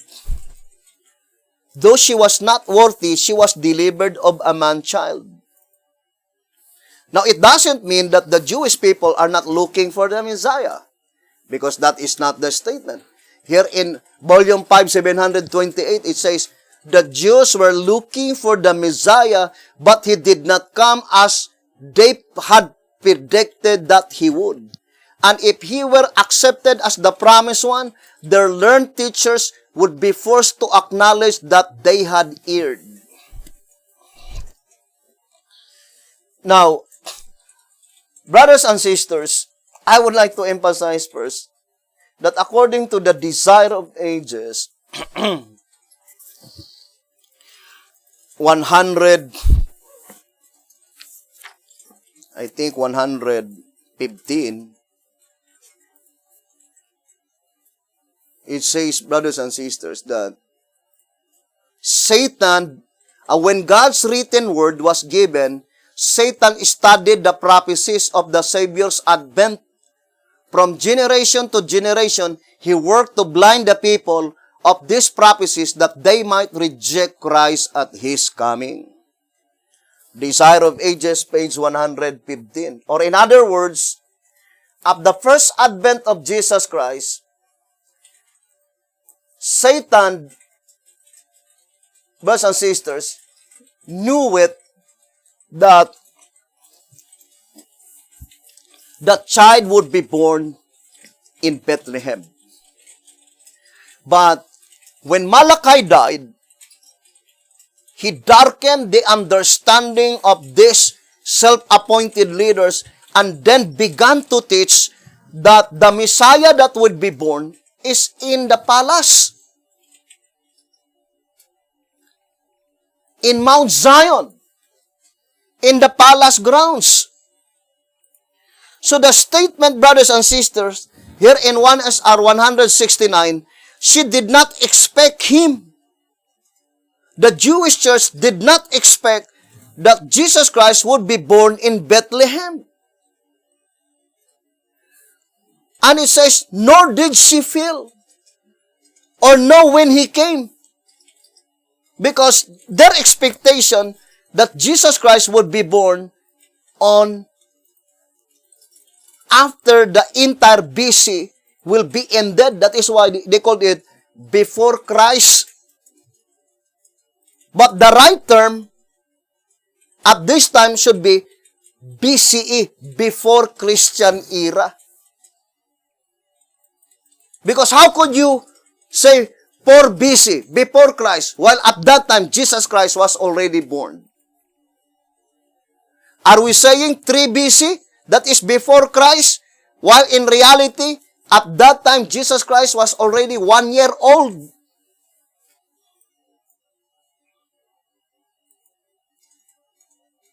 So it seems that to their expectation, I would like to illustrate, it seems that they are like a woman by which their expectation is the child was born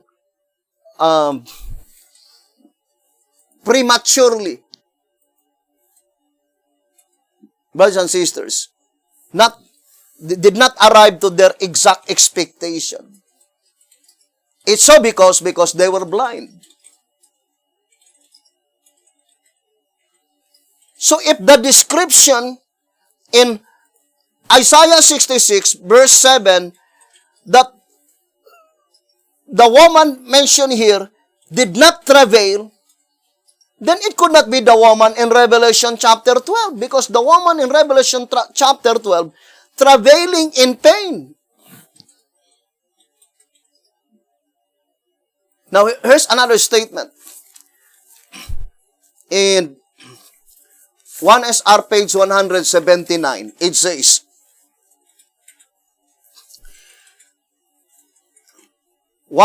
page 179, Christ is the man-child whom she brought forth, but she travailed not, neither did she have pain.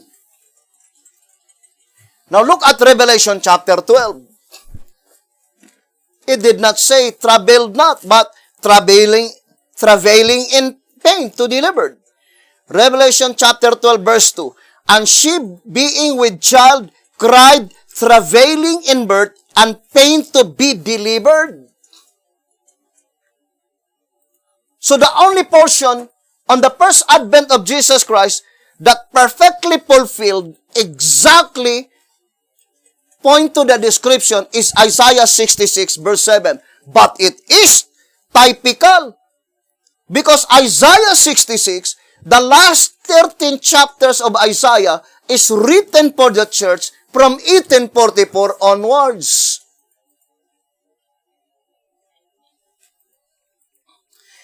Now, for example, brethren, I would like to read to you 1 TG. Here in 1 TG, let us read 1 TG, number 25, page 3. 1 TG, number 25, page 3. To continue with the theme of our previous studies, the Kingdom of Judah, we shall turn to the book of Micah. It consists, as you know, of 7 chapters. And they carry a continuous story of Judah in both her early and her latter days. The first 3 chapters are concerning Judah in her early days. And the last 4 contain the promises to antitypical Judah, the Judah of the latter days, of whom our main interest now is. Now, ponder deeply, brothers and sisters.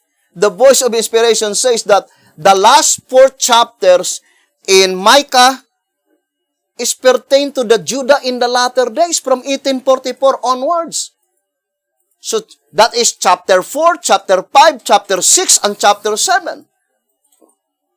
So, chapter 4, chapter 5, chapter 6, and chapter 7 was pointing to the Judah in the latter days.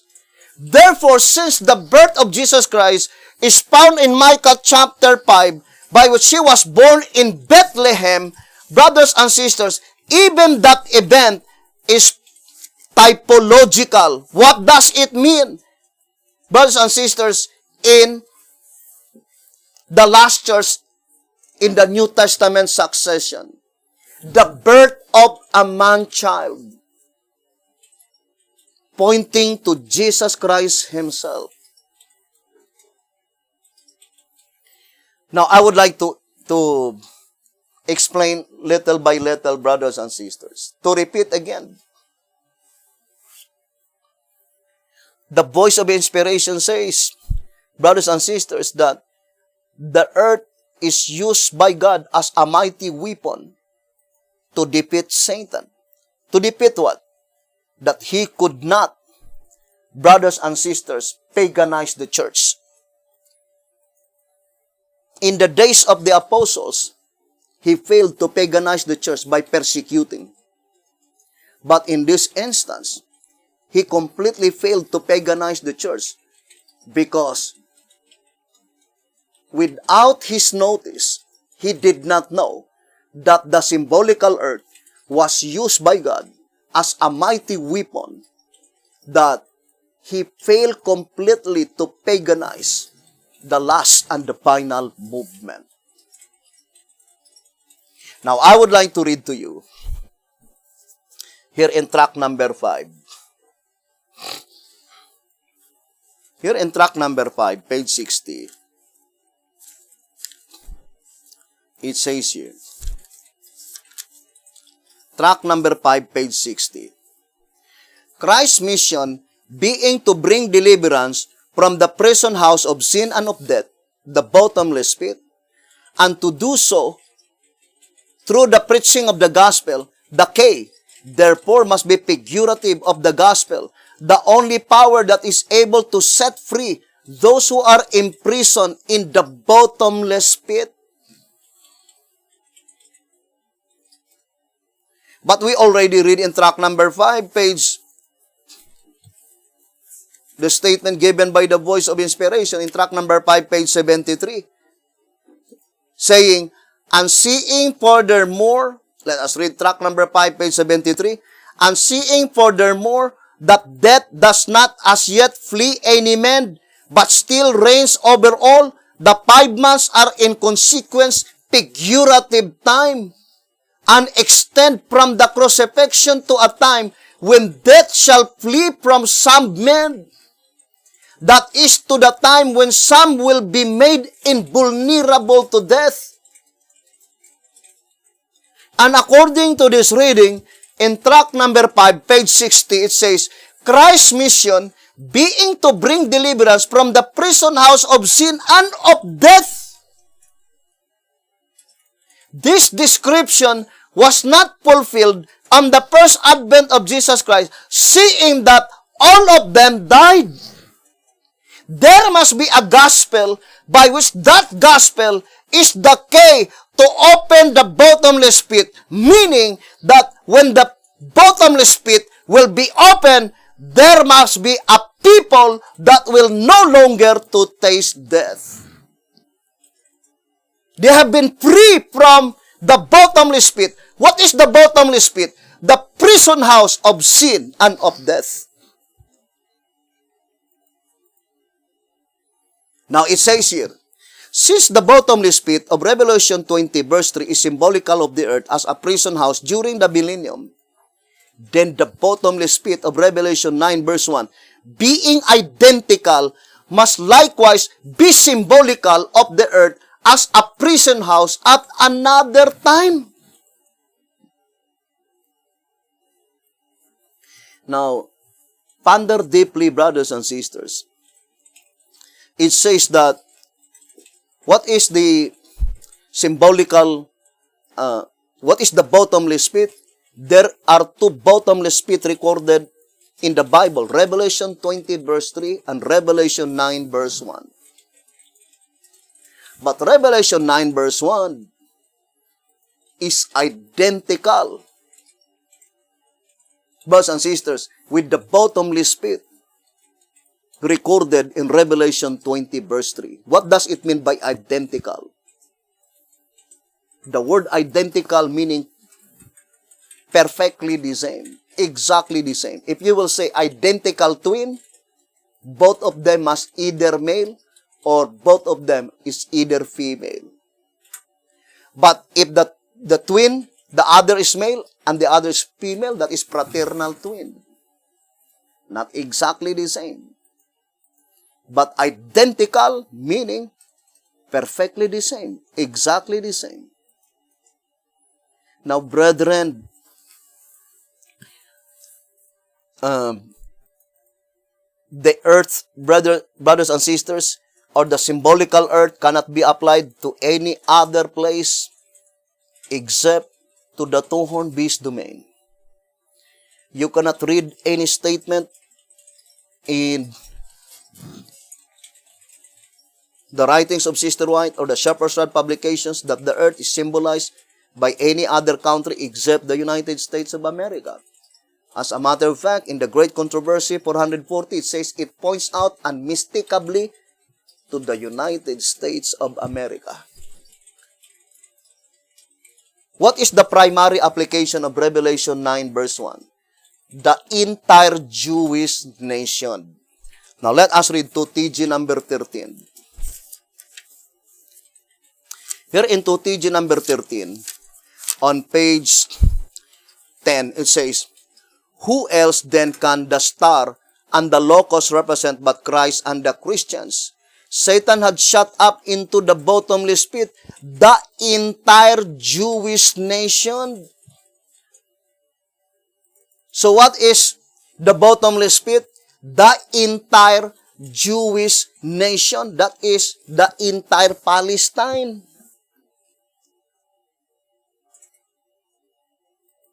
Now, what is the modern Palestine? Track number 1243. Brothers and sisters, the modern Palestine, that is the vineyard. The vineyard became the dragon's headquarters. Now, look at 1SR. 157 and 158. It says, quoting Exodus 15:14 to 16, the people shall hear and be afraid. Sorrow shall take hold on the inhabitants of Palestina. Then the dukes of Edom shall be amazed. The mighty men of Moab, trembling shall take hold upon them. All the inhabitants of Canaan shall melt away. Fear and dread shall fall upon them. By the greatness of thine arm, they shall be as still as a stone. Till thy people pass over, O Lord, till the people pass over which thou hast purchased. The land of Canaan represents the land into which the church at this present time came into existence, namely the United States of America. The name Palestina means land of strangers. The United States is composed of strangers, people from many nations and races. Dukes of Edom refers to the same class of those mentioned in Isaiah 63 verse 1 as previously explained. The name Moab means progeny or forefathers. Now, although it needs more explanation on our next episode, but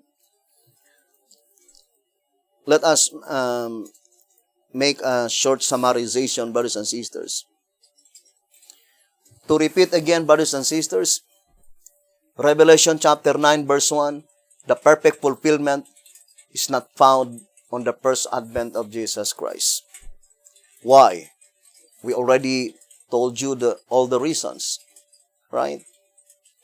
And since it was not perfectly fulfilled in Revelation 9 verse 1 to the first advent of Jesus Christ, so the bottomless pit, which is the earth, that earth must be symbolical, not literal, because, brothers and sisters, the trumpet studies a symbolical prophecy. On the first advent of Jesus Christ, Palestine is not symbolical earth. In track number 5, page 45, that is symbolical sea.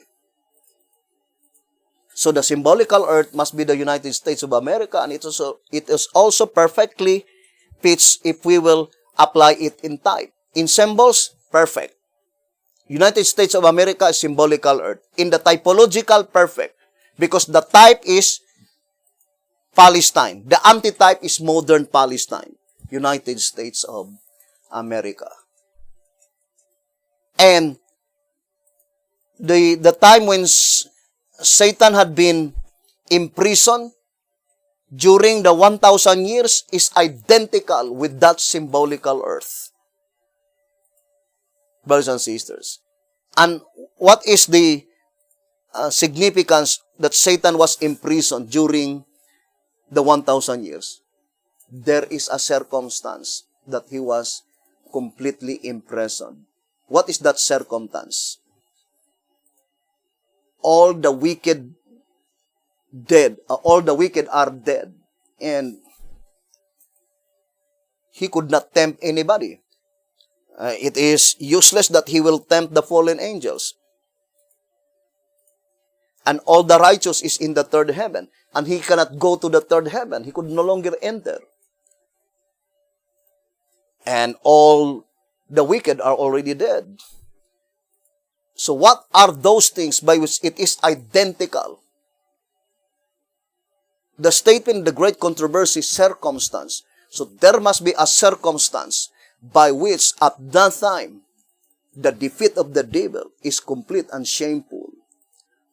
By which with that circumstance, our Almighty God employed the symbolical earth by which he was completely defeated, and his defeat is shameful. The first one is that, on the first advent of Jesus Christ, Satan knoweth that Jesus Christ would be born in Bethlehem. Satan knows that.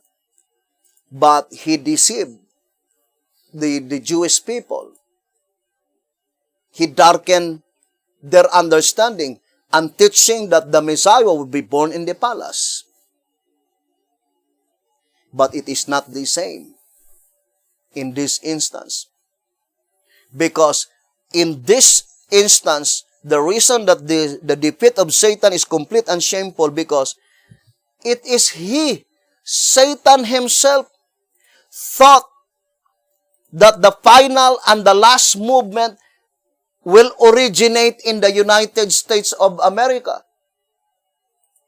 That he is no longer to inspire them that the people in the United States of America to teach that the final movement will originate in the United States of America, because that is what Satan thought. And because of that belief, he did all he could to secure that the 11th-hour movement will not exist in the United States of America. And the illustration in the vision of Daniel, the sanctuary, and not only the sanctuary, but the place itself had been trodden underfoot by the devil. What does it mean, trodden underfoot? That according to the devil, he completely win.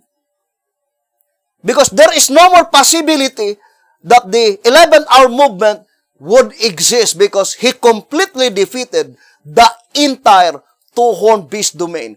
Illustrated, brothers and sisters, that the dragon has 10 horns and 7 heads. What does it mean by 7 heads? All religious systems are already defeated by the devil. In reality, that description is only partially applied in the days of the apostles, or in the first advent of Jesus Christ, because there was still, by which Satan had not been defeated, and that is the apostolic church. And that is why in Daniel chapter 2, no, it is not in the first period of the exceeding great horn that the horn burst roll all over the earth, not in the second period.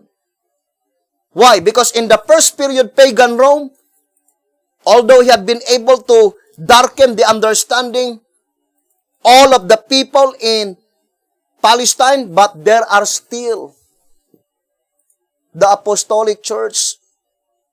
He had not been able to darken their understanding. During the Dark Ages, the second period, the exceeding great horn, brothers and sisters, there are still women that had been hidden by Jesus Christ. But in the third period, he bears rule all over the earth. What is the earth? The symbolical earth. The exceeding great horn bears rule all over the earth. Meaning, brothers and sisters, that he completely darkened their understanding, that they have no knowledge concerning the proceedings in the heavenly sanctuary, and that is the reality, brothers and sisters, that the message will not and cannot originate in the United States of America. Otherwise, the description in the prophetic event is in gross mistake, saying that the entire two-horned beast domain the horn bears rule all over the earth. The dragon has 7 heads, meaning all religious system. And where is the dragon, brothers and sisters? It is in the vineyard. So, brethren, we will continue this subject, and because of that circumstances, it is shameful.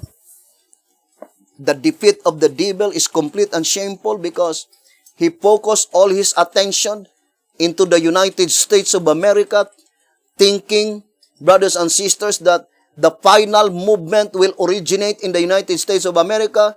Then at the time that he completely defeated all the religious organization in the United States of America, Satan thought that he completely win. The same on the first advent of Jesus Christ, when Satan killed Jesus Christ, he thought that he completely win. But later on, brothers and sisters, he was surprised when Jesus Christ was resurrected. Let me read to you this reading. This is the last reading I would like to read. And we will continue on our next episode. It says, Jesus did not yield up his life until he had accomplished the work which he came to do, and exclaimed with his expiring breath. It is Bible Echo, September 15, 1892. It is already there. It was encoded by Sister. Bible Echo, September 15, 1892, paragraph 5. Jesus did not yield up his life until he had accomplished the work which he came to do, and exclaimed with his expiring breath.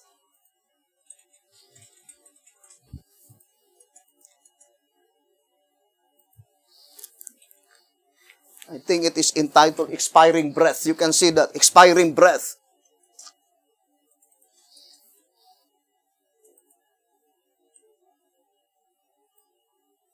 Jesus did not yield up his life until he had accomplished the work which he came to do, and exclaimed with his expiring breath, "It is finished."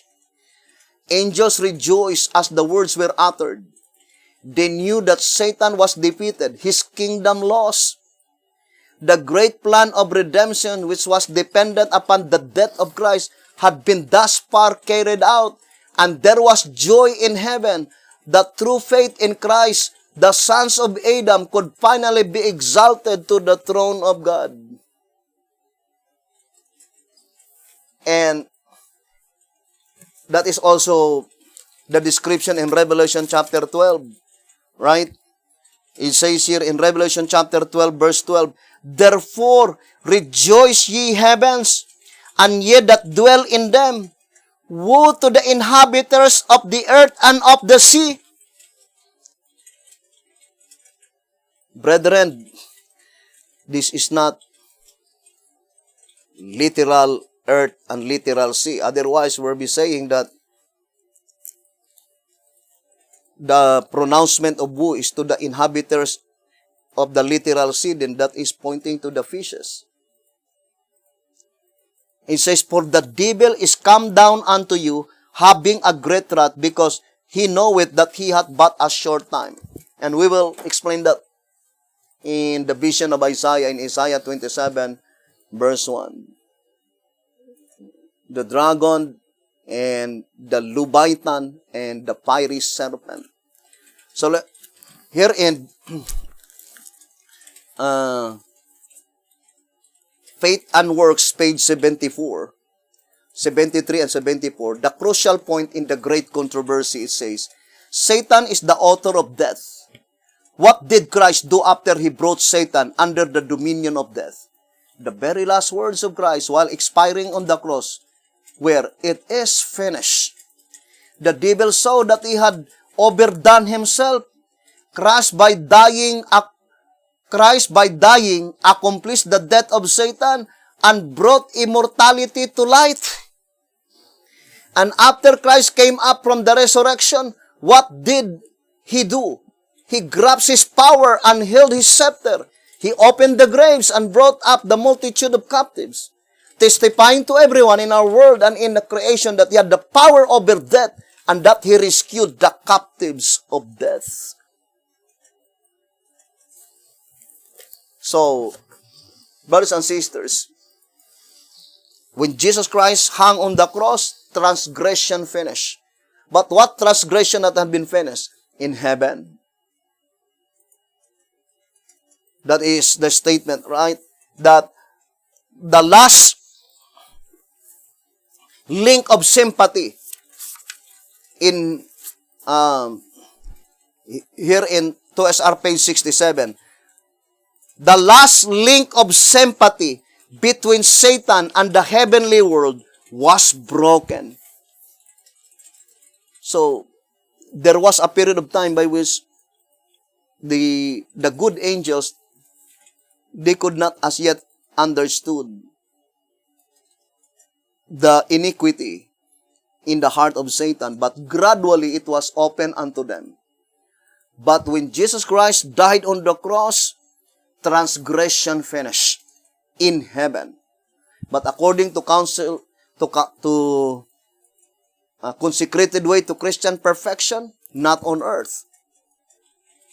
Because it must be finished, transgression must be finished on earth at the time when there is a church, and by that church, the entire plan of redemption will be completely unfolded. Christ's mediatorial work in the heavenly sanctuary, brothers and sisters. And it was illustrated that such defeat of Satan is final and complete. He failed to paganize the church, which is the apostolic church, by persecution. But he employed, brothers and sisters, by flooding, dragon-prompted interpreters. That is his method to paganize the church. But what? He failed. Because he thought that the last and the final movement will originate in the United States of America. Now, he completely flooded. He paganized all the churches, all the religion in the United States of America. He thought that he victoriously win. But in reality, he failed. Because of that circumstance, he did not know that the woman that God, brothers and sisters, brought into the wilderness, into the Gentile world, completely assimilated the plan of redemption. Now the woman is clothed with the Son. We will continue this subject, brothers and sisters, and hoping the good Lord will bless us and would help us. Thank you very much for listening and viewing this program. And hoping that God would give us more courage and strength and inspiration to dig deeper so that we could be able to comprehend the entire plan of redemption. Thank you very much. May the good Lord bless you and have a wonderful evening.